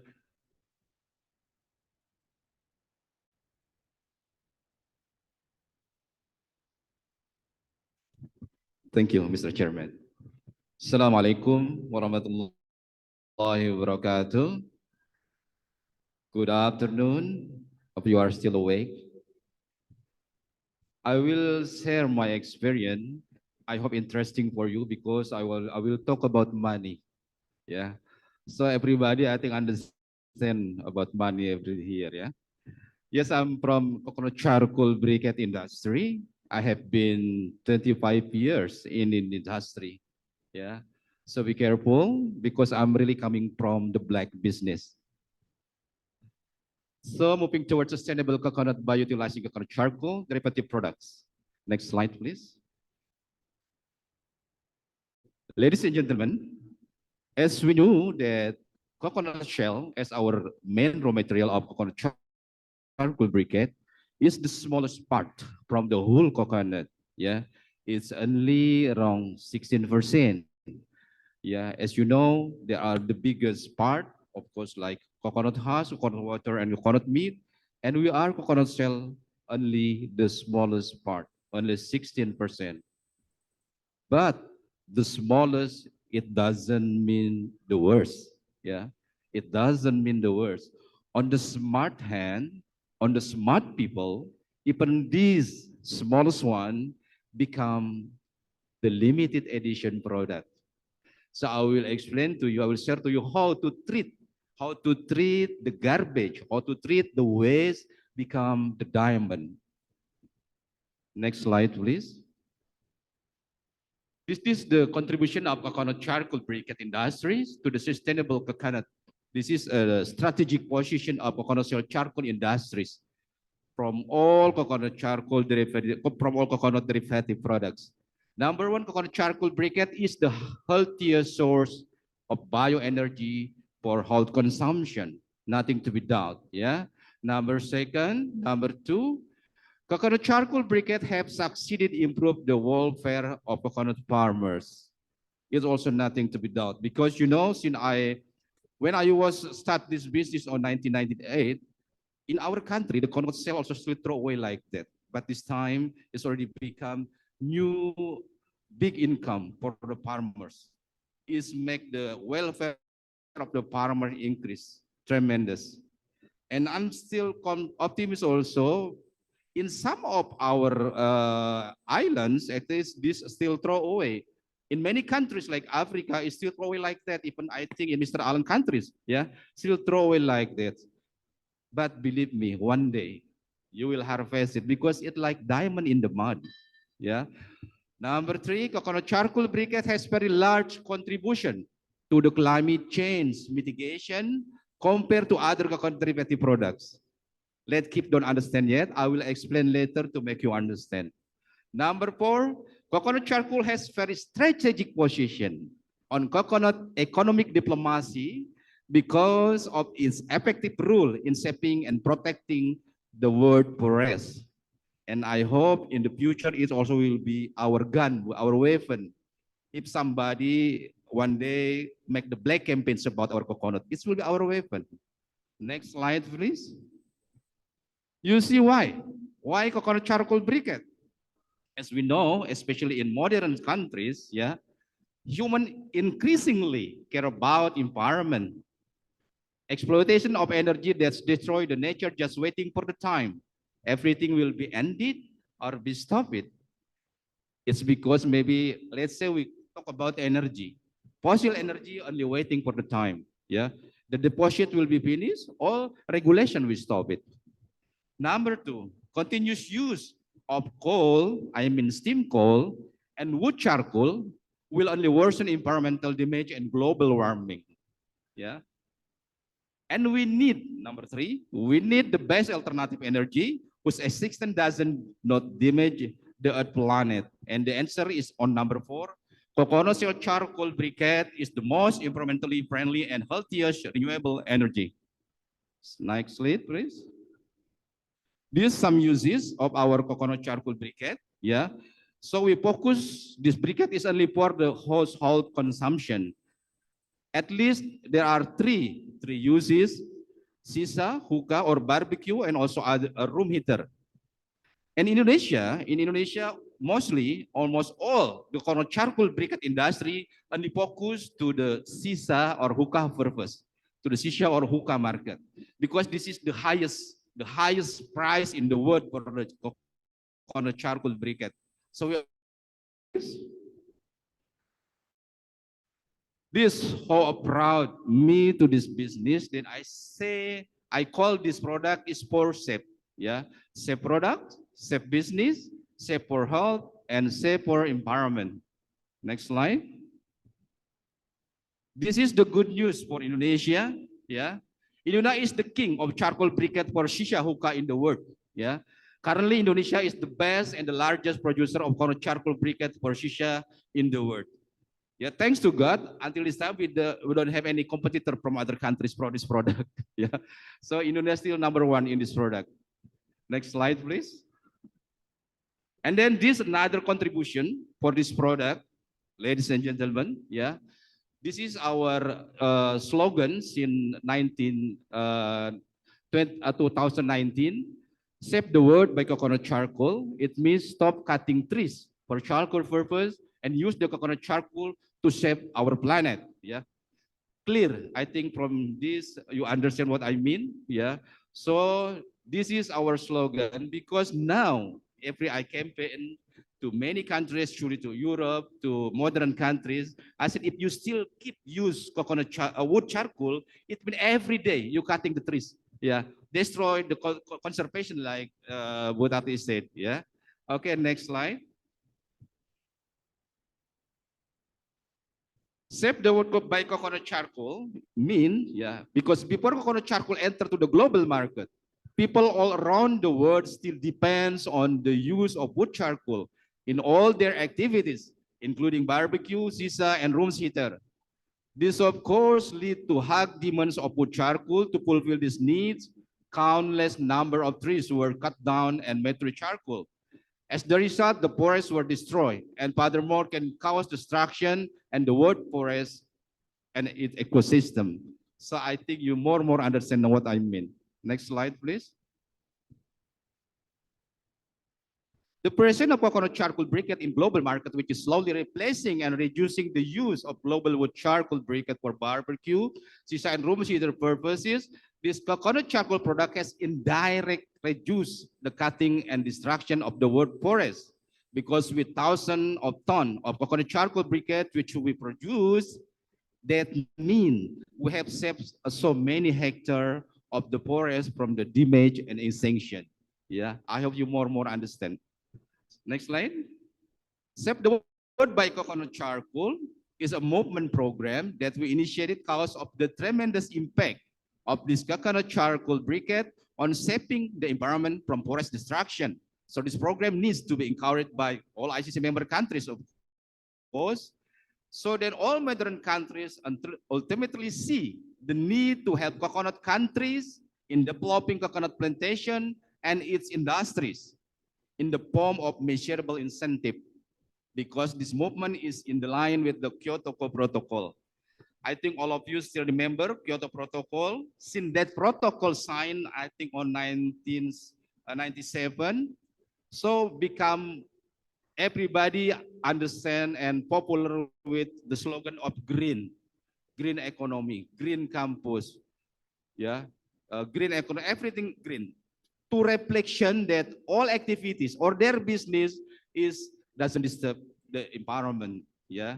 So then we can call this our black charcoal now green charcoal. Next slide, please. This is our biggest target with this campaign Save the World by Coconut Charcoal, is to create a big movement of the world community to help coconut countries in developing and expanding coconut plantation and their industries, because this product is so powerful, reducing the rate of forest extinction due to the world's energy consumption needs. The form of assistance is, for example, by helping to procure coconut seeds, which are a serious problem for coconut countries at this time. Of course, this campaign would not be successful if we are the only one who do it. Therefore, on this precious occasion, we invite the ICC and all ICC member countries to jointly instigate this campaign so the world eyes will open and help us. This is our target, of course. Yeah, if to be together, yeah, to make this campaign, then hope all modern country help us, at least to give us the coconut seed. Okay, next. Now about money. Because if not talk about money, all sleepy. Superiority of the coconut shell charcoal briquettes from the business overview. Yeah, you can see number one, the demand market is bigger than supply. What kind of business like this? Yeah, because our target is to replace all the wood charcoal in the wood, which is impossible. Even all our coconut countries member united, we impossible can replace the wood charcoal market in the wood, because our raw material will never enough. Our raw material will never enough. That's big the market. That's big the market. Yeah. Number two, very resistant from global economic crisis. Yeah. So I have been start this business in crisis economy of Pak Suharto when collapse from the government. So the biggest economic crisis, the first one in my life. Then last time also the economic crisis with made all the even oil company also collapse, and also the last 2 years the COVID-19. All these crises, yeah, impact to all business, yeah, without exception. But our business, this charcoal, never feel that crisis. Even on this COVID, our requirement from the market jumped tremendously. Unbelievable. Because all the market also locked down like us, yeah. You can imagine. Because why? Because we only focus to the shisha and hookah market. It means smoking, the Arabic style smoking. Then finally, I also knew, yeah, because I'm not smoking. I'm not smoking. Finally, I knew that if the smoker stress, there will more smoking. That I just know that. So I really love if all smokers in the word stress. Yeah. Because my product will sold out. So it's very resistant from the crisis. Sustainable and addicted market. Of course, people buy, burn, buy again, burn, buy again. But so this really very sustainable market. Yeah. And then the next pre-market. It means until this time, there is no single country, there is no single institution who regulated this business. Yeah. Not like other commodities. Yeah. That's why in this market, between the factory, one factory and another factory, the price could be different so high. Yeah. For example, from other factory, mostly people, other factory selling maybe the price $1,300 per ton FOB, but my factory minimum price 1,500. Yeah. FOB could be different 200 until $300 per ton, which is impossible in other commodity, but very possible in this commodity. So still free market. There is no regulation in this business so far. Of course, durable because we don't have expired date for this product. Yeah. And also effective and productive foreign exchange machine. This is for the country, of course, as penghasil devisa in Indonesia. Yeah. Okay, next slide, please. This RAP calculation to make you deeper understand how this product would be protect the forest, yeah, from the deforestation. For the sample, 1 meter cubic, yeah, of wood could be yield 90 kilogram of wood charcoal. One tree, let's say 5 meter cubic of wood, could be yield 450 kilogram of wood charcoal per trees. So if we assume 1 hectare of forest consists of 250 trees, so in 1 hectare, you could be yield 113 ton of wood charcoal per hectare.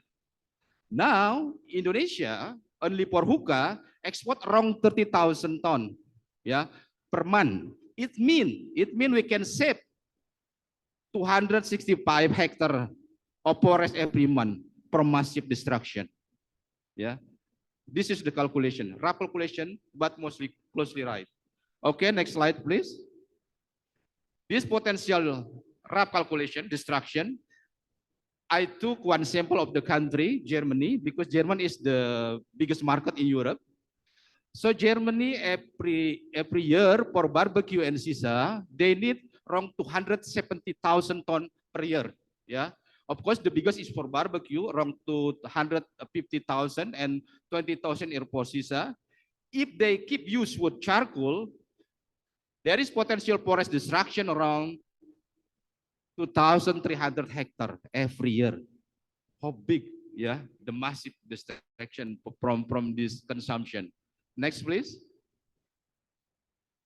This rough calculation for Indonesia, I still use, I think, the old data, 15 billion nut of coconut charcoal every year. So it's mean from this 15 billion nut, we could be produce around 500 million kilogram of briquette. Yeah, this is the potential business divided by $1.2. This is actually the cheapest price. There is potential business in Indonesia around $600 million per month. Yeah, from this briquette, from this coconut shell. Yeah, and there is potential of could be shaped around 4,400 hectare. The forest every year from the massive destruction. Yeah, you see how effective this product to save the forest from deforestation. Yeah, and also could be yield the big potential business. Yeah. Okay, next slide, please. This is, of course, for Gorontalo province. Gorontalo province, they yield around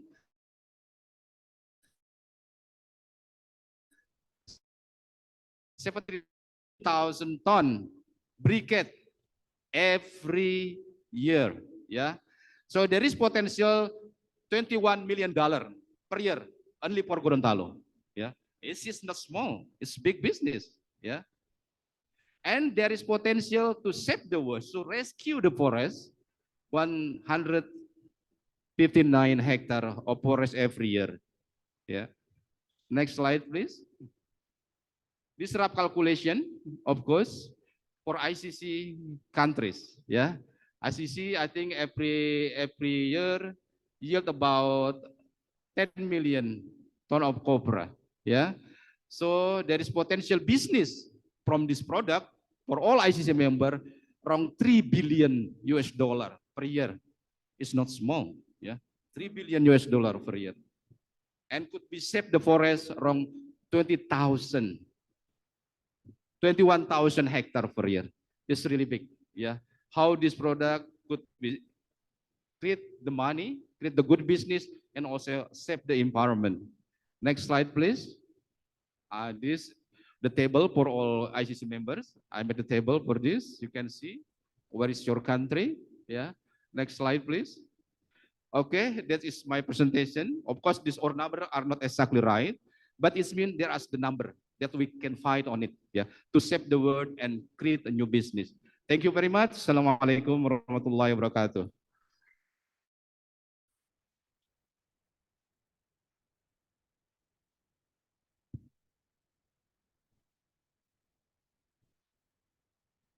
We listened already presentation from Ibu Tati Setiawati about the conservation, and secondly about the derivative product.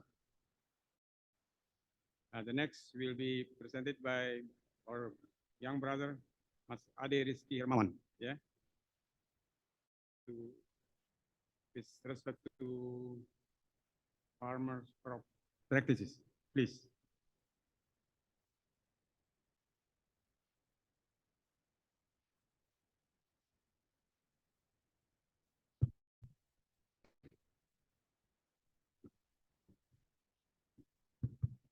Halo, Assalamualaikum warahmatullahi wabarakatuh. Good afternoon. Salam sejahtera untuk kita semuanya. Om Swastiastu, Namo Buddhaya. Here I'm the Ade Rizky Hermawan. I'm with the Indonesian Coconut Board, Dekindo, representing Mr. Dipos Nalwandro as a member of the Dekindo Upstream Division, who for one reason or another called not take a part in this forum. It's actually hard for me to be willing to replace him who has 1,000 experience, especially regarding coconuts.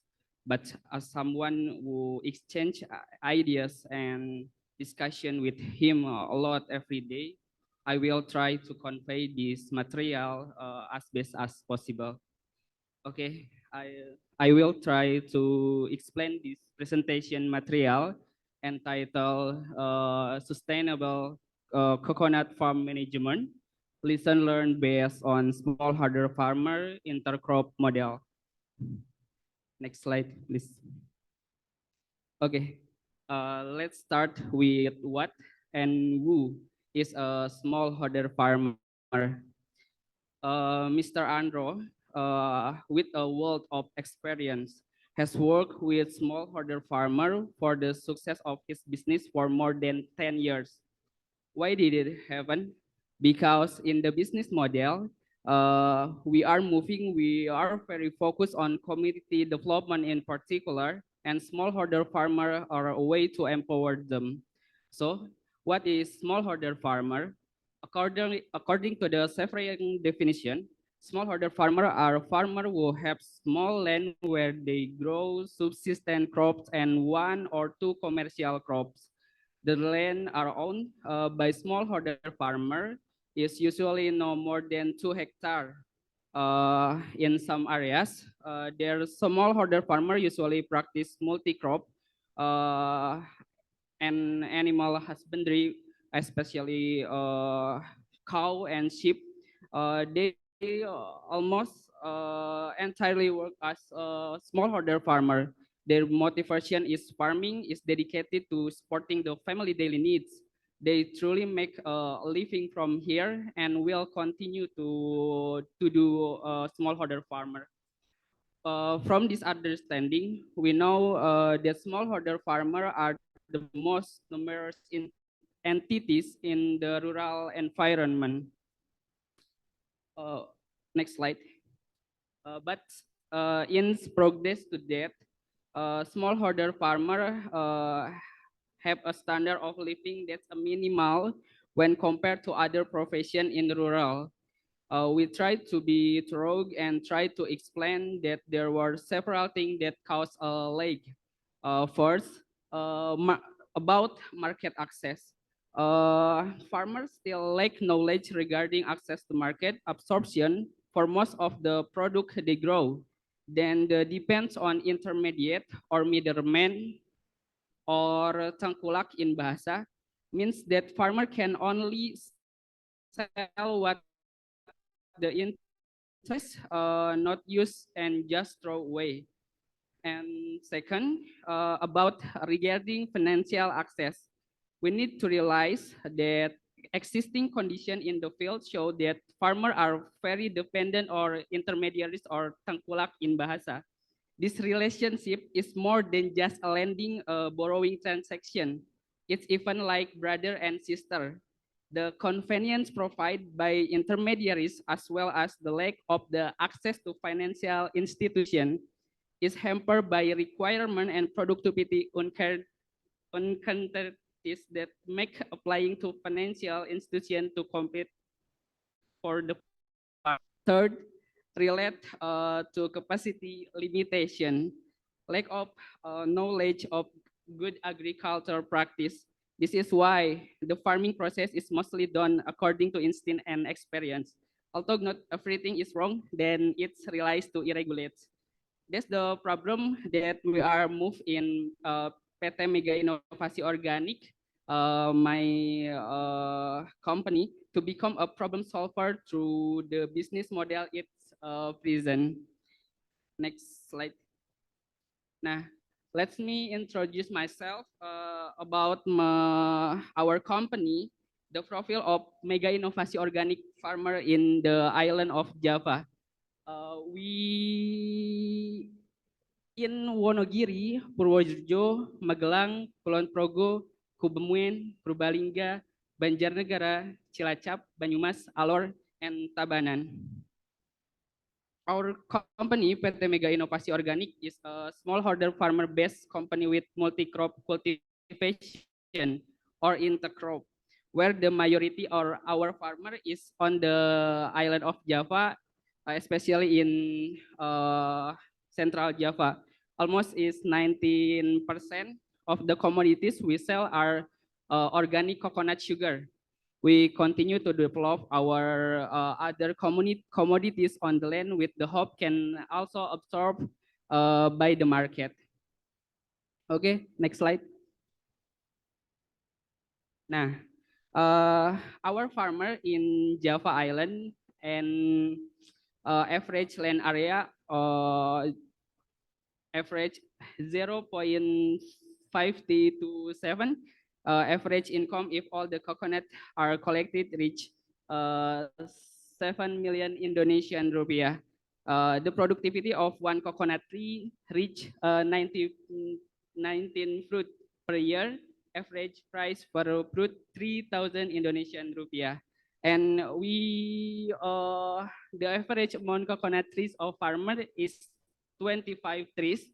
The average income if shared with coconut flowers up to 29 million Indonesian rupiah. Nah, the productivity of one coconut tree is 2 liters sap or per day, with the yield value to sugar is 16% and the average price per kilogram sugar 70,000 Indonesian rupiah. Okay, next slide.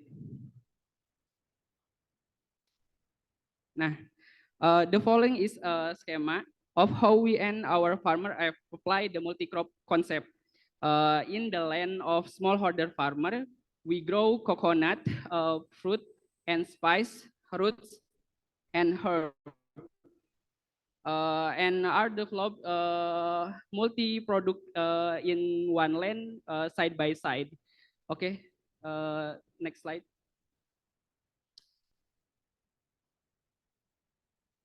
We have used various methods as optimization steps to increase our farmer in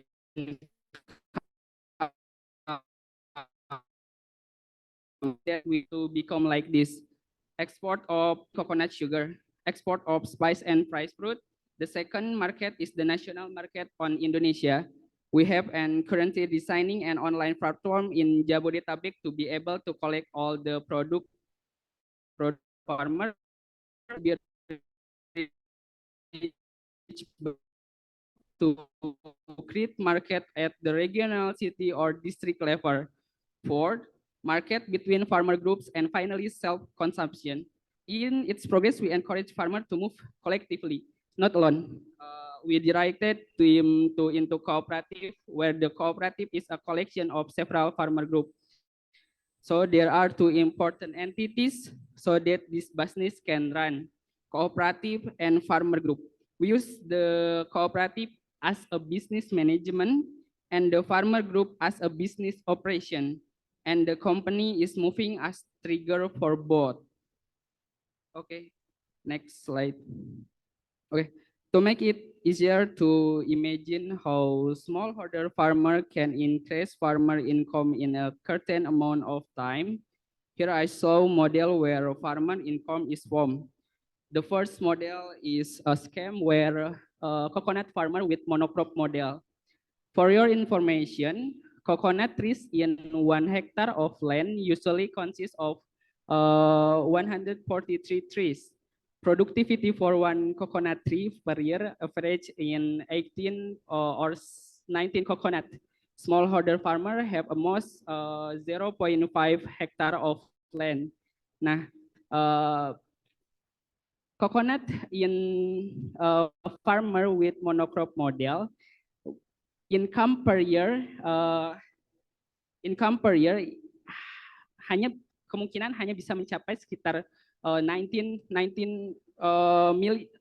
million per year, but in per month is 1.6 per month. Next, let's see how the intercrop model increase farmer income. Okay, the intercrop model system that I mentioned at the beginning is that this model consists of several commodities.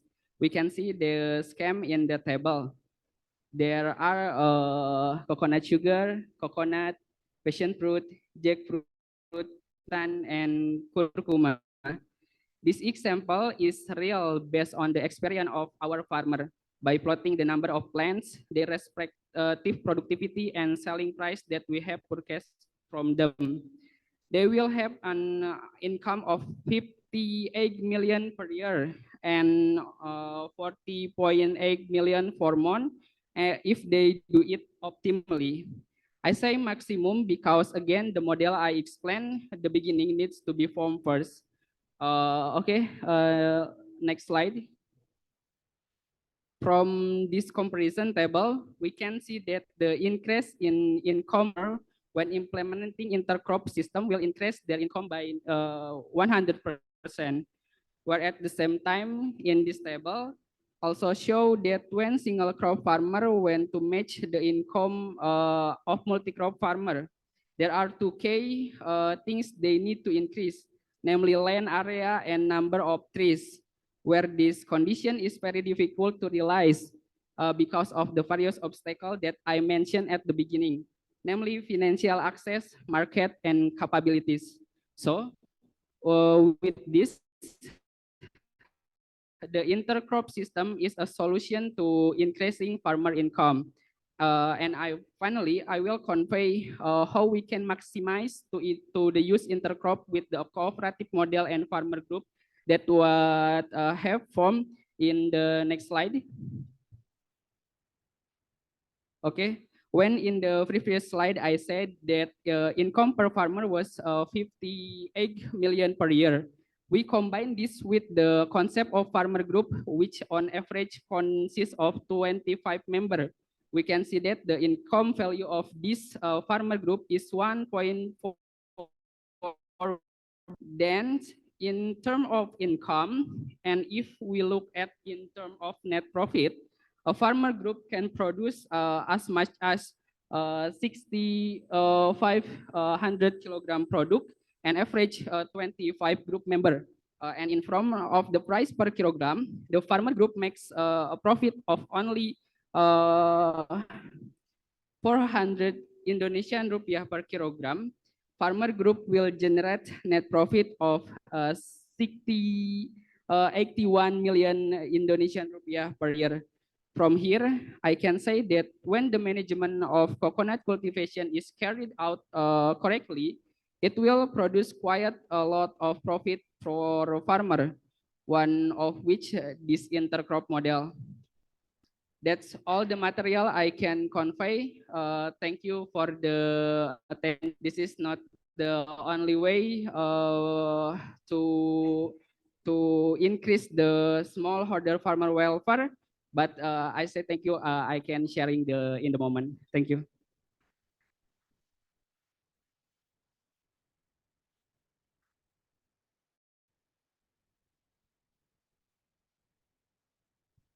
Thank you, Mr. Ade.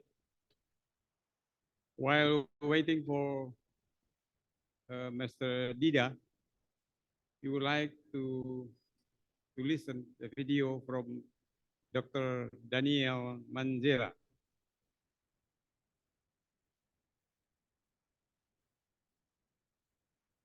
After that, we will see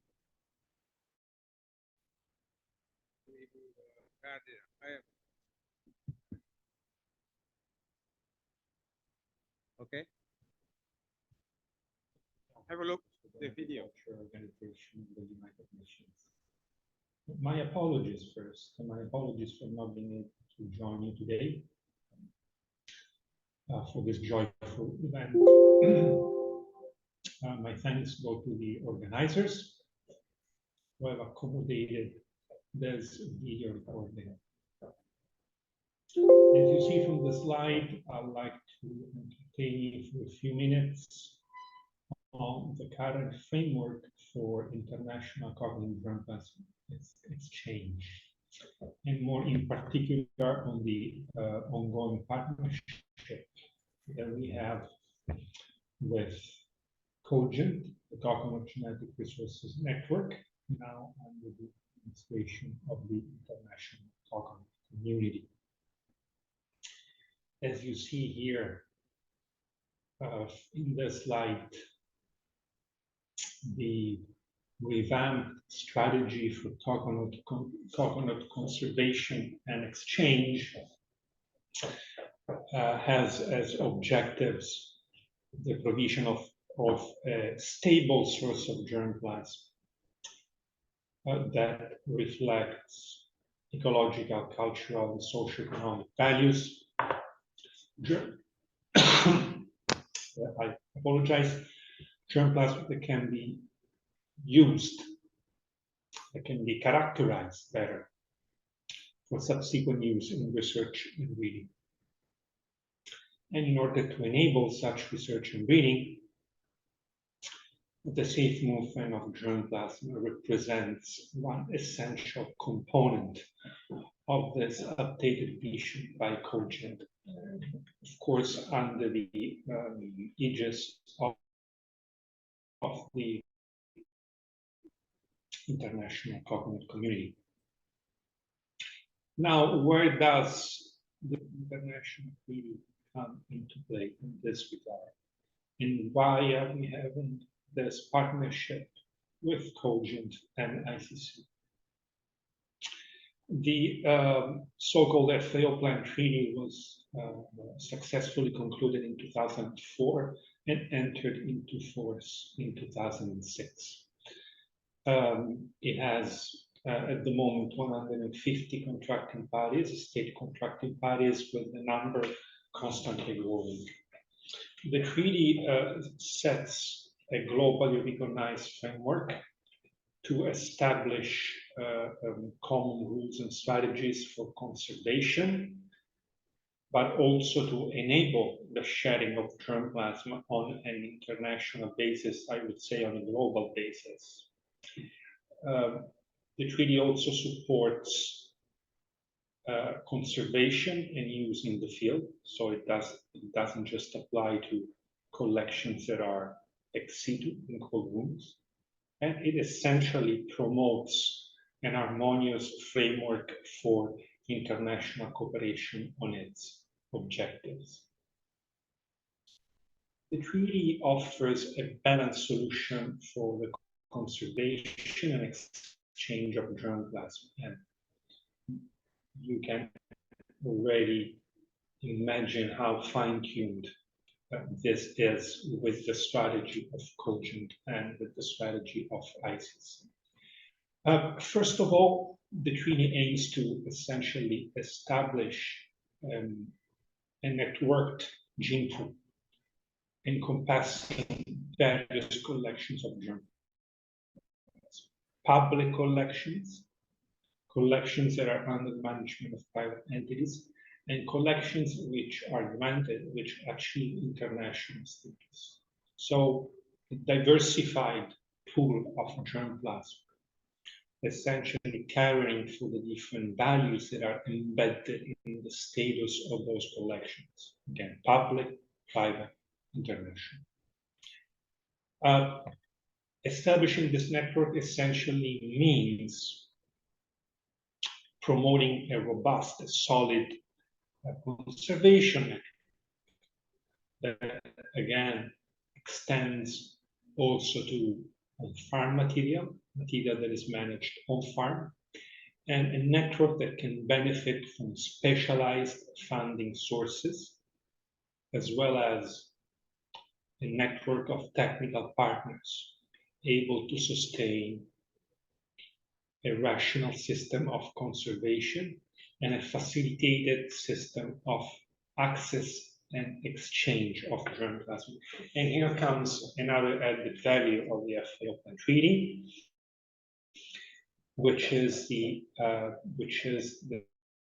this comprehensive legal architecture, simplifying the procedures and the legal terms for sharing germplasm for research and breeding. This comprehensive legal architecture revolves around one standard contract, the so-called standard material transfer agreement, that caters for both facilitated access and, equally important, equitable benefit sharing. Now, the partnership between Cogent and FAO preceded the International Treaty on Plant Genetic Resources. Starting from the mid-90s, Cogent was established and developed a network of 5 international gene banks in those countries in order to rationalize the conservation system of coconut germplasm and facilitate exchange. In the list of these 5 international gene banks, you will see the collection in Indonesia. So Indonesia signed an agreement with us designating its collection as an international collection under the framework of Cogent and recognized by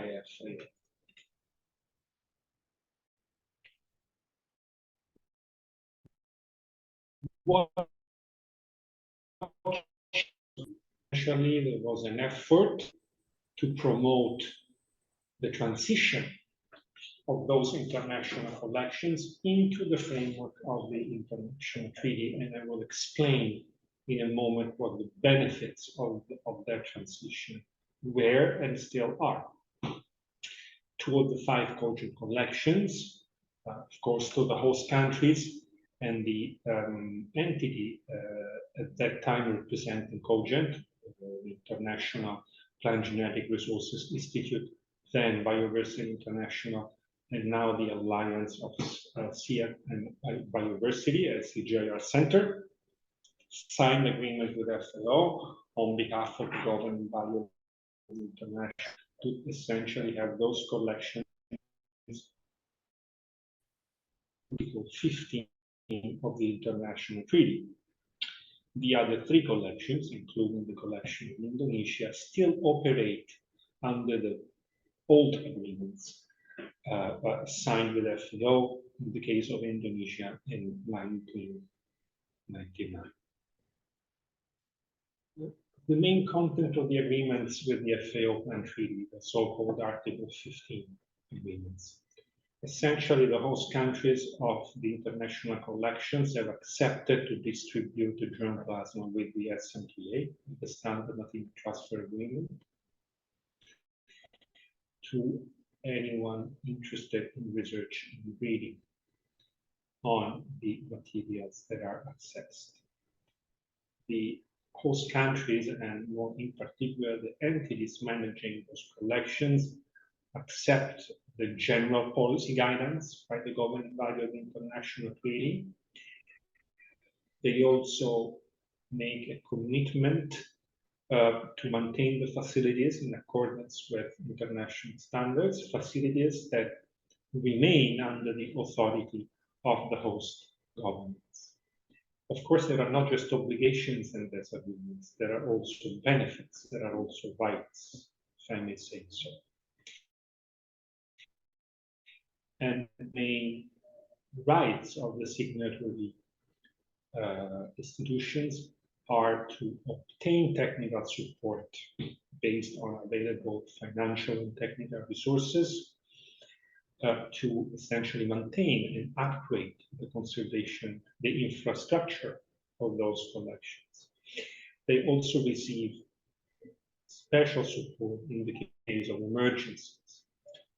Together with the Global Crop Diversity Trust, we have established and successfully launched last year an emergency reserve. You'll find more information about this emergency reserve on the website of the international treaty. The address is at the bottom. Emergency reserve that is specific collections that are under threat and that receive support.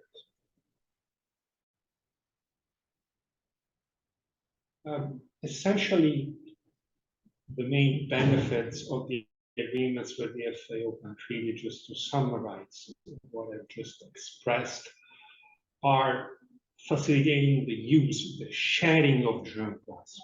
Here again, you hear a strong point of connection with the cogent strategy, facilitating the sharing, the use of germplasm for crop improvement, again through stable legal conditions for access and benefit sharing.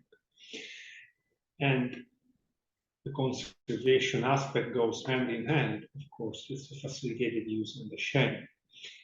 Joining a global system of conservation that is linked to well-established and operational funding mechanisms, again, is a major benefit. I've mentioned the assistance that is delivered by the Global Crop Diversity Trust, but there are also other opportunities for financial assistance that come from the benefit sharing fund of the international treaty, and I'll show two examples in the next slides of how those funds have also been directed to support coconut collections. There is also interest by bilateral donors in supporting the collections under the framework of the international treaty. And just to make one example, in the case of Norway, there's support by institutional donors is explicitly linked to the status of those collections as either national or international, but operating under the framework of the international treaty. There, of course, the exposure, the networking part, that is also, I think, a value that we offer through our meetings, through our various forms of iterations among our membership. Essentially, entities managing collections of germplasm get exposure in global policy forums for networking. They get exposure to institutions such as the CGIAR, and of course also internally here at FAO. And essentially, we have seen over the years several examples of crop communities essentially gaining a better positioning, better exposure, better networks, thanks to the family of the international. Now, I've referred to concrete examples of assistance that has been delivered to coconut collections. Here is one, a joint mission that we organized together with Cogent and, of course, the financial and technical support of CIRAD in France to assess the status of the international coconut collection in Ivory Coast. Collection that at that time was under threat, and this also led to to a form of initial assistance to safeguarding part of that collection. Another very concrete example, it comes from the beneficiary fund of the international treaty. Here you have a visualization of the pool of donors contributing to this fund. Value of the international treaty that essentially functions as a grant program based on project cycles and calls for proposals. The fifth call for proposals is underway. Applications have been received. Projects have just been approved. So far, the beneficiary fund is capitalized over $40 million, all dispersed in projects in developing countries. And some of those projects, here you have one example, went to support coconut collections. In this case, collections in the South Pacific. The Secretariat of the Pacific Community has worked in tandem with participating countries, contracting parties to the international treaty to essentially rationalize the system of collections in the region. May this year, we have just delivered training to farmers under this project entirely funded by the beneficiary. Now, where are we with the partnership with Cogent, of course, now under the administration, under the leadership of ICC. Cogent has very aptly conducted a new assessment of the fine international collections. These are some, at a glance, some of the data coming from that assessment. Also actively working with the network of national collections, especially in the Asian region, I gather, in order to essentially, and here you see a slide that I borrowed from Erlene Manohar, who's in charge of Cogent, in order to mainstream the use of the genetic resources and identify and select superior genetic resources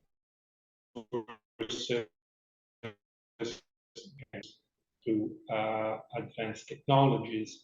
There's a policy aspect also that Cogent is addressing, and that we are strongly supporting, excuse me, due to our mandate and our expertise here at the Secretariat of the country with FAO. This policy component revolves around the protection of farmers' indigenous genetic resources, and here, let's see from the next slide, more in general,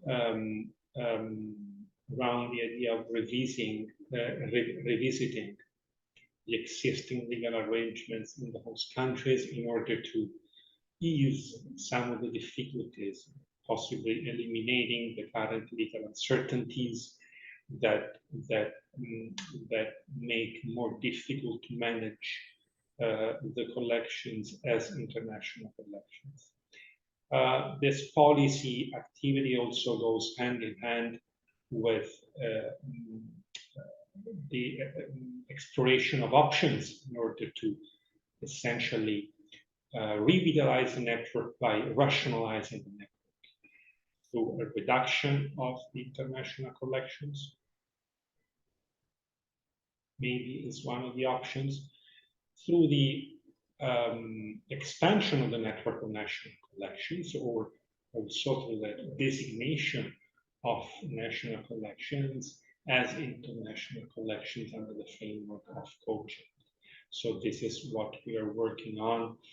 There'll be an important technical and policy workshop, I Converged, which will take place at the end of November this year, thanks to the generous funding by DFAD, an Australian donor, which will look into these aspects. We are always very actively pursuing fundraising opportunities together with COGENT/ICC. There are other forms of for instance, on information management systems. So essentially, and of course, thanks for your attention, the message that I want to send you today is that essentially there is a strong international network supporting the rational conservation and the exchange, the safe exchange of germ plasma, in order to essentially cater for the multiple needs of all actors working in the coconut sector.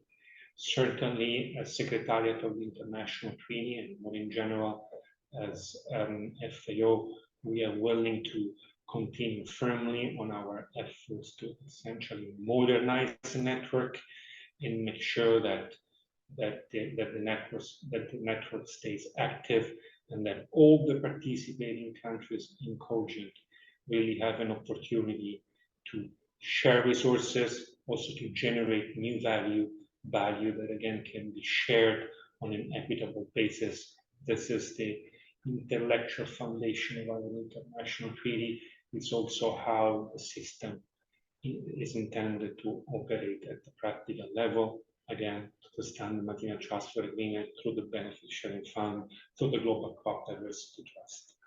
So I personally look forward to continuing our very important work with ICC and with COGENT. Thank you for your attention, and of course, you see my personal email here. Please email me in case I can provide any further information or respond to any clarifying question that you might have. Thanks again, and I wish you a successful continuation of your day.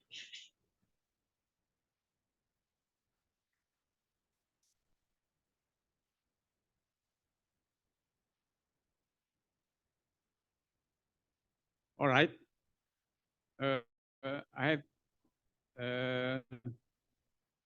got information from the organizing committee that Mr. Dida Gardera will not come this evening. So it means the session already finished. I'm very happy because all speakers speak on time schedule. So we did it well, very much. Give applause for the speaker.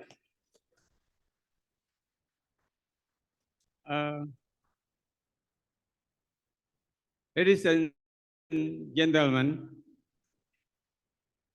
we already heard the presentation of 4 presentations today.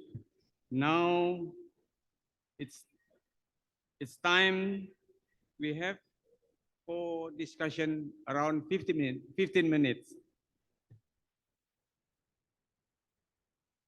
It's time to the audience to give some question or comments. Please mention your name, your institution, and to whom you want to ask a question about that. And now, in 50 minutes, we have a discussion or a comment Okay, we open the floor starting from now on.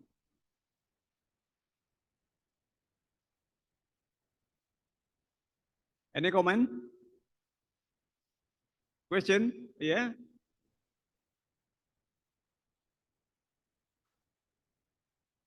No? Okay. Because no comment or discussion or question, it means that we finished already session 2 this evening. Thank you very much for all presenters and for all the audience. And we hope this session will get a good contribution for our World Coconut Conference. Thank you very much, and sorry for inconvenience in doing this conference. Thank you, and I will give to the committee to continue the agenda.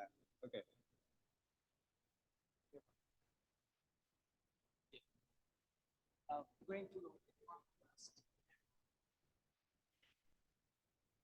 Bapak Ibu, kita berikan tepuk tangan yang meriah dulu untuk moderator dan pemateri kita hari ini. Give a big applause, please.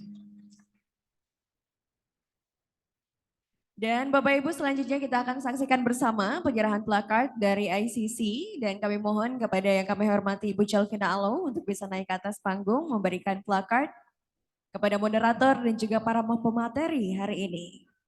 Ladies and gentlemen, our next agenda is plaque of appreciation. This time will be presented by the ICC to the moderator and all the speakers.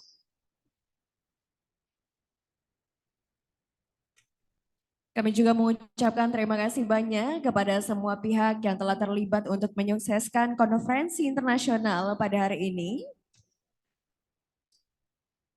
Terutama kepada sponsor yang telah terlibat dalam acara ini, ada dari Kementerian Perdagangan Republik Indonesia, Wildlife Society, ada juga dari Bank Sulut Go, Bank BRI, BPJS Ketenagakerjaan, Kementerian Koperasi dan UKM, dari PT Royal Coconut, dan juga pemerintah Provinsi Gorontalo, dan Kopek Kelapa. Thank you very much for your significant contribution to this event. Tanpa bantuan dan kerjasama dari semua pihak, tentu kita tidak bisa menyaksikan acara yang berjalan dengan lancar hari ini. Bapak Ibu, kita masih menyaksikan penyerahan plakard kepada moderator dan juga pemateri untuk sesi kedua yang juga akan menjadi sesi penutup untuk konferensi hari ini.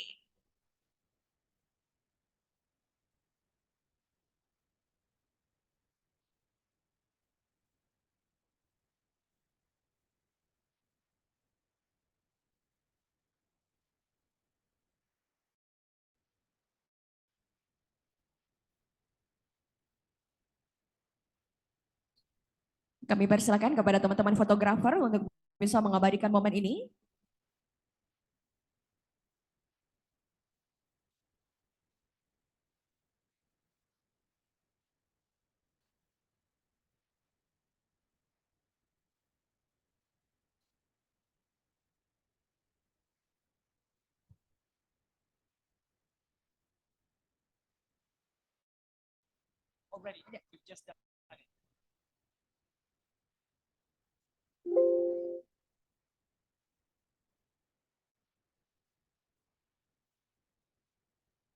Kami ucapkan terima kasih banyak kepada para moderator dan juga pemateri.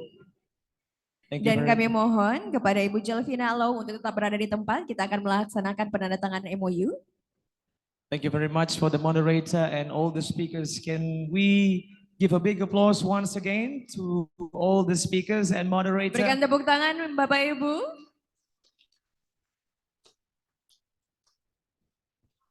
And we would like to request the ICC Executive Director to remain on the stage as we're going to have the MOU signing between the ICC and Business for Social Responsibility USA, this time represented by Mr. Gregory. So, right, and we'd like to invite Mr. Gregory to say a few words about this collaboration. Thank you very much, and I hate to take 5 minutes of your time after a very, very long day, but we're extremely excited to be here. So I'm representing the Sustainable Coconut Partnership, the global platform for sustainability in coconut, representing the private sector. When we started this a year ago, we had tried to replicate work that's been done. So the first thing that was very important was to acknowledge the ICC and find how we can work together as representing the industry, representing foreign and distant buyers of coconut products, but as well the entire industry. And so in partnership with ICC today, I'm very happy that we are announcing the signature of a memorandum of understanding together, where the Sustainable Coconut Partnership and the ICC are going to work together towards addressing and remedying the lack of linkage between public and private programs in countries where we operate. We're going to work towards joint programs in support of improved socioeconomic welfare for coconut farmers. And we're also going to acknowledge together and recognize the Sustainable Coconut Charter, which is a sustainability framework that has been developed under the auspice of the Sustainable Coconut Partnership, as creating the market-based framework that creates the necessary common language for sustainability and an essential tool to drive transparency within the industry, connecting all those excellent programs that we've been hearing about for a couple of days to the private sector and buyers of coconut, right? So with this, I want to really thank Dr. Delfina from the ICC and all the organizers of today. And I'm very glad that we can sign this MOU. Do you want to say a few words? If you want, no obligation. Yes, and right, we would like to invite Mr. Alan Aku to witness the MOU signing.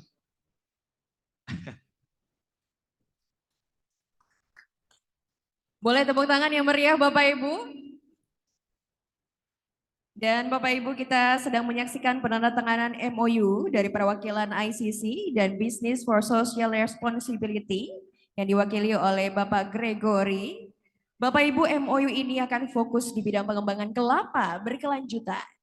Ladies and gentlemen, you are witnessing the MOU signing between the ICC and Business for Social Responsibility USA, represented by Mr. Gregory. Sekali lagi tepuk tangan yang meriah Bapak Ibu. And the collaboration actually concerns on sustainable coconut development. Thank you very much, Mr. Gregory, and to Mr. Alan Aku for joining the MOU signing.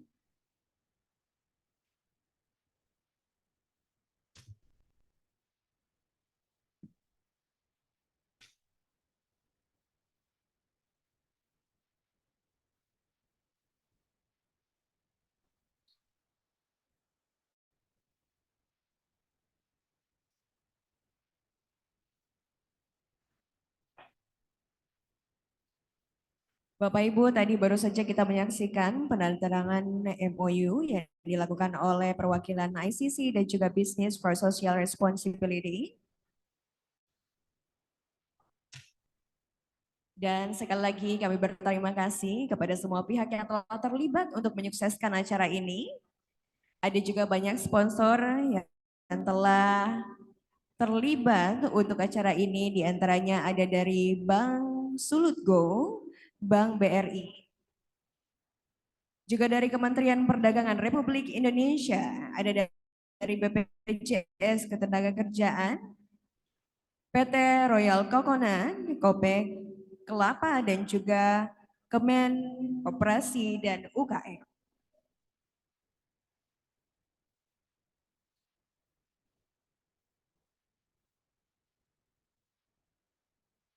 Dan Bapak Ibu, selanjutnya kita akan mendengarkan kesimpulan juga rekomendasi dari konferensi yang telah kita ikuti bersama hari ini. Untuk itu kami persilakan kepada yang kami hormati Bapak Rustamrin Akuba, PhD. Ladies and gentlemen, we're going to move on to the next agenda, which is recommendation. Obviously, all the things we acquired from the whole activities from this conference this time that were delivered by Mr. Rustamrin Akuba, PhD. Over to you. Ladies and gentlemen, distinguished guests and our esteemed participants, within this short time, we try to have a conclusion, a general conclusion on the International Coconut Conference. We will complete this conclusion in the practical one. And now I try to read the general conclusion of this International Coconut Conference. Conclusion of the International Coconut Conference on sustaining the coconut sector for the present and future generation. One, problems. Problems faced by coconut industry. The conference highlighted several critical challenges faced by the coconut industry today. These include: one, climate change. The coconut sector is vulnerable to the impact of climate change, including increased cyclones, drought, and rising sea level, which affect the coconut cultivation. The second, pest, rhinoceros beetle, lethal yellowing disease, continue to threaten coconut plantation worldwide. Third, aging coconut trees. Many coconut plantations have aging trees, leading to decreased productivity and the need for replanting. Fourth, market access. Assessing international markets and maintaining competitive pricing remains a challenge for coconut-based products. Second is opportunities for coconut industry. Despite the challenge, the conference identified promising opportunities for the coconut sector. One is health and wellness trend. Growing consumer interest in health and wellness has boosted the demand for coconut-based products like coconut water, oil, and coconut dairy food and beverage. Sustainable agricultural practices. Embracing sustainable farming practices can enhance productivity, reduce environmental impacts, and improve the quality of coconut products. Research and innovation. Investing in research and innovation can lead to the development of the new coconut varieties, pest-resistant strains, and value-added products. Global collaboration. Collaboration among coconut producing nations can strengthen the sector, resilience, and market presence. Action recommendation to sustain coconut industry for the present and future generation. The conference participants discussed and proposed a set of actionable recommendations for ensure the sustainability of the coconut industry. First is adaptation to climate change. Coconut producers must implement climate resilient farming practices such as intercropping, diversification, and soil conservation to mitigate the impacts of the climate change. Second, investment and in research.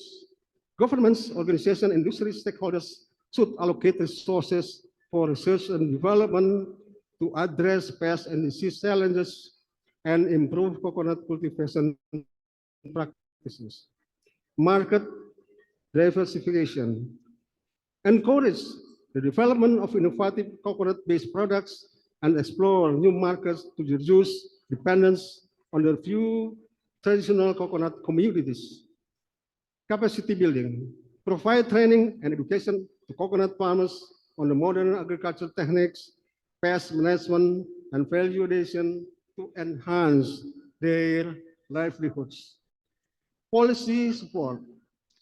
Government should formulate policies that promote sustainable coconut farming, improve market access, and provide incentives for replanting. In conclusion, the International Coconut Conference emphasized the need for collective action to address the challenges faced by the coconut industry while harnessing the opportunities it presents.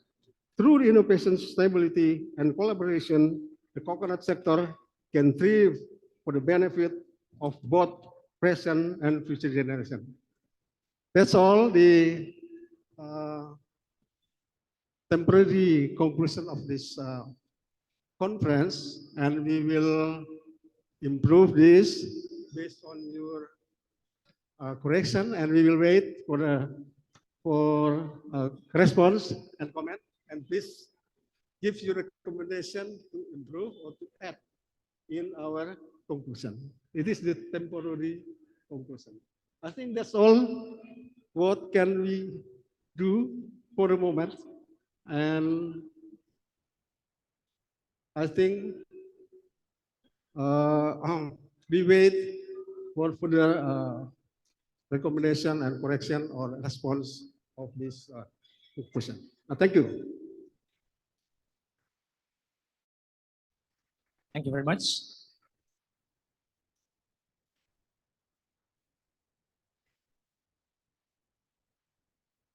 Bapak Ibu hadirin yang kami hormati, dengan berakhirnya kesimpulan dan juga rekomendasi, maka berakhir pula semua rangkaian acara untuk konferensi Kelapa Internasional hari ini. Right, ladies and gentlemen, as we've come to the end of the session, we would like to say we've just concluded all the agendas, all the details in the International Coconut Conference. Can we give a big applause for all of us in here?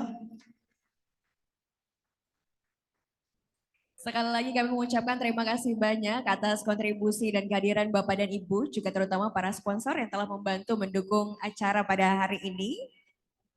Once again, we would like to say thank you very much for all of you who have attended this event and for all the parties who supported this event as well. Dan sebagai informasi Bapak Ibu, besok itu akan ada kunjungan di industri kelapa. Jadi untuk Bapak Ibu yang ingin terlibat dalam kunjungan tersebut, boleh berkumpul di rumah dinas Bupati yang bisa ditunggu mulai dari jam 7 pagi Bapak Ibu untuk bisa terlibat dalam kunjungan di industri kelapa. And we would like to touch upon a little bit about your agenda tomorrow. So tomorrow we're going to focus on industry visit, and please make sure you get yourself prepared at 7 a.m. In Bupati's official residence, 7 a.m. Everyone can join the field trip tomorrow.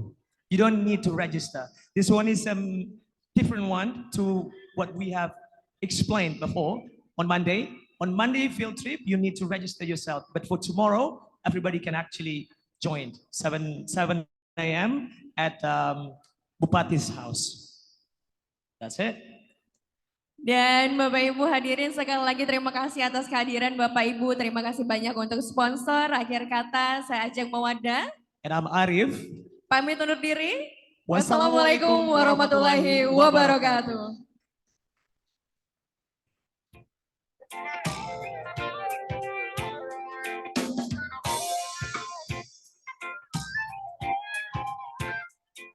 I see underneath that total tree and that looking to the top, huge leaves with giant looking grapes, and I'm thinking like this must be coconuts. So I got my guitar and talk to write about it, sing a little song and tell the whole world about my little coconut. Let's all dance along. My little coconut is a delicious nut. The coconut palm.